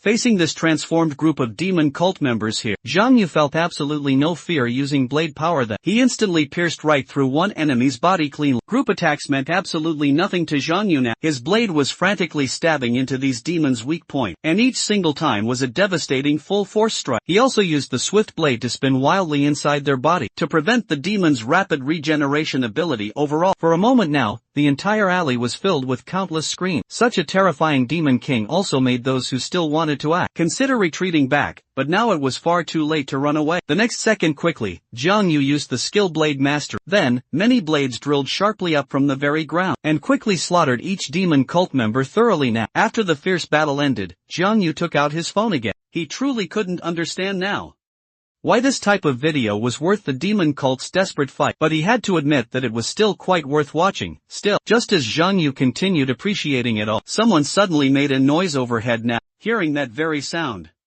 Zhang Yu simply looked up and discovered the newcomer, Che Yanxiu herself. She was quite curious why Zhang Yu was here too, while Zhang Yu worriedly asked if Chianza had seen anything at all. Finding her looking utterly confused there, Zhang Yu finally relaxed a little bit. He wanted now to know what Chianza was even doing here, but she didn't quite tell him the specific reason yet, just plainly saying she was handling some important business now. At this very time, Bai Huyan above also hadn't expected to encounter Zhang Yu there, but soon enough she noticed the man down on the ground too. Then Bai Huyan quickly jumped down swiftly, asking Zhang Yu clearly if he had seen a memory card there. Hearing this right now, Zhang Yu took it right out, seeing it was indeed what they sought now. Che Yanxiu told him to quickly give it right over to her now, because the video inside was so very important to all of them indeed. Seeing Zhang Yu's unwillingness now, and even pulling his hand directly back, Che Yanxiu again firmly told him to hand it over immediately now. She stated she needed to urgently use it right now. This insistent act made Zhang Yu even more genuinely embarrassed. He was truly puzzled about what Chianzu actually wanted to do. Under repeated urging here, Chianzu became noticeably somewhat anxious. Seeing this very situation, Zhang Yu was also quite helpless, so eventually he had to give her the memory card then. Zhang Yu now thought there might be some inside story after all that. Chianzu simply couldn't possibly just want to watch adult video, and then in the very next second, Zhang Yu was instantly stunned completely. Chianzu clearly said since she already knew the explicit content, she would watch and analyze it together right with Zhang Yu now. Zhang Yu of course firmly refused, because he felt it was simply not a good idea. At this very time, Chianzu also noticed the important person there on the ground, but Bai Weiyan stated very depressedly right then, that Zhang Dongshan unfortunately was already dead now. Next then she asked Zhang Yu what had actually just happened here, so Zhang Yu fully explained everything that had happened right before. After learning that he was indeed attacked, right after receiving the memory card from Huayan directly, understood fully that Zhang Yu had truly been dragged into this whole mess by accident now. She then invited Zhang Yu to join their ongoing cooperation. Just as she was about to ask Chianzu more about something deep, she noticed that her expression was just off entirely. Chianzu's face turned bright red instantly as she loudly questioned Zhang Yu then, what's exactly in there quite now? She even suspected that Zhang Yu had secretly swapped the actual video quickly, but fortunately Bai Huayan explained calmly that this was an encrypted video still. Only their headquarters' specific decryption device could read the actual content out loud. Chianzu simply didn't understand why they needed to use this type of video at all. Encryption Bai Huayan explained fully that their entire headquarters highly recommended this approach greatly. Although they had used animal documentaries before now, adult videos simply worked best overall. Chianzu then turned on Zhang Yu fast, asking precisely why he didn't give them a needed heads up sooner, since he had already seen it clearly now. Zhang Yu felt quite innocent indeed about this situation. Seeing someone getting angry particularly at Zhang Yu kind of stepped forward so bravely and told Chianzu not to bully Zhang Yu here. Only then did Chianzu remember then to ask about Echidna's identity precise. Zhang Yu told her this surely was the dragon he had mentioned previous. Chianzu found it hard truly to believe in her imagination. Wu Jianyu's dragon maybe should have been something much terrifying. While they all were chatting casually, Bai Huayan had already contacted promptly the Flower Wolf headquarters at Shuyuan Station currently, so their group soon set off a short while later onward. They arrived quickly at their destination point now. After the subordinate finished carefully reporting the situation fully, Bai Huayan announced simply Zhang Dongxuan's death in the line of duty now, hoping everyone wouldn't just let down his brave efforts truly. Later Bai Huayan would personally surely comfort Zhang Dongxuan's family even, and she already had surely instructed them subordinates now to handle all the compensation quickly. What remained mostly was to have someone thoroughly read the video from the memory card there. Bai Huayan also asked keenly if General Zhang Xianzi had returned swiftly, but the subordinate simply told her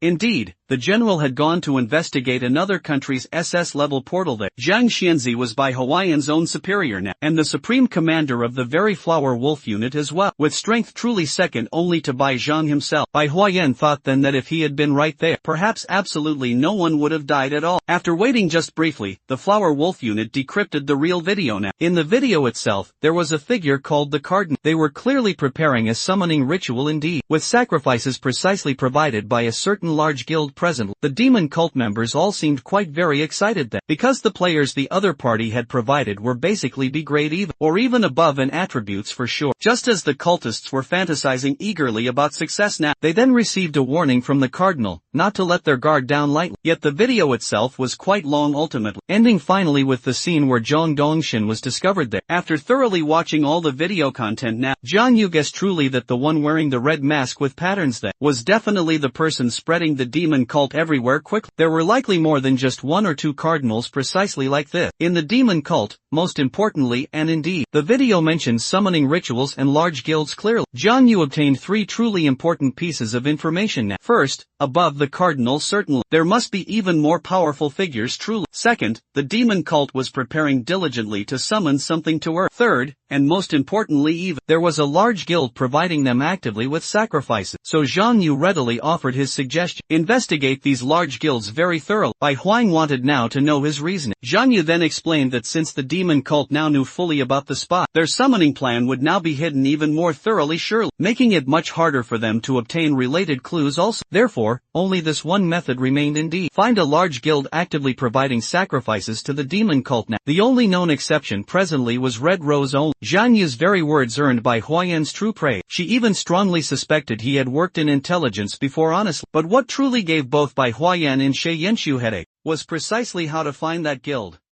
colluding nefariously with the demon cult itself. Even the Flower Wolf unit didn't dare randomly provoke such large guild, as forced investigation would inevitably cause some unnecessary conflict. For this grave issue, Zhang Yu thought of quite a good solution. Simply cast bait for those demon cultists. Those guys desperately needed high attribute players as sacrifices now. Chiansu even mentioned that their guild had also lost many newcomers sadly. Because of this very reason, so Jianjiu's method was to spread rumors widely, letting the demon cult come to know that low-level portals had recently produced newcomer players with S-grade or higher talent itself, or that a certain player had caught Red Rose's sinister attention and so on. Bai Huayan keenly felt that since the demon cult already knew about the spot, they really shouldn't risk taking hasty action. But Zhang Yu confidently told them that the demon cult would definitely act soon, because from clearly seeing those guys after demonization Zhang Yu knew they simply couldn't control their craving for dark power. Newcomers with extremely high talent indeed would definitely be the perfect enticing bait to tempt them thoroughly. Moreover, no matter how well the demon cult hid quite well, their ongoing summoning simply couldn't be completely concealed anymore. Hearing this thoughtful plan, Bai Huayan also fully agreed, because even with soldiers constantly patrolling the portals now, player killings hadn't actually decreased at all. Next, it was considering carefully who exactly to use as bait, since players who made names for themselves in lower-level portals too had basically all already joined various guilds there. Chianju also firmly told Jiang Yu that not to even think about using Red Rose members strictly as bait here. Although it was selfish indeed, unless it was truly all-out war now, he wouldn't needlessly send guild members anyway. Jiang Yu expressed complete understanding that, and he had actually already secretly thought of indeed who to use as bait. That unfortunate person was poor Jin Shijun instead. Over the next following several days soon, Jin Shijun spent his valuable time simply working now, hunting tirelessly and taking good care of his sick mother always. So far now, Zhang Yu had been keenly observing Shijun for a full week's time. His daily behavior of carefully caring for his mother every night indeed even moved the powerful demon king to actual tears truly. Since decisively deciding to use the bait plan finally, everything had steadily gone smoothly without problem. Rumors of Jin Shijun's high innate talent were spreading rapidly as carefully planned, though admittedly not wildly overwhelmingly popular at present. The current speed of spread was already ideal enough truly. The very reason Zhang Yu kept watch intently was to patiently wait for the fish to bite now. Only just two people were diligently implementing this bait plan. Park Sanwoo was entirely responsible for detailed planning and effective reputation promotion, while Zhang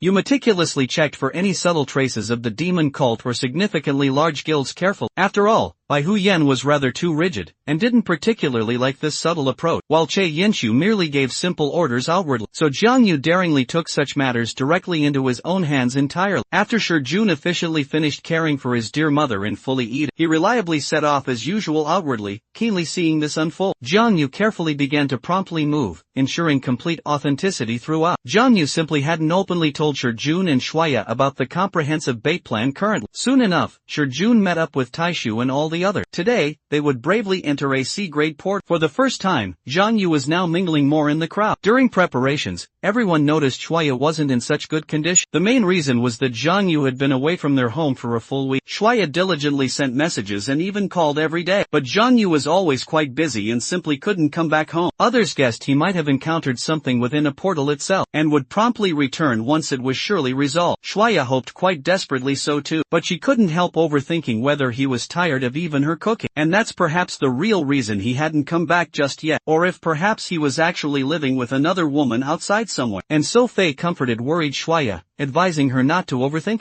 After all, Zhang, you couldn't possibly leave such a beautiful Shuya to find random other women outside at all. But then Fei chuckled softly and said lightly, maybe young Zhang Yu, being quite young and vigorous now, couldn't bear sharing a very room with such a beautiful older sister, and went outside then to cool down indeed. But as soon as Nfei had finished speaking now, Shun gently knocked her right on the head, and told Shuya not to take Fei's hard words to heart. In his wise view, Jiang Yu was a higher level player than, and must certainly have unavoidable circumstances soon, so they should indeed wait patiently for his swift return. Shun could fully understand Suya's deep feeling, but he believed the only true thing they could do now was work hard, to become much stronger than they could fight well alongside Jiang Yu. Thinking now of this, Shuya also regained her true spirit. Then they entered the shining portal to bravely hunt. Watching all of this now, Zhang, you felt truly gratified that everyone had reached level 20 now, and fully completed their third awakening quite so quickly. But having been far away from home for almost a full week, Zhang, you felt quite somewhat helpless indeed now. So it was just for work, seeing Shuya's struggles play out. He really couldn't bear the tough sight anymore now. And not just Shuya, a kidnapped victim at home must be very sad too. Zhang Yu himself truly hadn't eaten properly in days now. He wanted to end everything quickly now, but there had been simply no progress thus far at all. Upon entering the portal, Taishu and the others quickly found the cave giants instead. While blocking the monsters' ferocious attacks at the front line, Taishu quickly managed to create a valuable opportunity to attack them all. Seeing this chance, Shi Jun struck quite decisively here, when he then used the formidable diving dragon sword technique too. Shuya soon provided Shi Jun with some crucial enhancement effects now. With that blessing of gene magic,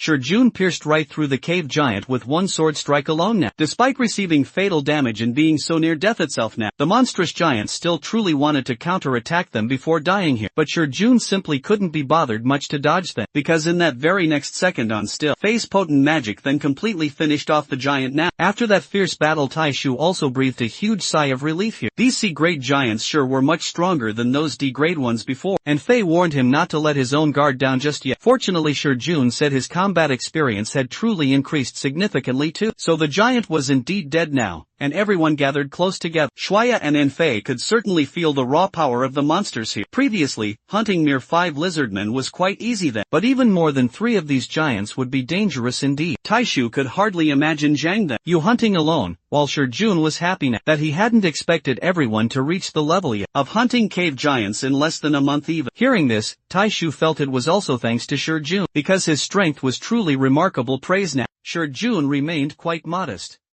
then reminded everyone to extract the magic stones first here. The fresh blood from the cave giant's heart could be used as a material for recovery potions instead, and with Shui there, they could sell it all. Seeing the group successfully hunt C-grade monsters now, Zhang Yu felt very proud inside indeed. Their progress was incredibly fast truly. Each of them knew what they should do well.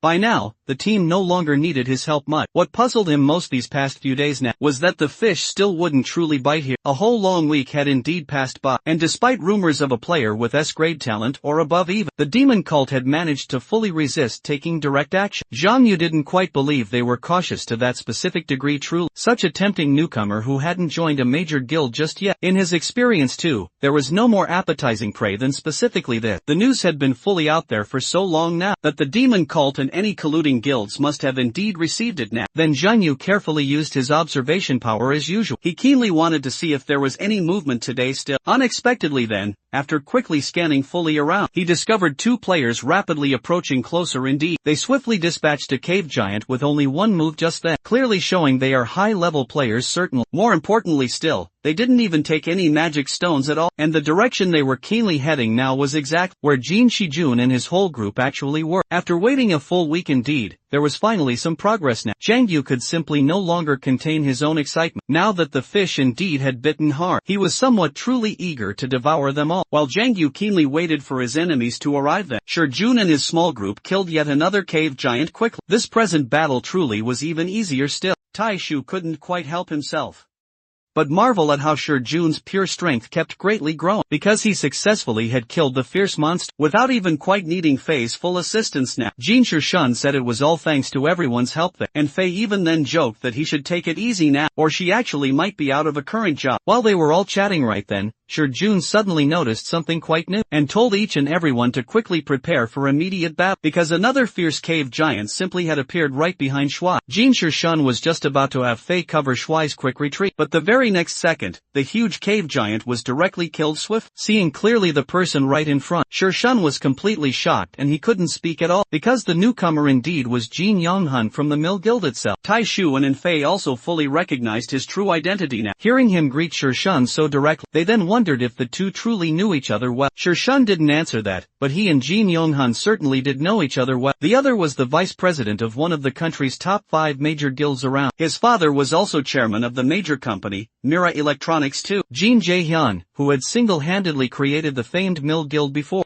Therefore now, Jin Young-hun could rightly be called the ultimate rich second-generation figure, but his own abilities were worlds apart indeed from his father's great skill. Jin Jae-hyun was also one of the country's very top players truly, but Jin Young-hun was only just average real. However, with a quite good father backing him still, relying on both power and much wealth too, no one truly dared provoke this very guy at all. Now Shishun really didn't understand why the other would appear here. In a low-level portal learning he was indeed here to hunt down foes. Shishun suggested then they go their separate ways quickly. But Jin Young-hun felt indeed that Shishun was being a bit disrespectful to his older brother now. This sharp statement immediately angered young Shijun, because he simply didn't acknowledge him as his real brother ever. Jin Young-hun certainly felt the very same way here. After all, they couldn't just be considered ordinary brothers truly. Saying Shijun had lowly blood indeed flowing right through him, and surely couldn't be real brothers with him at all. This cruel statement made Shijun truly furious once more, and he swiftly immediately drew his shining sword now. Seeing all this, Jin Young-hun was clearly unconcerned and told him to come try it. If he had the true confidence, though certainly angry still. Shijun hadn't lost his cool enough to openly attack quite yet, but Jin Young-hun certainly had no real intention of letting him go now, because he surely had also heard some interesting rumors now. He simply hadn't expected Shijun to awaken as a strong player, and one with at least stunning-esque great attributes too. Shijun truly didn't fully understand what he meant specifically by this. Then Jin Young-hun said plainly that he happened to truly need such a perfect sacrifice, and after very careful observation here, every member of Shishun's team was quite a high-talent newcomer actually. Meaning here, Jin Young-hun couldn't help but marvel at his good fortune thus. Hearing all this, Tai Shu quickly stepped in front of everyone there. Jin Young-hun also took distinct notice of Shuai certainly, with quite a wicked expression upon his face now. Finally now, Shijun couldn't hold back then and launched a preemptive strike at him hard. But surprisingly, Jin Young-hun knocked Shijun away in one swift move so fast. While everyone around was shocked and deeply worried indeed, Shijun was also very surprised inside his own mind. Even despite their level difference then, he shouldn't have been countered so directly at such a very close range now. On the other side now, Jin Young-hun told his subordinate not to interfere too much. He was quite ready to properly discipline his little brother here. Then he directly attacked Shijun quickly. Seeing Shijun defending himself desperately still, he became increasingly arrogant overall. But in clear terms of sheer combat experience now, Jin Young-hun was completely outmatched by Shijun in the end. After defending for a little while still, Shijun keenly found an opening to swiftly counterattack now. However, before he could fully swing his mighty sword, the opponent's sharp blade struck Shijun at an incredible speed here. The very next second, he was fiercely kicked away by Jin Young-hun indeed. Now, at last Shijun finally understood that the previous sword strike just now wasn't merely made by Jin Young-hun directly, but was driven instead by the very sword in his hand. Shun's keen guess was indeed correct then. The core reason was that the sword had a special device keenly installed, called the renowned Absolute Defense System indeed, made precisely by the Mill Guild. Once installed on a weapon like so, it could keenly sense the opponent's sharp attacks through sensors right there, and even keenly allow the user to automatically counterattack as well as dodge well. Jin Young-hun was caught in a momentary flaw there, and was quite furious now. So he prepared to seriously injure Shijun with just one sword strike here. Fortunately, at the most critical moment here, Tae-ju keenly blocked the fierce attack that Jin Young-hun was somewhat quite surprised by all this here. Tae-young said that although he didn't quite know their exact relationship, as long as he was still standing firm here, he would never allow anyone to simply bully Seo-jun like that. Then he pushed Jin Young-hun away with his full force indeed. But hearing the others' loud laughter now, Tae-young also realized something was definitely wrong now. It turned out Jin Young-hun's absolute defense had generated a strong shield now. Taishu's fierce attack had really no effect on him at all now. As the shield's powerful magical power expanded outward, it sent Taishu flying high into the open air now. Then he crashed down heavily right to the harsh ground. After dealing swiftly with Taishu like that, Jin Young-hun curled his upper lip there, because Shun had recovered fast with Suya's kind help. After quickly receiving the enhancement blessing now, he once again displayed his mighty diving dragon sword technique now. The next very second he charged straight at Jin Young-hun now. This was the true first time he had fully revealed the fifth form, Wind Dragon actual manifestation now. Facing Shun's truly full power attack here, Jin Young-hun clearly just couldn't handle it at all. As Shijun swiftly changed the very direction of his sword energy, he instantly sent Jin Young-hun flying through the air. Shijun thought surely he had successfully defeated his opponent now, but indeed with the absolute defense's protective barrier so strong, his current power simply wasn't enough now to break through at all. After standing up tall, Jin Young-hun kicked Tae-shu aside rough. Shijun had certainly now reached his true limit. At this tense moment Jin Young-hun suddenly pointed his sword at it. Once the system had fully finished copying that, Shijun also immediately sensed something was terribly wrong here, because Jin Young-hun had also used the diving dragon sword now, technique's fifth brutal form. He laughed maniacally, wanting Shijun to die by his own very technique. Jin Shijun wanted to resist this very sword with all his might completely, but already truly having a level disadvantage overall, plus also having so little magical power left at his disposal, he was once again quite severely injured by Jin Young-hun battle. Seeing this danger, Shuya quickly rushed forward then to heal Shijun, and Fei used her magic might to delay the enemy's advance onward, but his lightning ball had absolutely no real effect at all against that defensive barrier so strong. Jin Young-hun continued mocking Shijun aloud, saying no matter how much he struggled now and tried so hard, he could never surpass him at all. Seeing the opponent slowly approaching ever closer, Shuya could only give Shijun emergency treatment first now. After telling Shijun to pull himself together quickly, she went to help in Fei's fight.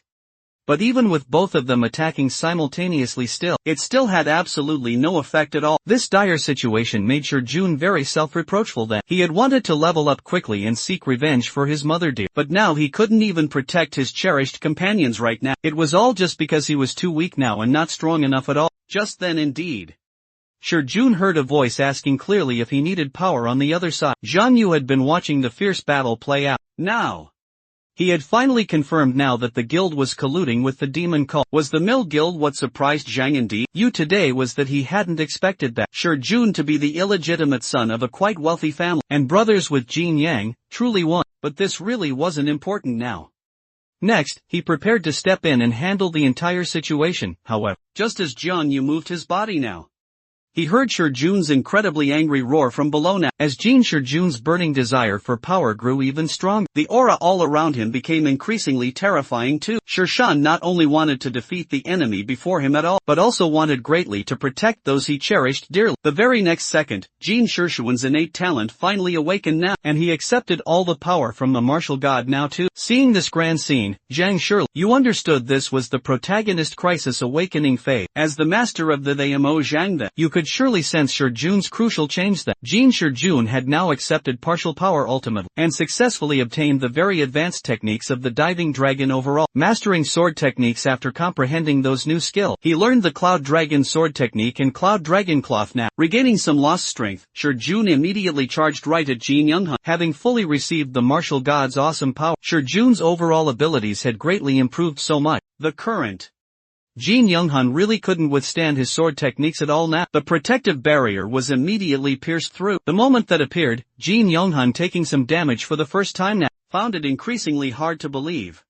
His absolute defense system had actually completely failed here. Unwilling fully to accept this stark reality, Jin Young-hun counterattacked, then using the diving dragon sword technique, Wind Dragon Manifestations power. But Jun had already fully mastered much higher level sword techniques now. After effectively using the Cloud Dragon sword technique itself, Jin Young-hun was soon beaten into continuous strategic retreat. Relying just on his equipment's automatic defense mechanism, he could now only barely even defend now. But the more that they fought, the more Jin Young-hun deeply questioned his very life. The opponent's power and speed were clearly quite inferior to his own, yet he was being beaten badly without any real ability to fight back still. Jin Young-hun truly wanted to create some distance, to temporarily and swiftly ease Jun's relentless offense, but alas, it was truly too late now. Even if he wanted to quickly redeploy his protective barrier then, it simply couldn't withstand Jun's mighty sword at all. Just then, the man who had come together with Jin Young-hun made his swift move. He easily blocked the attack with great precision. The man's single mighty swing of his fearsome axe created a powerful impact that directly Young-yu seemed somewhat expectant then. Soon, the opponent had completely transformed into a demon's appearance now. Having witnessed the entire process unfold, the Demon King couldn't help but marvel greatly. That Kyan Myango was the most demon-like one he had ever truly seen before. But even after demonization greatly increased his strength then, Jinyu simply used his divine power still, authority to throw one mighty punch. And actually punched straight through Kyan Myango now. This very scene completely terrified Jin Young-kun, so he even wondered if Jinyu was a player from the rankings high. But regardless at all, being able to easily kill Kyan Myango after using demonic energy was definitely not someone he could contend with at all. Jin Young-hun immediately turned and fled quickly. He also took out a communication crystal fast, preparing to contact his father immediately. Jin Jae-hoon, but the next second soon, Chang Yu suddenly appeared instead.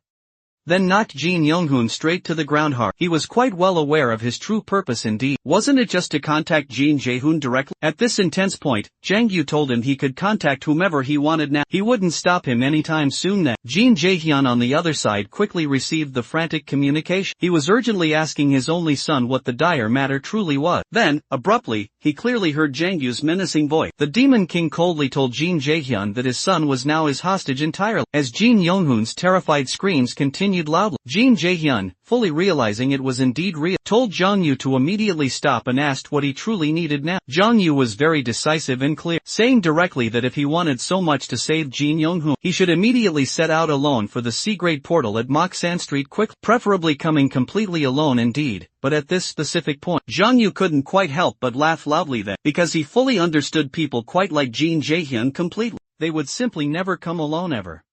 So Zhang Yu sternly told him not to play any more tricks now, and to bring people forward with confidence. Zhang Yu's bold words made Jin Jae-hyun feel truly crazy. He deeply wanted to know if as a government direct unit leader, Zhang Yu had carefully considered whether he could bear the grave consequences of making such demand. But Jiang Yu stated he wasn't from the Flower Wolf unit at all. He even boldly revealed without hiding that he was not only alone, but also quite single indeed. Hearing this reveal, Jin Jae-hyun was furious beyond words. Did Jiang Yu not truly know his identity? Jiang Yu then let out a burst of hearty laughter, then asked in return if Jin Jae-in truly knew who he was. After hearing the complete utter silence now, Jiang Yu coldly stated that if he didn't know, he would then have to accept punishment properly now. Of course, the intended target of punishment was Jin Young-hun himself. The painful wails echoing from the communication crystal made Jin Jae-hyun absolutely completely furious. He fiercely said that if it was just for ransom money, then Zhang Yu simply had absolutely no way back from that, because he would definitely tear Zhang Yu to pieces very soon later. The Demon King on the other end just smiled faintly then wished him good luck sincerely.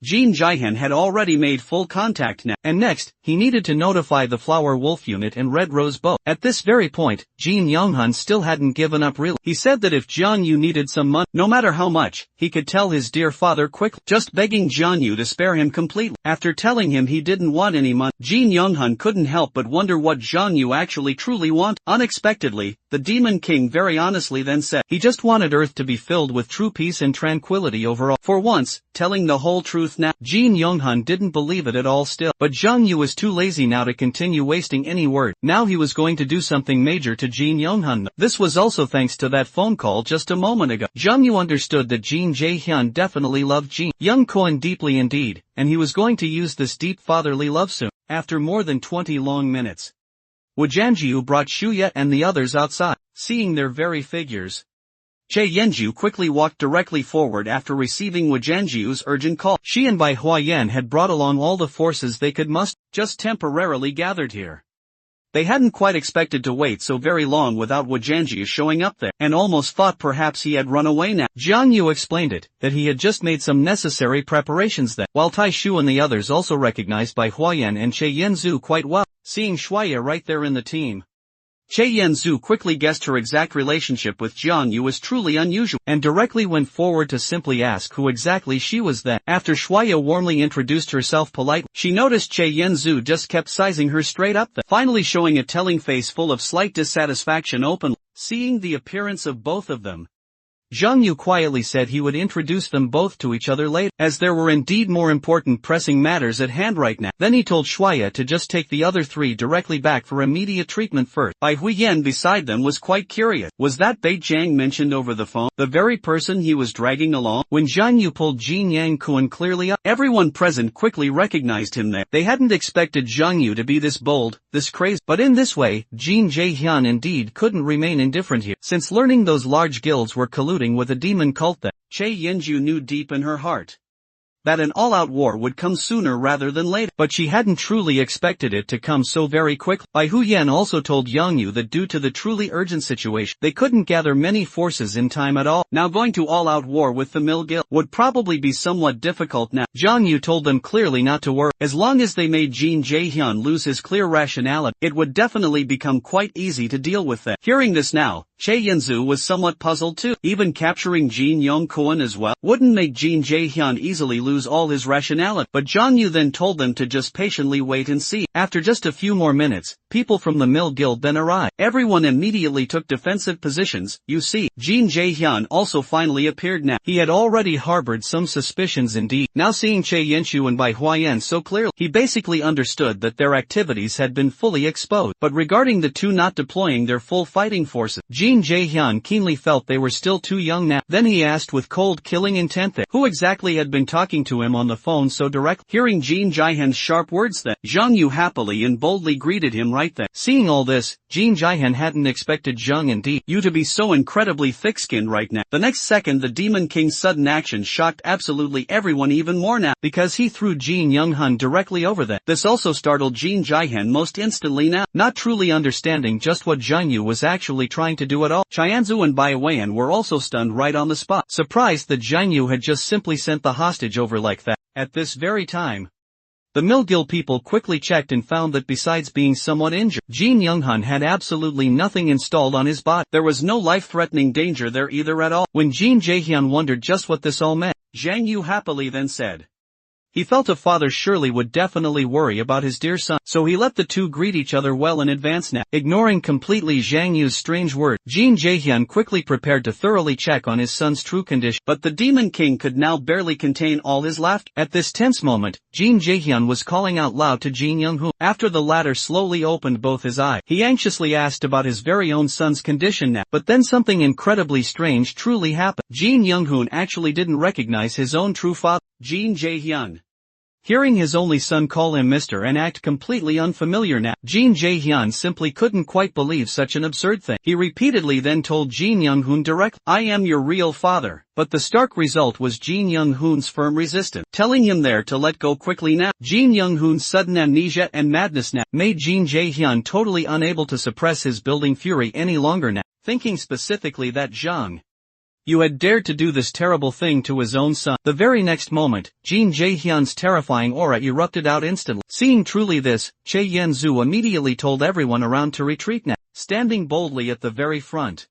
She was very curious still about what exactly Yengu had really done. Over on the other side now, the Mill Guild people simply couldn't stop their enraged president at all. Then Jin Jae-eun charged fiercely towards Yangun. Che Yenshu also showed absolutely no fear at all. Summoning all her equipment, she immediately went forward to meet the opponent directly. Both Jin Jae-eun and Che Yenshu clearly were real powerhouses now, who had fully completed their very ninth awakening then. Using S-grade attribute Inner Aura of course, Jin Jae-hyun's entire body was filled wholly with destructive power now, while Che Yenshu powerfully wielded the legendary weapon, the bloodthirsty chain in her very hand. In just the next second then, these two top-tier players finally began their intense official duel now. As Jin Jae-hyun's fist struck Che Yenshu's weapon fiercely, it generated quite intense magical fluctuations all around. It seemed like this mighty punch had shattered the bloodthirsty chain itself. But in true reality then, Che Yenshu expertly used the momentum to pull back and create needed distance. After her dark magic activated full, countless wicked chains grew out quickly. Once again completely unable to dodge the, Jin Jae-hyun was bound very tightly indeed. Even though the bloodthirsty chain was already causing some damage now, Jin Jae-hyun simply didn't care at all that. He broke completely free from all the dark chains through sheer brute force alone. Seeing all this, Che Yenshu really hadn't expected it either way. In the next crucial second, Jin Jae-hyun's deadly skill Purgatory activated with might, and the very ground cracked instantly there. Fortunately, Chianza swiftly jumped into the air in good time, avoiding the fierce fighting spirit rising sharply from underground. But in mid-air she had lost all her ability to properly dodge. Jin Hyun naturally wouldn't miss this prime opportunity. His powerful fist wrapped in intense fighting spirit was already swinging out now. Unexpectedly, Baekwon suddenly joined the fierce battle. At this very moment, the new opponent truly caught Jin Hyun off guard. The next split second, he took Baekwon's Hurricane Slash directly head-on, taking a killing move from a same-level player up close indeed. Even with his strong fighting spirit protection active, Jin Jae-hyun was already now severely injured badly. Being greatly hindered by both formidable opponents now, Jin Jae-hyun cursed furiously right on the spot there, and Janggyu's dark expression made tense things even much worse for it. Now Jin Jae-hyun ultimately had only one major goal, to tear that cursed demon lord completely to pieces now. Immediately, all of the fighting spirit in his very body erupted forth. Then he powerfully slammed hard into the ground with tremendous force. The immense power of this devastating strike was truly terrifying indeed, and its raw speed was so very fast that Baekwon was hit immediately soon. But Jin Jae-hyun's fierce attack wasn't truly over yet. A second surge of fighting spirit's eruption subjected Baekwon to an even more powerful fighting spirit attack now. Having quite successfully injured one person there, Jin Jae-hyun charged at Jong-eun once again with force, while telling the still interfering Che-hyun to get fully out of the way. He was now seemingly in a truly desperate state. But how could Che Yenshu possibly ever let him have his way? Next, the bloodthirsty chain lashed out and attacked again, and soon after hitting its intended target, it transformed fully into sharp blades at the end point. Then it pierced right through Jin Jae-hyun's very body completely. But his sheer madness was far beyond Che Yenshu's wildest imagination. Jin Jae-hyun actually charged straight through the chains now, without any true regard for absolutely anything. Although his opponent's strength was indeed formidable in truth, Che Yenshu's relentless attacks weren't exactly easy to endure either. After quickly landing back down on the ground below, her bloodthirsty chain immediately grew out quite frantically now. This successfully fully blocked Jin Jae-hyun's path, who was quickly rushing toward Yongyu indeed. Che Yenshu then understood the battle would soon end. No matter how truly powerful Jin Jae-eun was now, he was ultimately just a player quite similar to herself. His relentless attacks had been accumulating damage all along. It was quite impossible for him to remain completely unharmed. Next, she just needed to find a crucial opportunity to deliver a fatal blow to Jin Jae-hyun. Being continuously pierced by the bloodthirsty chain now, Jin Jae-hyun then became even more frenzied here. The very next second, his fighting spirit simply erupted, and he completely broke very free from the chain. However, Jin Jae-hyun was now quite at the end of his rope here. Fortunately, he did successfully reach Jongyu though, but he discovered that the demon lord not only showed no true remorse, but was smiling quite eerily upon seeing this. Jin Jae-hyun charged over madly now, preparing now to kill Jongyu with just one punch. But before his fist could actually land, Jin Jae-hyun was pierced instead by a sword. This sadly became the final straw that ultimately broke it. After swiftly taking the sword from Baekwon, the imposing aura around Jin Jae-hyun instantly dissipated quickly, and his whole weakened body began trembling quite uncontrollably now. The intense battle thus came to its inevitable end. Since Jin Jae-hyun had charged up fiercely alone previous, even if the Mill Guild members earnestly wanted to somehow help, they simply couldn't help when Bikua Am fearlessly pulled out the formidable sword. Surprisingly, Jin Ji-hyun remarkably still didn't fall hard then. Steady Steadying himself slowly, he walked step by step towards the fearsome demon lord. Seeing all this, Baekwa wisely didn't attack him again now, because they fully understood he had absolutely no real strength now left. So they simply watched silently as Jin Ji-hyun slowly walked completely over. Until now then, Jin Ji-hyun's overall purpose firmly remained unchanged at all. He only desperately wanted to avenge the fallen Kim Yeon-hoon now, but his terribly weak fist hadn't even touched Yeon-yu's very clothes themselves yet, when suddenly Jin Jae-hyun knelt respectfully before Woo Yeon-yu. Now the sly demon lord curiously asked him straight out loud, wasn't he surely going to try and kill himself completely then? To which utterly devastating question, Jin Jae-hyun sadly didn't even truly have the strength to even answer now. After everything has sadly ended,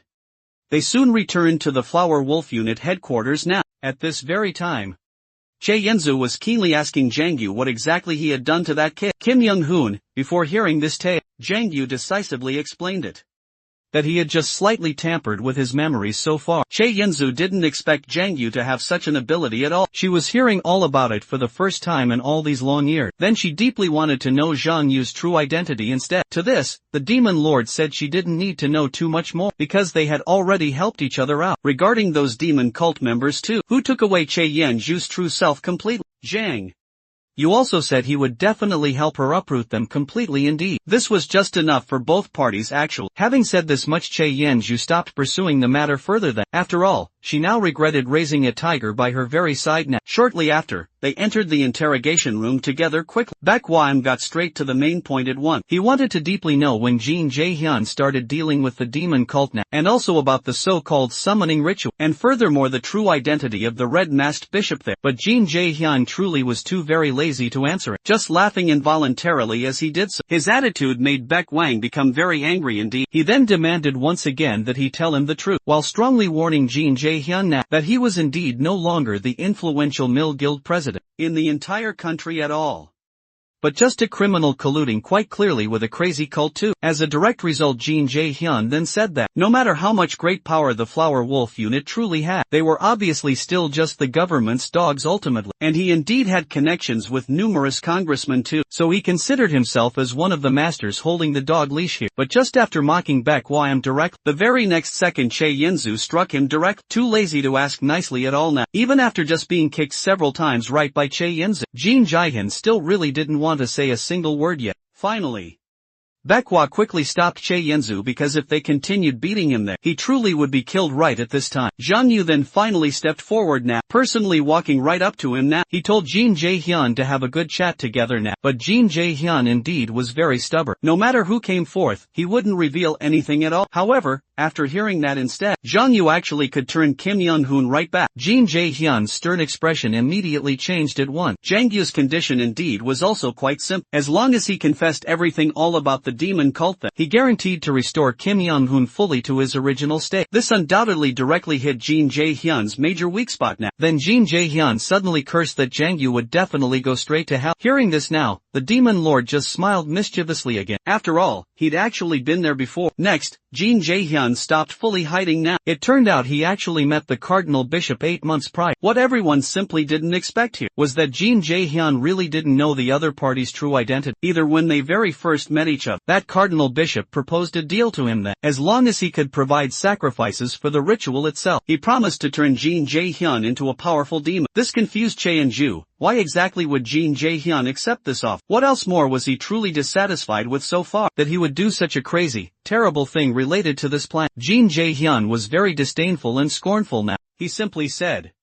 she would ask this question only because Chae Yenzu knew hardly anything about demons themselves. Jin Jae-hyun accepted it because demons could gain true eternal life indeed, even if their very neck was brutally cut off then. As long as their crucial heart was still simply beating strong, they could be truly immortal and also ageless definitely. Baekwa murmured then.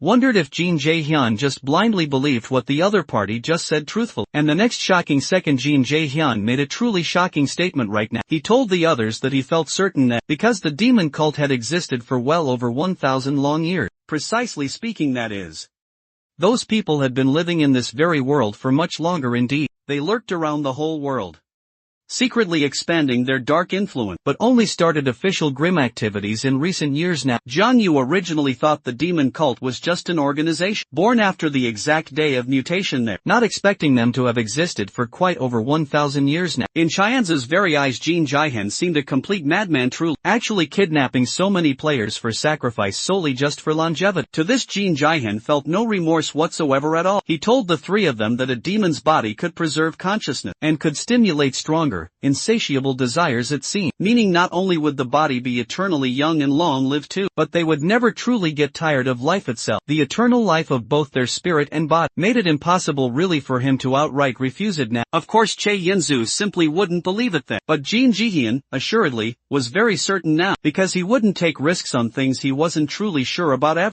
As for Jiang Yu here, he was ever so clear deep inside that insatiable desires weren't quite as wonderful as imagined before. No one understood demon life better than him, it's true. In the end now, Jin Jihen knew just as little about demons at this time. Jin Jihen mentioned that through sacrifice too, several guild members had already gained some demonic energy now, which was a potent power straight from hell, similar to magic in some ways, but indeed different still. Chianza thought Jin Jihen also had it then, but unexpectedly, he hadn't had the right time to receive demonic energy just yet. Otherwise, they wouldn't have been able to capture him surely. As for the main reason why, to completely become a true demon required much more preparation indeed. If he rashly received such demonic energy now, his dark desires would spiral out of control so fast, and he'd become a truly mindless monster ultimately. Hearing this now, Chianza was quite shocked that knowing this would happen soon, he still willingly let his people receive demonic energy now. To this very fact, Jin Jihen laughed heartily then. He thought being able to immediately gain such powerful strength now made them pretty good indeed as disposable soldiers perhaps. As for the summoning itself, it was the demon cult preparing to summon more demons to Earth then. Jin Jihen wasn't entirely clear about the specific summoning detail, method and location, only that according to the bishop himself, the dimensional barrier preventing demon summoning had suddenly weakened recently now. Learning that Jin Jihen was told this news over a month ago too, Jiang Yu immediately broke out in a sudden cold sweat then, because he had already guessed that the dimensional barrier weakening was definitely actually due to himself alone. This also meant that the true reason the demon cult started taking action was because when he returned to Earth himself, he accidentally damaged the Gaia system fully, while Che Yinju beside him there was very puzzled then. Why would Jiang Yu's expression look so terrible at this point? The last time Jiang Yu asked about the current exact state of the dimensional barrier, and according to Jin Jihen indeed, it was still steadily getting weaker it seemed. He also guessed that after the Gaia system was destroyed completely, it had essentially lost its self-repair ability now. If this continued, Jiang now, you felt deeply that demons and those other magical creatures would probably join all forces to rule Earth for sure. And those guys now from the Elno continent were probably surely not easy to deal with now either. Thinking deeply of this, the demon lord was going absolutely crazy inside himself. He never really thought he would cause such a huge, lasting impact back then truly. But right now he certainly couldn't handle this big problem either. So he still prioritized solving the demon cult issue first. So John, you asked clearly about the demon cult's domestic headquarters then, and exactly where the red-masked bishop with the head pattern was located precisely. To this query, Jin Jihen strongly thought telling them now was meaningless entirely, because the other party should have definitely already moved to another secure location now, and might definitely have already prepared the important summoning ritual for sure. Hearing all of this, Chianza was left very confused really. Obviously, this was because there weren't enough sacrifices made. The Mill Guild swiftly went to capture Kim Shur-hyun promptly, but unexpectedly, Jin Jihen firmly said he wasn't clear also. These quite contradictory words made Che Yanju somewhat very angry. The required sacrifices were entirely provided by the Mill Guild itself. She flatly didn't believe Jin Jihen wouldn't know if there were enough given. However, Jin Jihen simply smiled quite eerily indeed, then told everyone that they fully provided sacrifices to the demon cult as well, on a performance basis, specifically with these grim words. Wu Jiangyu was actually the first to quickly react. He urgently told Baek Kwang and She Enzu. It seemed clear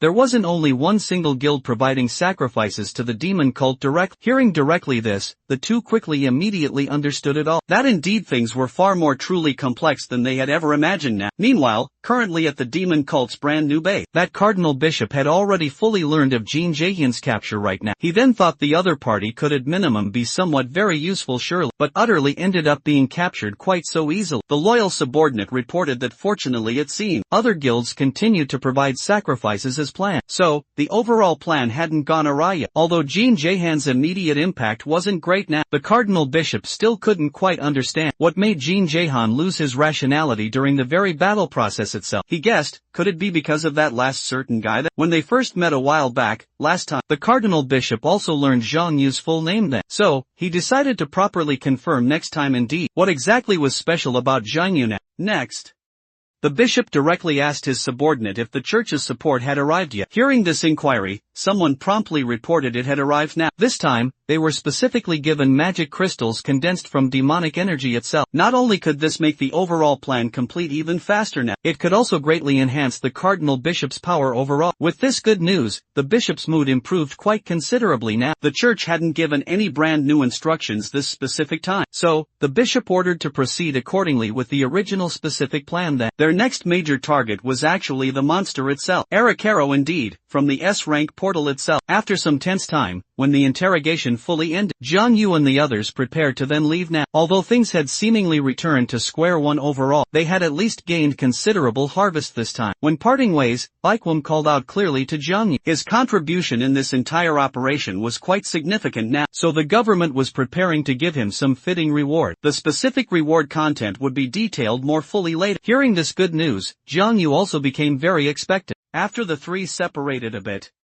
Zhang Yu finally returned back home after all. Seeing Shuya and Echidna was very surprising indeed. During this time apart, Echidna missed Zhang Yu every single day. Hearing her kindly ask what he had been doing truly, Jinyu apologetically said he had some urgent matters to handle, and Echidna thoughtfully thought she had done something wrong perhaps. She was also worried much that Jinyu would abandon her soon. Fortunately, Wu Jinyu told her calmly not to overthink it now. This time away was just an emergency situation essentially. He would absolutely never ever leave again in the future now. Although there was truly no solution to the demon cult matter now, but Zhang Yu also felt quite very sorry inside too. After all, Echidna had just escaped her very lonely life indeed, yet he had vanished, disappeared for a whole week outright. While comforting Echidna, Zhang Yu also told Shuya all things were indeed over now. He was quite sorry for leaving quietly for so many long days without explaining more, but Shuya didn't mind much. She truly believed Zhang Yu would definitely then explain everything to her fully in the future days still. Shuya being so incredibly understanding almost moved Zhang Yu indeed to tears. More importantly truly, Shuya had already cooked up some kimchi soup, waiting for him there. This instantly quite made the demon lord's mouth water instead. 2 days later now Zhang Yu and all the others went to visit Shirhan along together too. Now then, Shirhan also truly understood that Zhang Yu had been lurking around them all, because he truly learned about those rumors concerning himself though, and was quite worried he'd be captured by the demon cult even. Of course, this was just what Zhang Yu told Shirhan himself. He certainly didn't dare reveal the full truth then. After explaining things for a short while, Shuya suddenly became quite a bit downcast actually, because the more Zhang Yu hid from them all, the more she deeply felt the distance between them was growing large. And Wu Zhang Yu apologized once more that he shouldn't have hidden these things and made Shuya worry so. Seeing all this, Shuya said she was being too talkative also. Zhang Yu definitely must have his own difficulties too, and he didn't even need to apologize to her or absolutely anything really. But Zhang Yu deeply thought Shuya was already quite his family indeed, so his sincere apology was most appropriate surely. He indeed shouldn't have made his very own family worry for so many long days. Then he promised Shuya sincerely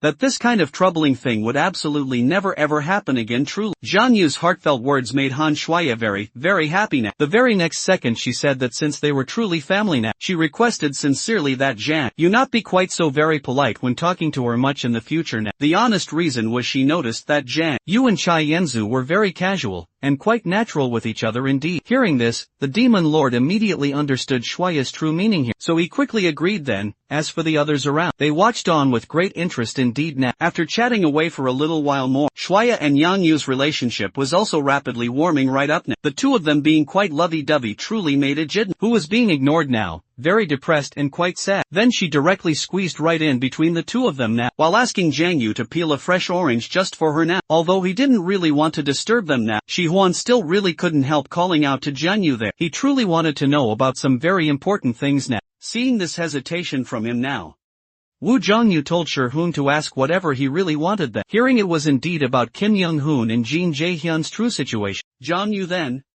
truthfully told him now that those two would be in prison for all of life, and he didn't really need to worry about them ever being released soon. This grave incident couldn't be settled easily with just money now. There was also the added fact that both Mill Electronic and Mill Guild had completely fallen apart entirely because of this incident. Next, Jang Yu also said he had actually heard quite about Shurhun's current situation, being forced directly into huge debt by Jin Jae-hyun, and also Kim Young-hoon's many schemes. Now, Jang Yu told Shurhun then he could obtain full deserved compensation through legal means now. And regarding his mother's grave illness, Jang Yu further said he would also help together fully, letting Shihun's mother receive far better treatment at a very good hospital indeed. Woo Jang Yu's compassionate words moved Kim Shurhun to tears now. He choked way up while thanking Jang Yu greatly, and said Jang Yu truly was his lifelong benefactor forevermore. Shihun deeply wanted to be like Taisu too, becoming Jang Yu's sworn very brother now, treating him just as his big brother from now directly on. Hearing this honest plea, the Demon Lord instantly then felt overwhelmed with sudden guilt, but he still fully agreed to Shihun indeed becoming his little brother anyway, while actually being very grateful truly to Jang Yu still. Kim Shihun even said he just wanted to be honest now with everyone. He had been deliberately hiding something truly all along. Then he said quite openly, actually in fact, the rumors from outside weren't entirely wrong. He had indeed gained a special attribute back in his first awakening. He was a descendant of the famed SSS rank war god himself, but just because his current level was quite low, the powerful attribute wasn't fully unlocked just yet. Fortunately, after the last time we met, he could already use some war god's true power. Sihun's very words shocked absolutely everyone. From the day of mutation until right now, no one had ever awakened such a high-level attribute on their initial first awakening.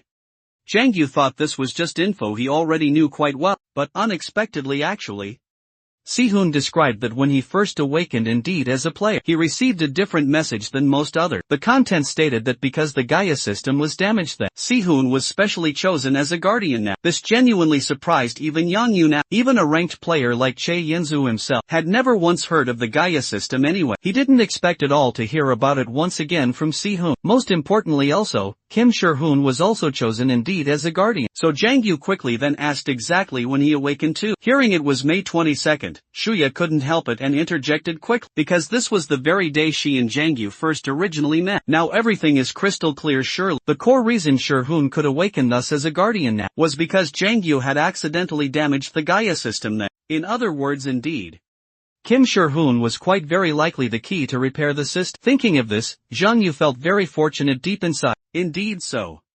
His decision to make him his servant back then was absolutely correct truly, seeing that Shurhun's condition was normal overall. Wu Zhangyu prepared to leave at once, but just as he stood up, Shurhun suddenly grabbed his clothes quickly, which made Jang Yu feel somewhat truly uncomfortable. Was that Kim Shurhun wanted him to stay a bit longer there? With this appearance now, Jang Yu quickly understood why quite clearly. Just like Echidna was very clingy to him as a demon servant now, Shurhun would also instinctively be quite close to his master, like a summoned beast even plus. Kim Shurhun's gaze made even the Demon Lord start to overthink much more. After entrusting the whole team to Shurhun himself, he immediately jumped right out of the hospital window now. Time passed for several more days onward. Recently Zhang Yu and Echidna had been hunting continuously non-stop. Today as always, they cooperated so well to kill monsters still. With Echidna's powerful restraint now, Wu Zhangyu decisively used the Iron Axe's full power indeed. But even when dealing with S-rank monsters now, this wasn't quite enough, so he added another authority to the Iron Axe still. The potent power of freezing as the fearsome Demon Lord swung with full force. Two gigantic S-rank giant ogres were violently hit on the spot there, as their massive bodies rapidly began to freeze solid. The very next second, they shattered into ice fragments and fully died now. Right after killing these two strong monsters there, Zhang Yu's level finally reached level 50 quite fast, achieving his noteworthy 6th awakening soon. This time, he was very excited indeed to see his new attributes then. But just like last time, it unfortunately still showed question marks there. He needed to fully achieve the extreme demon body quickly before his very attributes would be fully unlocked ultimately, but he didn't even know what key conditions were needed to achieve it soon. Echidna then saw the dejected Zhang Yu and worriedly asked what was wrong now, to which Zhang Yu told her he was actually just fine still. Just then now, Wu Zhangyu's communication crystal now received a message from someone important. It was Shuya looking for him urgently now. They had basically finished packing all things at home already, and were just waiting for Zhangyu to come over there. But Shuya's mother still wanted to tidy everything up neatly, so she told them both to go to the new house first today. After coming right out of the portal quickly, Zhangyu drove swiftly to pick up Shuya first and came to the new home then. Such a very spacious house made Shuya feel somewhat uncomfortable inside. She truly didn't expect that Zhangyu indeed, having finally gotten himself a very nice house, would be willingly ready to let her and her mother live with him together. Hearing all this, Jiang Yu simply said they were family now, and he didn't really want to live alone in such a big place anymore. He also candidly told Shuya clearly that it was actually prepared carefully by the Red Rose Guild instead. Learning all the stark truth, Shuya was happy just on the surface alone, but actually felt quite disappointed deep down, because she understood the real gap between herself and Chianza now was unfortunately too very big after all. The other party indeed had bought a sky-high apartment in the city center there, without even blinking, and given it to Jiang Yu specifically. Although she really didn't want to admit pure defeat now, she had to acknowledge the actual distance now from Chianza at this particular time here. Ejidna asked Jiang Yu what he was doing tomorrow next. Learning that Jiang Yu currently had nothing planned at all, she really wanted to go out and just play together always. To this indeed Jiang Yu also happily agreed the very next day. Then they first happily went shopping at the big mall. Then, watching Shuya carefully pick out clothes for Ejidna there, Jiang Yu remembered last time they were probably like this as well. Ejidna was very close to Shuya certainly, which also made Jiang Yu feel genuinely good actually. He had originally worried that Ejidna would only stick to him solely, and couldn't get truly close to other people yet. Fortunately indeed, with Shuya there, Ejidna could definitely adapt well to Earth's overall environment. The only one thing that made Jiang Yu feel uncomfortable, perhaps? He had already been carrying far too many bags. The Demon Lord didn't dare even imagine just now how much more were they possibly going to buy precisely. After the three continued shopping for quite a while still, Jiang Yu discovered many delicious things there indeed. Seeing this, Shuya clearly understood that he probably had never been to this kind of bustling food court before clearly. So she told Jiang Yu there were many amazing foods and tasty snacks here now. As Shuya thought, truly woo. Jiang Yu had really never been here when he was back on Earth recently, being far too focused on merely leveling up before. Jiang Yu then had forgotten that his true purpose for returning to Earth was to enjoy life full, eating, drinking, and really having fun out there. Soon Jiang Yu ordered a table quite full of varied food, but what he tasted first, however, was still a pot of steaming kimchi soup. After eating just 2 spoonfuls now, Jiang Yu was certain it wasn't quite as good as Sui's. He thought clearly, since the taste was much worse, that's true. The only real choice was to now pursue variety. So Jiang Yu bravely put various foods into the soup then. Ejidna keenly wanted to try some too, but Shuya directly stopped her as Jiang Yu ate with relish now. This quite unique taste made him very, very addicted. Just then, suddenly, someone applauded for Jiang Yu and declared, soup really should be eaten like Wu Jiang Yu was certainly doing. But the person made Jiang Yu feel somewhat surprised indeed, because it was Bai Jiang, the #1 ranked player in the whole country. Not really having seen each other for a little while, Bai Jiang also actively greeted Jiang Yu then. But Jiang Yu wasn't exactly in the mood now, so he quickly asked what he truly wanted now. Hearing directly this, Bai Jiang told Jiang Yu he could be more casual when speaking to him. Today he brought genuinely good news indeed. Heard that Jiang Yu was a new player fully supported by Red Rose. To this Jiang Yu said he wasn't really a Red Rose member now. More accurately, it surely should be a cooperative relationship. And Bai Jiang invited him after the cooperation with Red Rose fully ended, to come join his Cosmos Guild then. He also promised that as soon as he came over, he'd immediately give Jiang Yu a staggering 50 billion, plus a house and car. Additionally, he would prepare a top executive position too. Hearing this, Jiang Yu was quite disappointed instead. He thought there would be some truly good treatment, you see. This made Bai Jiang a bit shocked now. He didn't expect Red Rose's conditions to actually exceed his own. Jiang Yu's words also really made him find it very interesting. So, he was quite curious then. What kind of conditions would make Jiang Yu's heart flutter now? Jiang Yu was about to say he didn't want to work under others really, when Bai Jiang suddenly told him if he came to Cosmos Guild instead, he'd immediately give Jiang Yu a legendary equipment piece for free then. This condition could be indeed said to be very tempting. Legendary equipment was simply priceless actually. Unlike equipment made from ordinary monster corpses and magic stones indeed, legendary level materials could only be obtained from S-rank type, portal boss monsters only. It also had a characteristic that after wearing it once it would perform a branding ritual, a binding ritual with the user. Most importantly here, legendary equipment could greatly enhance some basic ability values now, and possessed various special unique effects. Jiang Yu didn't deny this very condition was indeed tempting him, but he still firmly refused Bai Jiang anyway. After all, if it couldn't enhance demonic energy at all, it didn't really mean much to him then.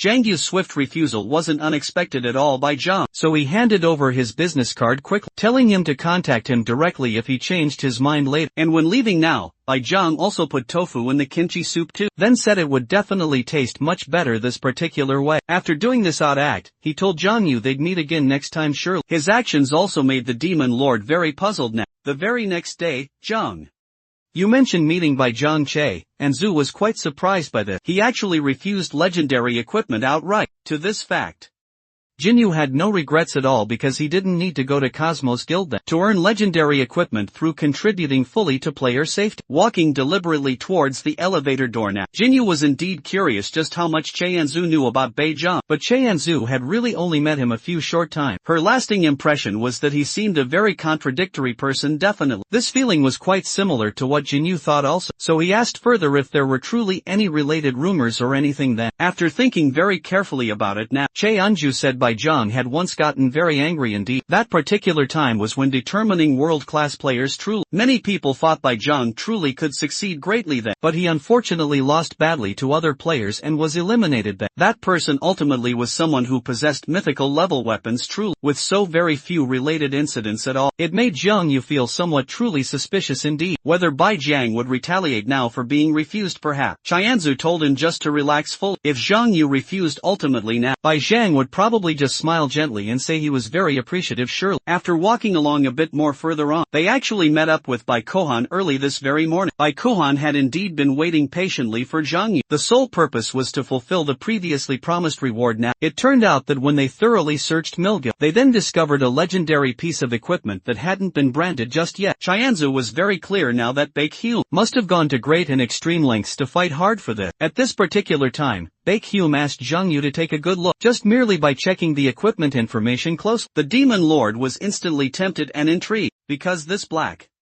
pearl coat could not only enhance inherent ability values a lot, but also surprisingly had special unique effects too. It could double inherent ability values entirely for just 1 minute, although it all looked pretty good actually.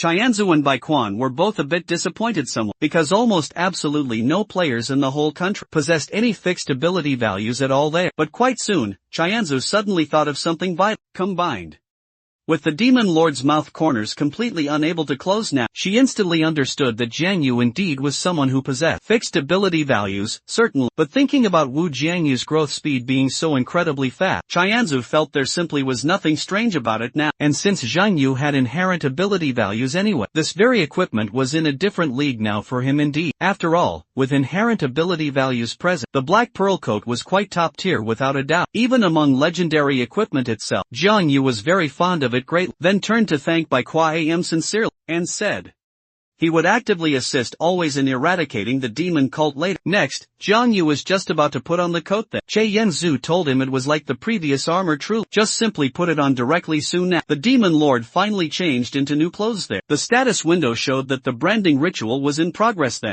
and before too long, the black pearl coat now successfully recognized its destined master, confirming definitively that Zhang Yu possessed the fixed ability value of powerful demonic energy. The very next second the equipment's unique effect activated, and Zhang Yu immediately felt his demonic energy increase by a full 5 points. After that branding ritual had fully ended, his raw strength was greatly enhanced once again. Seeing all this unfold, Che Yanju was quite curious about just how wearing such legendary equipment truly felt. To this question, Zhang Yu said very excitedly that could he perhaps get 10 or even 8 more pieces of such amazing equipment? These rather bold words made Baikwa almost laugh directly out loud. Then he carefully explained to Zhang Yu that equipment could only be worn up to 5 total pieces at most. After that limit, stacking more simply wouldn't produce further additional effects. Now, hearing this very news, Zhang Yu understood this clearly meant 5 pieces or possibly less was feasible still. Seeing Zhang Yu's intense expression then, Qianzu asked him if he was quite satisfied with this coat's strong performance now, and Yengu responded firmly that of course he was quite satisfied. But hearing Che Yinshu directly ask if he truly wanted to confirm how much stronger he'd become now, Yengu couldn't help but be quite curious what she wanted to specifically do. Che Yinshu certainly didn't hesitate at all, and immediately asked Yengu outright if he wanted to soon have a fight. Soon enough they got Baek Guam's clear permission grant, and headed swiftly to the Flower Wolf unit's sparring room itself. Besides wanting indeed to know how much stronger Zhang Yu had become then, Che Yinshu also keenly wanted to figure out what exactly Zhang Yu was really hiding. She truly believed Wu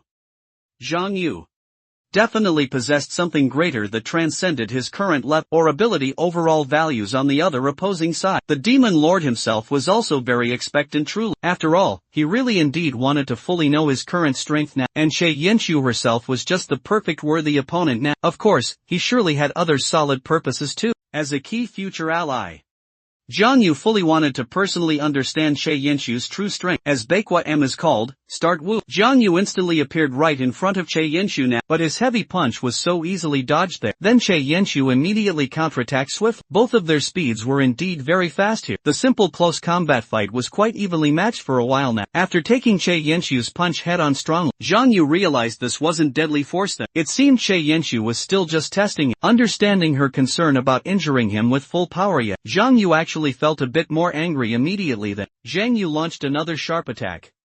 But this punch wasn't quite meant to hit squarely. When Che Yanzu dodged quickly, Zhang Yu grabbed her hat with his other hand instead, asking if she was underestimating him too much indeed. Zhang, you thought such a bothersome thing like the hat should indeed be removed. Before Zhang Yu could quite take the hat entirely away, Chianzu's bloodthirst chain quickly activated instantly then. Successfully dodging the sudden strike now, Zhang Yu finally got quite serious now, as he could clearly feel Chianzu's intense killing intent in that attack now. This was exactly the kind of fierce battle Zhang Yu truly wanted. Chianzu was certainly no longer holding anything back then. The close combat probing beforehand was quite sufficient now. Zhang Yu simply wasn't any ordinary player at all. Only indeed through direct confrontation head-on could the Demon Lord feel the sheer terror of Che Yanqiu's power, combined especially with the bloodthirst chain itself. Not only was the raw killing power truly immense, but the sheer speed was ridiculously, incredibly fast too. Having witnessed the terrifying effects of Cheyenne's bloodthirst chain before, Zhang Yu didn't even dare get hit even slightly whatsoever. Although retreating back created somewhat a disadvantage now, Zhang Yu still quickly backed away now to dodge this attack. Otherwise really, being continuously entangled by the bloodthirst chain's endless chains that would outright prevent him from even properly activating his ability. Reaching towards the rear now, Zhang Yu decisively used his equipment's special effect that, with all his key ability values doubled quickly, he made Chianzu feel such pressure too. So, she actively charged directly toward Zhang Yu. This time Chianzu truly was like a human-shaped destruction tool now. Of course, Zhang Yu wouldn't choose to take that head-on, as indeed for Baiyuan.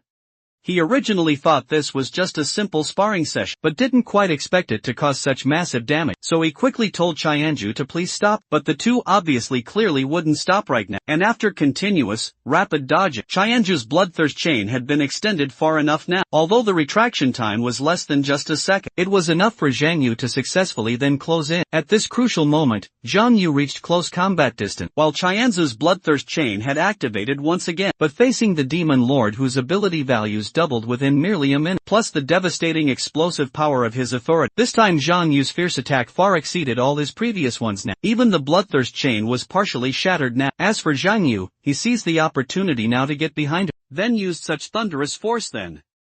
Just the next swift second, piercing sound echoed throughout the entire battle room now. Both Che Enju and Bai Huayan were directly hit now. This was also Zhang Yu's absolute best chance to win here. Precisely when the effects of thunderous force finally ended, Che Enju also quickly reacted that. But Zhang Yu had already indeed used both of his authorities now, and at this close distance, Che Yanqiu understood she really couldn't completely dodge at all, so she chose instead to switch her bloodthirst chain for total defense. But the very combination of heaven's raw power and void-breaking force itself, plus Zhang Yu with indeed doubled abilities now, this powerful strike instantly broke right through Che Yanqiu's defense now. Of course Zhang Yu couldn't really kill her there, so he definitely aimed at the battle room wall right behind now. The entire fight ended right here for now. Che Yanzu had even clearly felt the very breath of death just now even. She collapsed on the ground gasping hard for air definitely, at the same time lamenting clearly that Zhang Yu was truly a real monster indeed. Just after the intense battle with Che Yanzu fully ended, the Black Pearl Coat special effect happened to quietly disappear. That minute of power enhancement truly made Zhang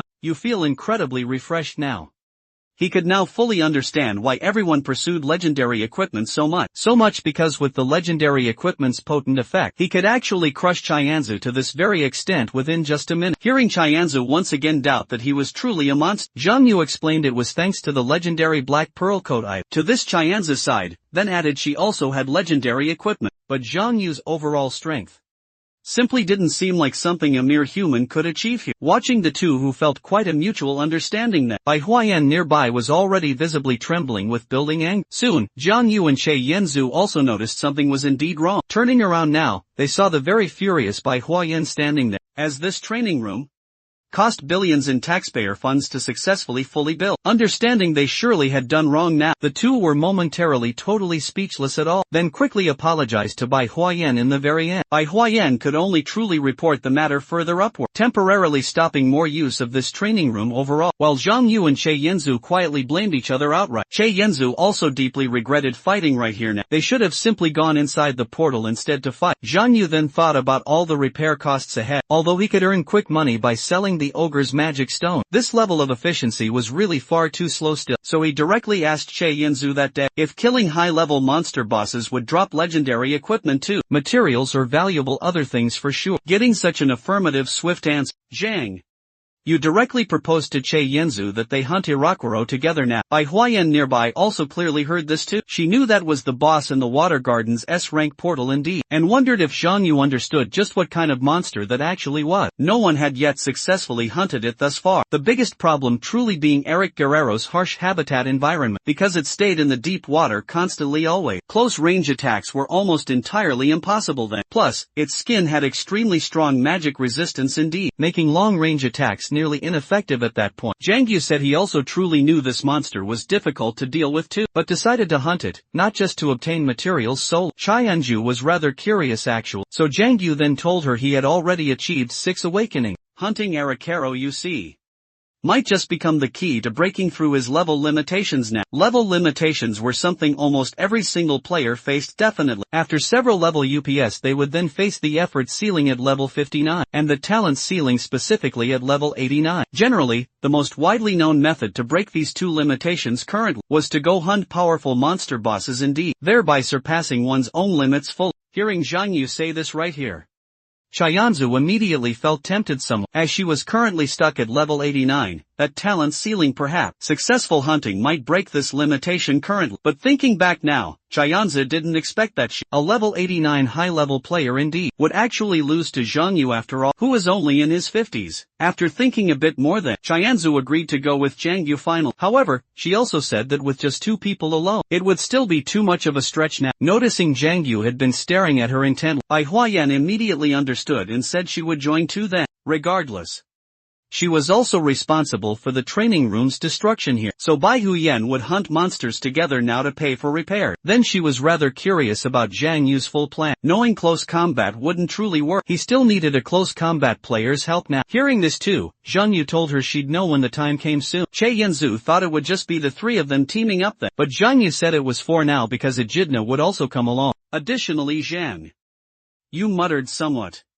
that it would be quite nice to have another close combat fight, but unfortunately, Shi Jun's level was much too far behind him. Even wanting to bring him now would be totally powerless. Hearing Zhang Yu's soft muttering, Bai Huayan proactively told him that she did know another capable close combat player too, so they all agreed to hunt 3 days later. After several long days of waiting now, they soon enough reached the appointed time final. These recent days Zhang Yu hadn't been idle at all. He'd been continuously hunting S-rank monsters still. After swiftly killing this monster too, Zhang Yu eventually reached level 59. Originally, he fantasized he might not have level limitation, but the status windows notification still ruthlessly pulled Zhang Yu back to harsh reality. Soon after, Che Anju and the others arrived inside the portal. Seeing a newly appeared man just then, Zhang Yu politely inquired first. Then Bai Huayan introduced him there. This indeed was the close combat player mentioned earlier. The man happily then told Zhang Yu so. He was the esteemed 2nd Corps commander of the Flower Wolf unit now, named Gu Yuan, and Zhang Yu quickly introduced himself too. Gu Yuan originally heard Zhang Yu truly was a new player, but didn't quite expect he could already hunt giant ogres now. Discovering there was also a child present, he looked completely puzzled and surprised, but fortunately, Zhang Yu explained that Echidna was his summoned beast. Seeing Gu Hyun's curious follow-up questions come next, Bai Huyan swiftly stopped him right there, then said she'd fully explain about Zhang Yu's matters later on. In any case now, Zhang Yu was indeed a strong fighter, not really inferior to Che Yanzu for sure. This very statement greatly shocked Gu Hyun himself. A newcomer who'd only been a player for a short time then, was already on par with the country's top players surely, although truly very hard to fully believe now. He knew Bai Huyan simply had no real need to lie. After chatting a bit more fully,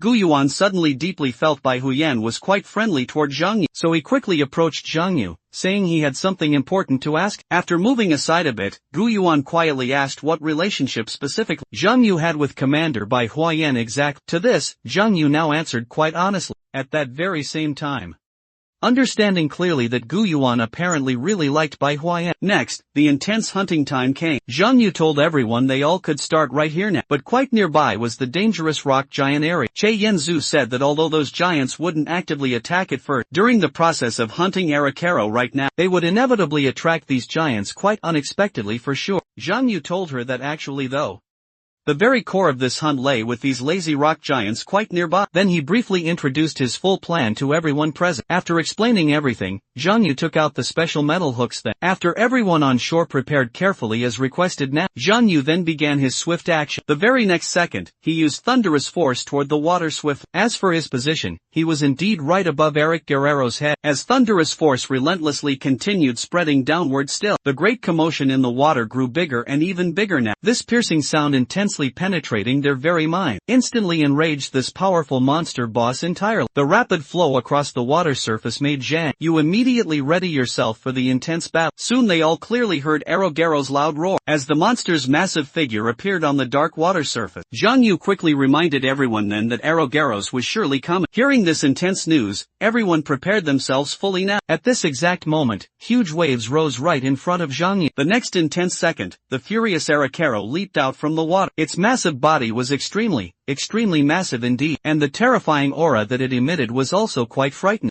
Zhang Yu and all the others were only slightly bigger than tiny ants in front of this huge monster, and this fearsome monster had simply just surfaced there when it fiercely launched a brutal attack toward Zhang Yu and everyone. Having carefully researched relevant materials beforehand now, this indeed was Eric Kito's poison needle attack mode in full. Immediately, Zhang Yu quickly called for Echidna to urgently defend. Getting that command now, she immediately used her magic barrier to fully block the poison needle, but the opponent's fierce poison needles were too dense and vastly powerful. Zhang Yu fully understood Echidna couldn't hold out for much longer at all, so he told Guhaiyan and Bei Hyun to start acting immediately. Then he used his sky force while quickly grabbing both of them tightly. After firmly telling them both to hold on very tight indeed, Zhang Yu decisively and quickly flew into the air high above. After flying swiftly above Eric Guerrero Zhang Yu released Bei Hyun and all the others there. Then the quick three rushed toward the monster with iron chains now. Soon they precisely landed on Arakito's back at last. Next,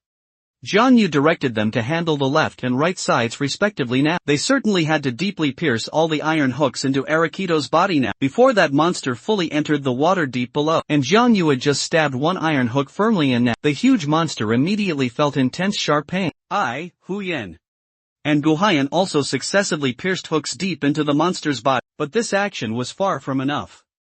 They continued stabbing new iron hooks right into Arogero's back. All three exerted great force together now, as the monster began drilling downwards toward the water's depth. Understanding the opponent's move was clearly preparing a swift escape, Zhang Yu reminded everyone urgently to hold tight now and not fall. At this intense moment, Arakero first plunged right to the water surface, then jumped up violently indeed.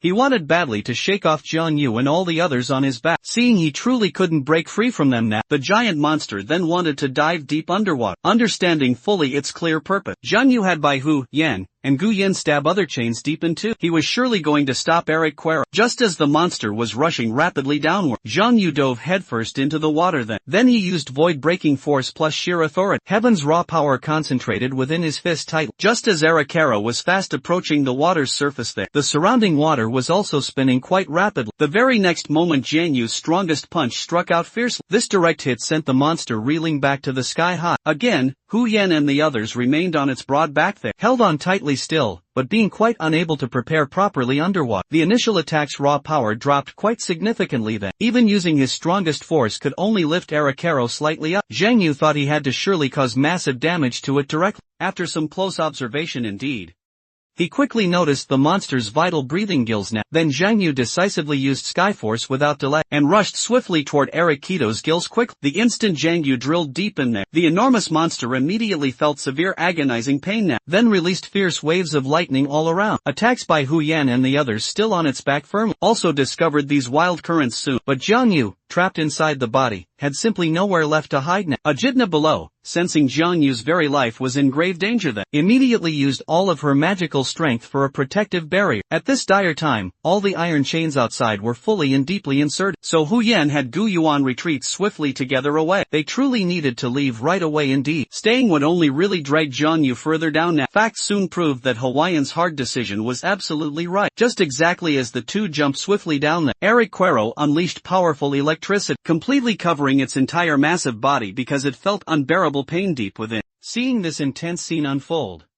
Huaiyan fully understood Jiang Yu had already entered the monster's very body. The monster's terrifying electricity clearly had no real effect on Jiang Yu now whatsoever thanks to Echidna's crucial remote shield now. Jiang Yu didn't expect that Echidna could actually provide such remote shielding effectively, but this was truly perfect now with Echidna there indeed. He didn't even need to waste precious energy resisting all of the electricity at all. Using his remaining quite limited strength now, Jiang Yu frantically destroyed the monster's internal organ now, finally, even breaking straight clear through the severely wounded one now. Eric Quero temporarily lost all strength to resist fiercely. Seeing this, Jiang Yu truly understood the golden opportunity had come now. Now they just needed to quickly drag that monster to the shore here. So, he quickly shouted quite loudly to Che Yanzu right now. Hearing Jiang Yu say he was totally ready, Che Yanzu decisively swung her bloodthirst chain tightly to whip those rock giants more and more as she whipped fiercely. The more she actually whipped, the more excited she became indeed. As Che Yanzu's whipping grew heavier still, the giants feeling immense pain began running desperately onward. The more these very giants ran fast, the more enthusiastic Che Yanzu became almost instantly. She definitely wanted the giants to run even faster now. So, she continued whipping them all continuously there. Each rock giant had some iron chains firmly tied to it then. Their desperate escape became the raw power to drag Arikaro away. Jiang Yu was completely responsible for not letting the chains loosen even slightly. So, he pressed downward very hard on the inserted hooks now. Originally, they could have made it through with a bit more persistence still, but Arikaro quickly recovered its full strength there. With its frantic, desperate struggling now, one of the rock giants running ahead now was even pulled sharply down to the ground hard. Now Zhang. You could feel the large monster below gradually recovering its full strength now, while competing intensely in raw strength with the rock giants all around. Eric Quero also launched more attacks yet again here. Fortunately, its poison needles were still blocked well by Echidna. However, Eric Quero's immense strength was ultimately too great now. If this continued then, Zhang, you understood the valiant giants would definitely fall soon. First, he had to quickly find a way to weaken the monster again now. Soon Zhang You fully made up his resolute mind, so he shouted to Chianzu again loud, telling her directly to make the strong chains grow wicked spikes now. Although this dangerous task could be done through the bloodthirst chain well, Che Yanchu worried greatly about getting Zhang Yu involved too much now. Unexpectedly Zhang Yu firmly insisted she act very quickly indeed. Upon hearing this now, Che Yanchu immediately activated the bloodthirst chain special effect instantly. It could not only assimilate these iron chains now, but also absorb energy from stabbed targets quite readily. Just precisely as the chains were assimilated and grew spikes then, Yan Yu immediately used the monster armor's petrification effect too, but unexpectedly even rare grade items simply couldn't last long there. However, fortunately here, it worked well on Eric Quero though. The assimilated chains were frantically absorbing the monster's power indeed, even if Eric Quero desperately wanted to struggle free. Being hindered by just too many bloodthirst chains around, it soon lost its strength to resist again completely, then could only be dragged bit by bit toward shore by the giants slowly. As for Chianzu, she was still continuously driving the giants steadily. These rock giants weren't affected by the bloodthirst chain much, thanks of course to their hard shells primarily. Those spikes just couldn't penetrate the giants' bodies at all. Zhang Yu's innovative method made Che Yangju greatly admire it now. He'd never thought rock giants could actually be helpful before either. Finally, Arcaro was inevitably dragged right down to the ground, although it was still resisting now with all its considerable might. But after finally reaching land itself, Arcaro basically lost its key chance to recover any strength. At this point, Zhang Yu also breathed a very long sigh of relief there. But then Echidna ran over fast. She wanted to know Zhang Yu's true condition. Seeing this occur, Zhang Yu quickly told her there to dodge away. But Arcaro's next fierce attack had already arrived at the critical moment. Bai Huyan struck in just time, cutting off the monster's large fin with one slash. Hu Yan was responsible then for rescuing Echidna quickly. The two had just jumped down and fallen now into the cold water, only now swimming safely ashore now. Zhang Yu told everyone there they could prepare for the final finishing phase soon. After directly telling Echidna he was just fine himself, Zhang Yu had her then go handle those large rock giants now. After directly confronting Eric Quero now, plus being also continuously tormented by Che Yenshu then, they were each now exhausted thoroughly.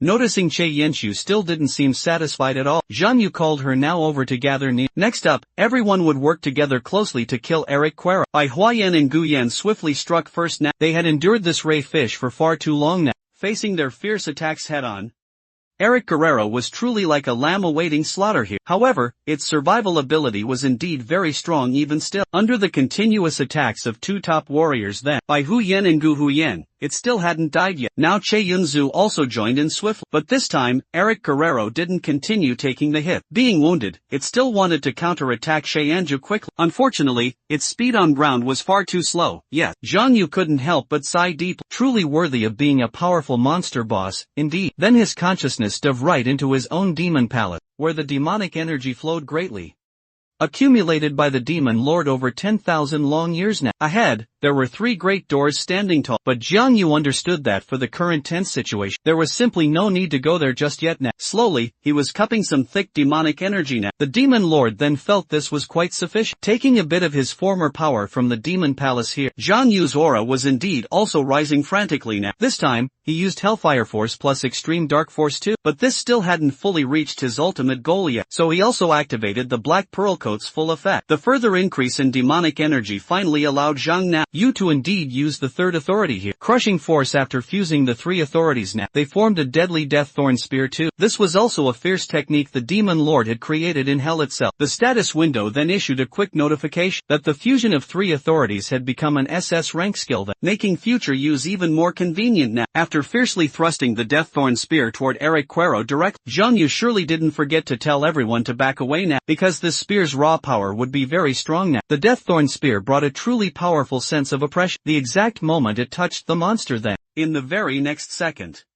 the Deaththorn Spear immediately pierced clean through the monster's body. Che Anju and the others were also quite frightened by Jiang Yu's incredible strike, because this completely didn't seem achievable by a mere 6 awakening player at this moment. At this particular time, indeed, Irakura was still now being burned fiercely by Hellfire Force. Then came a violent and sudden explosion, and Jiang Yu had successfully fused fully 3 authorities together, for the very first time ever. The status window clearly indicated the second condition for extreme power. Demon Body was satisfied then, seeing the message above Zhang Yu, only then learned that the second condition was achieved quite nicely, was accomplishing the fusion of 3 unique authorities now. After using this amazing strike, Zhang Yu's hands were still trembling some, but if this were back when he ruled Hell then, such attacks would be mere child's play for Zhang Yu himself. Now using it indeed was very taxing, certainly. Thinking deeply of all this now, Zhang Yu looked forward greatly to killing more monsters and becoming much stronger. Soon after coming fully to his senses, Chianzu and the others then approached, curious as to why Zhang Yu had such a killing move but didn't use it earlier on. To this, Zhang Yu explained quite briefly he was also using it for the very first time, and he couldn't use it casually, as his hands were still trembling badly. At this very moment, Echidna had also finished handling those giants there. Zhang Yu thought for sure this hunt was over then, but he suddenly noticed something was wrong indeed. The status window hadn't shown a kill notification at all, so Zhang Yu immediately had everyone prepare for battle once again now, because the hunt just wasn't completely finished quite yet.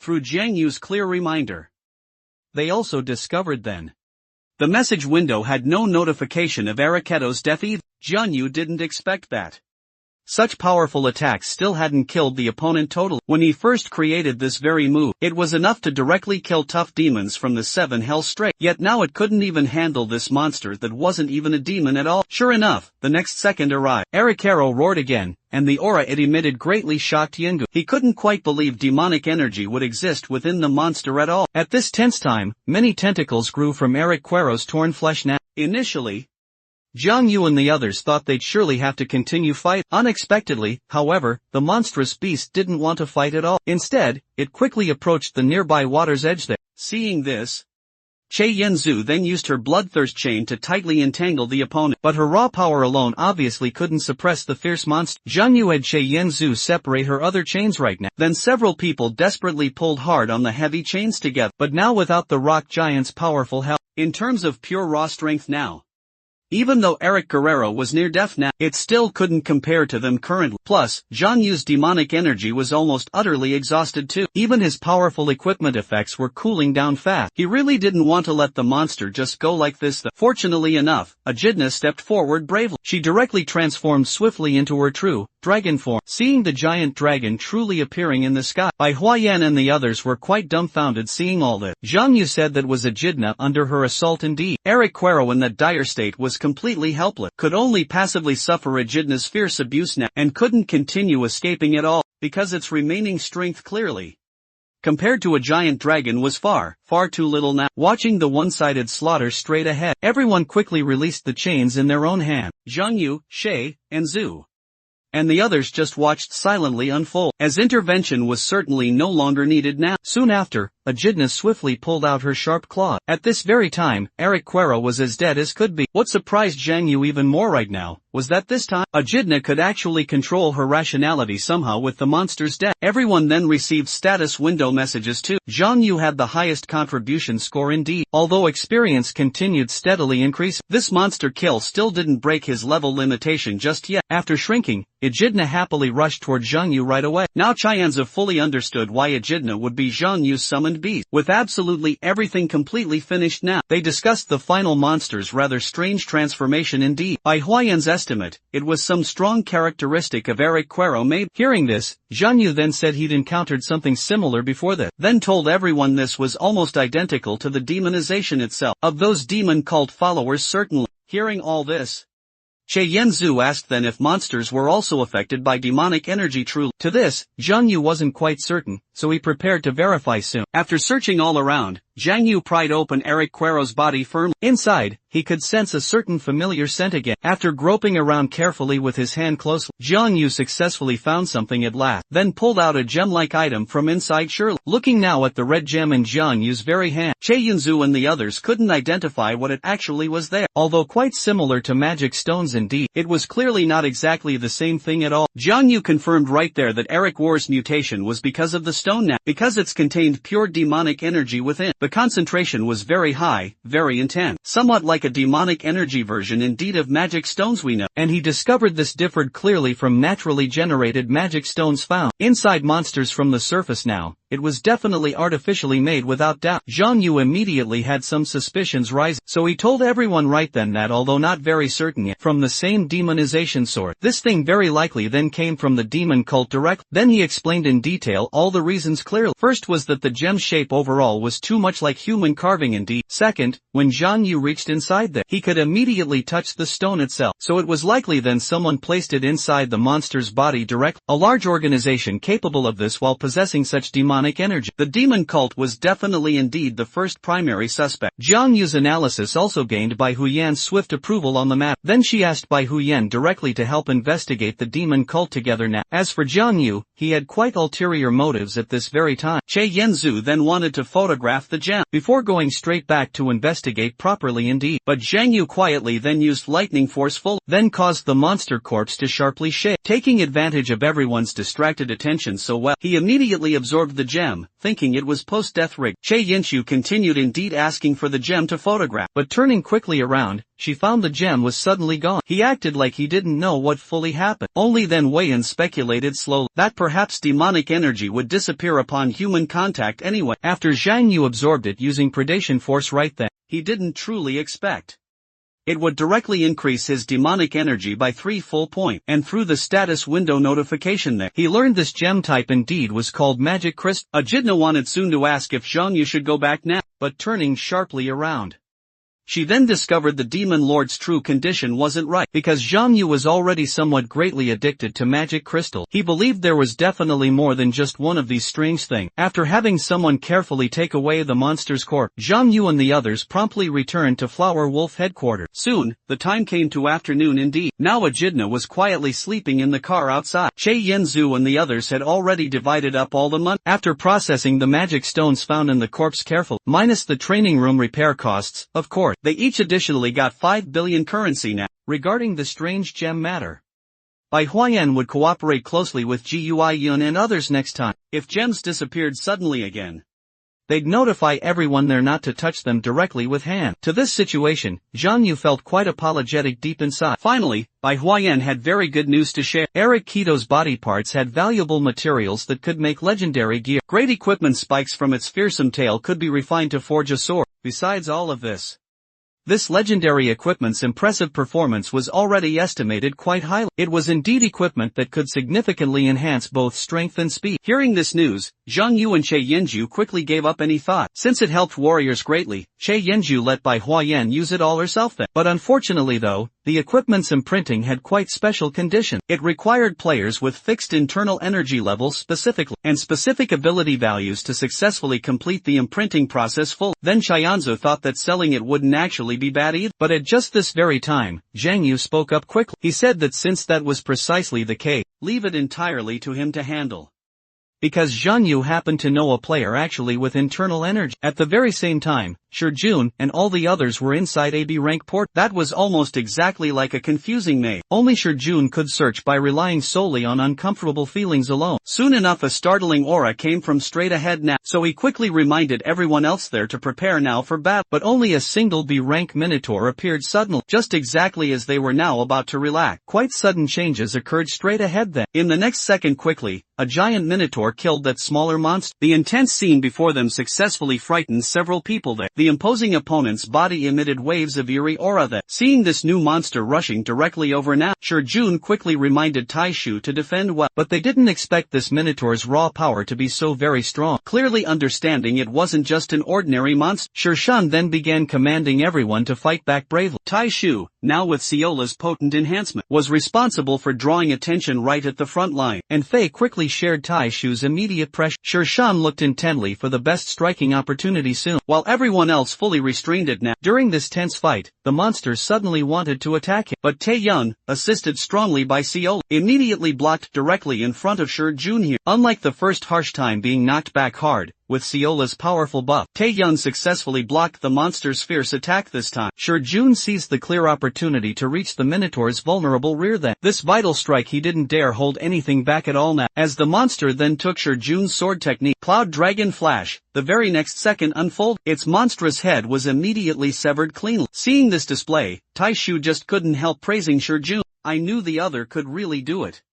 As for Anfei, she had completely become Jun's ardent little fangirl. After the fierce battle ended swiftly, everyone began closely observing the fallen Minotaur. This one was much more ferocious than others encountered before now. Just then, Jun discovered something very strange indeed. Slowly walking right over there to check, the monster's huge body actually had a part now emitting a red light. After Shun and others finished processing the monster's corpse quickly, they left the portal 2 long weeks later. Jiang Yu came to Flower Wolf headquarters once again. Now Bai Huang and others had already forged the legendary equipment. This very sword was called Arakaro's sword now. It required someone with internal energy ability values to imprint upon, and the equipment had special magical effect. It could even walk freely on water easily. After carefully examining the equipment, Zhang Yu was very satisfied indeed with this equipment. If possible, he'd want to keep it all for himself. Zhang Yu was also quite curious that, despite resolving the monster just 2 weeks ago now, the equipment was made so quickly. In fact, to this, Bai Huang clearly said, making legendary weapons was most difficult just in terms of material. Other processes weren't particularly very difficult. As for Che Yanzu, she was considering the crafting cost, but Bai Huyan told them this was nothing, because in Bai Huyan's true view, what Che Yanzu and Zhang Yu did was all really to protect everyone's safety. If they were reluctant to spend even this money here, that indeed would be worth considering well. Next, Bai Huyan had something else to tell Zhang Yu as well, but when she heard Zhang Yu's very polite request then, Bai Huyan said there was truly no need to be so polite now. After all, she and Xianzu were both very casual now. Zhang Yu being too polite really would be awkward instead too, and now they were truly equal colleagues anyway. Upon hearing this, Zhang Yu finally reacted quickly and agreed that. This time, Hua Yan also mentioned another key matter. Although Flower Wolf had been trying hard indeed to search, they hadn't found a single gem as of yet. Che Yanzu's guild experienced the same result. This made Zhang Yu somewhat deeply doubt his judgment overall. Could the demon cult have only implanted magic crystals in just one monster perhaps? At the same time, the cardinal also received some crucial news. Aruokaro being killed truly made him unbelievable certain. This was only later confirmed after demon cult members thoroughly went to check. Following Che Yanjia's subsequent public announcement. To this announcement, the cardinal only specifically wanted to know the magic crystal's exact whereabouts. But so far, sadly, it still couldn't be found anywhere. This immediately made him furious right on the spot. Then he inquired sharply about other monster situations there. Fortunately, most monsters thankfully were indeed safe now. So, they guessed that it wasn't discovery. The plan just happened to hunt boss-level monsters just then. But due to Arakaro's incident then, the demon cult's grand plan was seriously delayed for sure. So, the cardinal then wanted to know if using that method could improve progress again. Hearing this, his loyal subordinates all dissuaded him promptly. Doing so really was far too dangerous a risk. Although using that method could instantly execute the whole plan, it would surely cause unconcealable massive upheaval afterward. And there was a world-class player who simply wouldn't let it go at all. Hearing everyone's concerns, was very worried indeed about provoking a world-class player's intense anger. The cardinal instantly became very angry. Really, he said, so what if they offended them greatly now? Would he be constantly tied down by fear ever? Feeling the cardinal's terrifying killing intent then, several loyal subordinates quickly apologized to him now. After slowly calming down somewhat, the cardinal asked if there were any remaining magic crystals left. Getting an affirmative reply soon, he ordered everyone to quickly implant the devices into other monsters at once. As well, if the plan's execution was delayed any further now, he would absolutely not spare anyone at all then. Next, the archbishop then inquired about who had eliminated Arogaro now, and learned it was Che Yanchu and her team who did so indeed. Combined with the previous incident involving Jin Jae-hyun then, the cardinal archbishop declared that if Che Yanchu continued to interfere further, she would surely have to pay a price after all. So, he instructed his subordinates to have the shadows ready at all times indeed. Hearing this stated, his subordinates thought they were going to eliminate Xia Yenshu now, and immediately said that shadows alone might not be enough there. Unexpectedly now, the archbishop told everyone that their target wasn't Xia Yenshu at all, but rather her most valued newcomer for certain, Wu Jiangyu. He planned to capture Zhang Yu as a hostage then, thereby luring Che Yanchu into a carefully laid trap. Zhang Yu had absolutely no idea that someone was planning to cause him trouble yet. At this very moment, he was heading to the teleportation gate now, where Shuya and the others were actively hunting now. After some time, Shijun and the others fully finished hunting and came out then. Recently, the group had quite successfully earned a good lot of money. Just as they were currently discussing tomorrow's detailed plan, they soon discovered Young Yu, whom they hadn't seen in such a long while. Meeting up again after so very long now, everyone indeed seemed very happy indeed. Shijun curiously asked if his big brother had specifically come for something special now. Zhang Yu then mentioned the surprise gift he had brought along. Everyone thought it surely was for Shuya certainly, but unexpectedly, Zhang Yu handed the sword in his hand right to Shijun. Seeing this happen, Shuya's sharp eyes carried murderous intent now. Fortunately, Zhang Yu explicitly explained that this was quite a legendary grade equipment piece that could only ever be used by those with internal energy within. Seeing this type of rare equipment for their first time now, everyone congratulated Shijun while really also envying him now. But Shijun himself though, felt deep down he wasn't truly qualified to accept such a precious item indeed. Zhang Yu expressed clearly that he believed Shijun would certainly become stronger than other players in the future ahead, and moreover, could prove his real worth. Then Zhang Yu's kind words deeply moved Shijun, almost to tears then, and thus he also said that his big brother's generosity made him feel very embarrassed somehow. He then mentioned indeed that when they first initially met, he keenly felt a sense of resistance toward Yang Yu back then. The demon lord instantly and clearly understood the real reason. After all, Shijun truly was a guardian, and he just happened to be the main culprit who destroyed the Gaia system outright. Then Shijun added further that the strange feeling disappeared afterward too, though it sounded somewhat strange now. He now keenly found himself unconsciously wanting to get so close to Zhang Yu. Saying all this, Shijun truly couldn't help but grasped Zhang Yu's own hand. Now Shuai's sharp eyes looked like she dearly wanted to slice him directly clean. Indeed, Jin Shujun's overt behavior made Zhang Yu feel somewhat awkward suddenly, so he flatly asked him to quickly let go of his very hand. However, Shijun suddenly took out a stunning red gemstone instead. He then said It was something indeed they had discovered after defeating monsters before that, although he truly knew it couldn't really count as a formal gift. Shun deeply felt it might be quite useful to his big brother then. Seeing the magic crystal he had dreamed of actually appear now, Jiang Yu instantly gripped Shun's hand firmly in return now. This time now, it was the Demon Lord's turn to have an odd look in his eyes truly. After obtaining the precious magic crystal like that, Jiang Yu's mood instantly and greatly improved quite a bit, and he eagerly inquired about how Jun and the others had acquired it now. Hearing this whole story, Jun carefully explained what had happened previously that, at the teleportation gate itself that, he had a strange feeling, distinctly different from usual indeed. It was fairly similar to the resistance he felt when first meeting Jiang Yu actually. Following that very feeling, they eventually found a strange minotaur indeed. This gemstone here was obtained from decisively killing that creature. Jiang Yu thoughtfully speculated that the minotaur was indeed quite strange, precisely and mainly because it had been corrupted by demonic energy strongly. Thinking that Jun just might be able to sense demonic energy so well, Jiang Yu directly asked if he had felt this way when he saw Egypt then. Dina at the hospital itself. After carefully recalling all, Shun directly told Jiang Yu that he hadn't felt any similar resistance way back then. His exact words proved it wasn't entirely about sensing demonic energy. So Jiang Yu thoughtfully pondered what common pivotal points he and these monsters might just have, besides demonic energy. Quite finally, Wu Jianyu keenly thought of the rift fragment key information. Now he completely, truly understood it. What Jun actually could sense were monsters that had been corrupted so deeply by demonic energy, and then turned forcibly into rift fragments fully. Jianyu himself, as the very core of rift destruction, would naturally cause significant resistance in the guardian Jun overall. If this was truly the case, it was incredibly, supremely good news indeed for Young Yu. He felt certain that Jun simply could definitely find those monsters now, implanted carefully with magic crystal, so he keenly suggested that Jun come along with him to do something more. After duly continuing their critical conversation all along the way then, the entire group began keenly waiting for the train right there at the platform. When the train precisely arrived, Jun and the others boarded quite fully to go home, while Jiang Yu took Shuai to quickly catch their ride. Along the way, he also expressed his sincere apology. Recently, he could only let Shuai and the other two go hunt. Their levels had improved considerably indeed now, so 3 people really should be sufficient enough. But Jiang Yu still reminded Shuai to be extra careful always. However, Shuai didn't respond to Jiang Yu's kind word. After just a moment of silence there,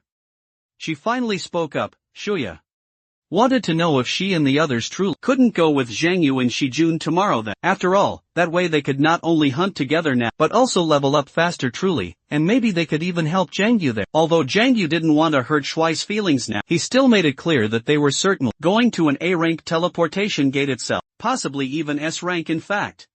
The monsters there were far more powerful indeed than the Minotaur, and since this involved the demon called deeply, danger could arise at almost any moment now. Hearing all this, Shuai didn't insist any further than she fully understood that her current strength wasn't quite sufficient now. However, right at that very moment, Jiang Yu suddenly reached outwards to block Shuai's path quickly. It turned out that by their parked car just ahead, several demon cult members were clearly already waiting there. Seeing all of them now, Jiang Yu remained perfectly calm and casually inquired about their exact purpose, but these bold guys were actually quite arrogant, acting as if they had Jiang Yu completely figured out entirely. Their poor attitude also made the Demon Lord chuckle darkly. Then Jiang Yu's aura swiftly changed and he told the whole group to get off his car now. Hearing all this clearly, the demon cult members wasted absolutely no words at all, and they immediately charged right towards Jiang Yu fiercely. Facing their fierce multi-person attack now, Jiang Yu didn't confront them head-on directly, but chose quite wisely to use the power of the firmament then, quickly creating distance further to ensure Shuai's ultimate safety. Leaping swiftly over a barrier, Jiang Yu firmly told Shuai to wait just a moment here. He would resolve these demon cult members very shortly indeed. Though Shuai felt quite shy being held now, she still used Light's grace to buff Jiang Yu Wu then. Jiang Yu was quite surprised to receive a buff for the very first time, because Shuai's unique skill there actually increased his demonic energy by 2 full points. Hearing Shuai's heartfelt concern for him now, Jiang Yu reassured her that he absolutely wouldn't get truly hurt. At this very time, the demon cult members had also caught right up, but now that Chua's safety was fully secured now, Jiang Yu immediately charged straight forward then. He had never quite intended to run away from the start. Easily dodging all of the enemy's fierce attacks now, Jiang Yu instantly appeared right behind them then. However, these dangerous guys weren't weak at all either. Seeing their own comrade in dire trouble now, they immediately launched fierce attacks to quickly help, and being able to use chain weapons so very calmly in crisis, Jiang Yu understood that their abilities were quite considerable now. They should all be truly high-level players here, but compared to Chianzu and even her entire team now, they were still quite far behind now. The next second, Zhang Yu used the great power of fluctuation that. This strike instantly shattered several of their weapons entirely. Seeing this scene, the demon cult members finally realized then, that the Cardinal Archbishop had greatly misjudged Wu indeed. Zhang Yu's real strength now. They immediately prepared to swiftly retreat and report the situation back. But how could Zhang Yu simply let the enemies escape? After being frozen solid by the Demon Lord's power of potent eye, they faced a truly brutal slaughter soon, casually eliminating some of them swiftly. Zhang Yu walked directly forward saying he wanted a small chat with them now. Then he swiftly removed their masks there. He had thought using the power of pure fear would get him answers indeed, but was quite surprised to discover that the guy before him was resisting. The inner, intense fear, what Zhang? You hadn't even expected much. Was that these demon cult people were even crazier than actual madmen now. It turned out their tongues were carved deep with special magic circles real. As the array on his tongue tip activated that. Then the next second, a violent explosion occurred right on the spot. Seeing this scene unfold, Shuya became very anxious indeed. Fortunately for him, this didn't successfully injure Zhang Yu at all. However, the powerful demon lord had been completely enraged now. Since that cardinal archbishop liked to hide in the shadows and scheme, he would force him out into the light now. After some considerable time, the demon cult also received all the news. The complete annihilation itself of the shadow surprised the cardinal archbishop greatly even now. Unfortunately enough, they all assumed that Che Yinshu had arrived on scene. Although losing combat power pained the cardinal archbishop then. The key issue at present moment was the collection progress of rift fragments that, after hearing his subordinate mention merely 30%, his mood improved slightly at least, and he then dismissed his subordinate that. Through this very incident, the cardinal archbishop had learned a lot too. He knew he had just been too hasty in some way. Che Anzu and her brave team definitely couldn't find the remaining magic crystals right now, so he didn't need to rush urgently either at all. After removing his mask completely now, the cardinal archbishop shockingly turned out to be Bai Zhong, the nation's very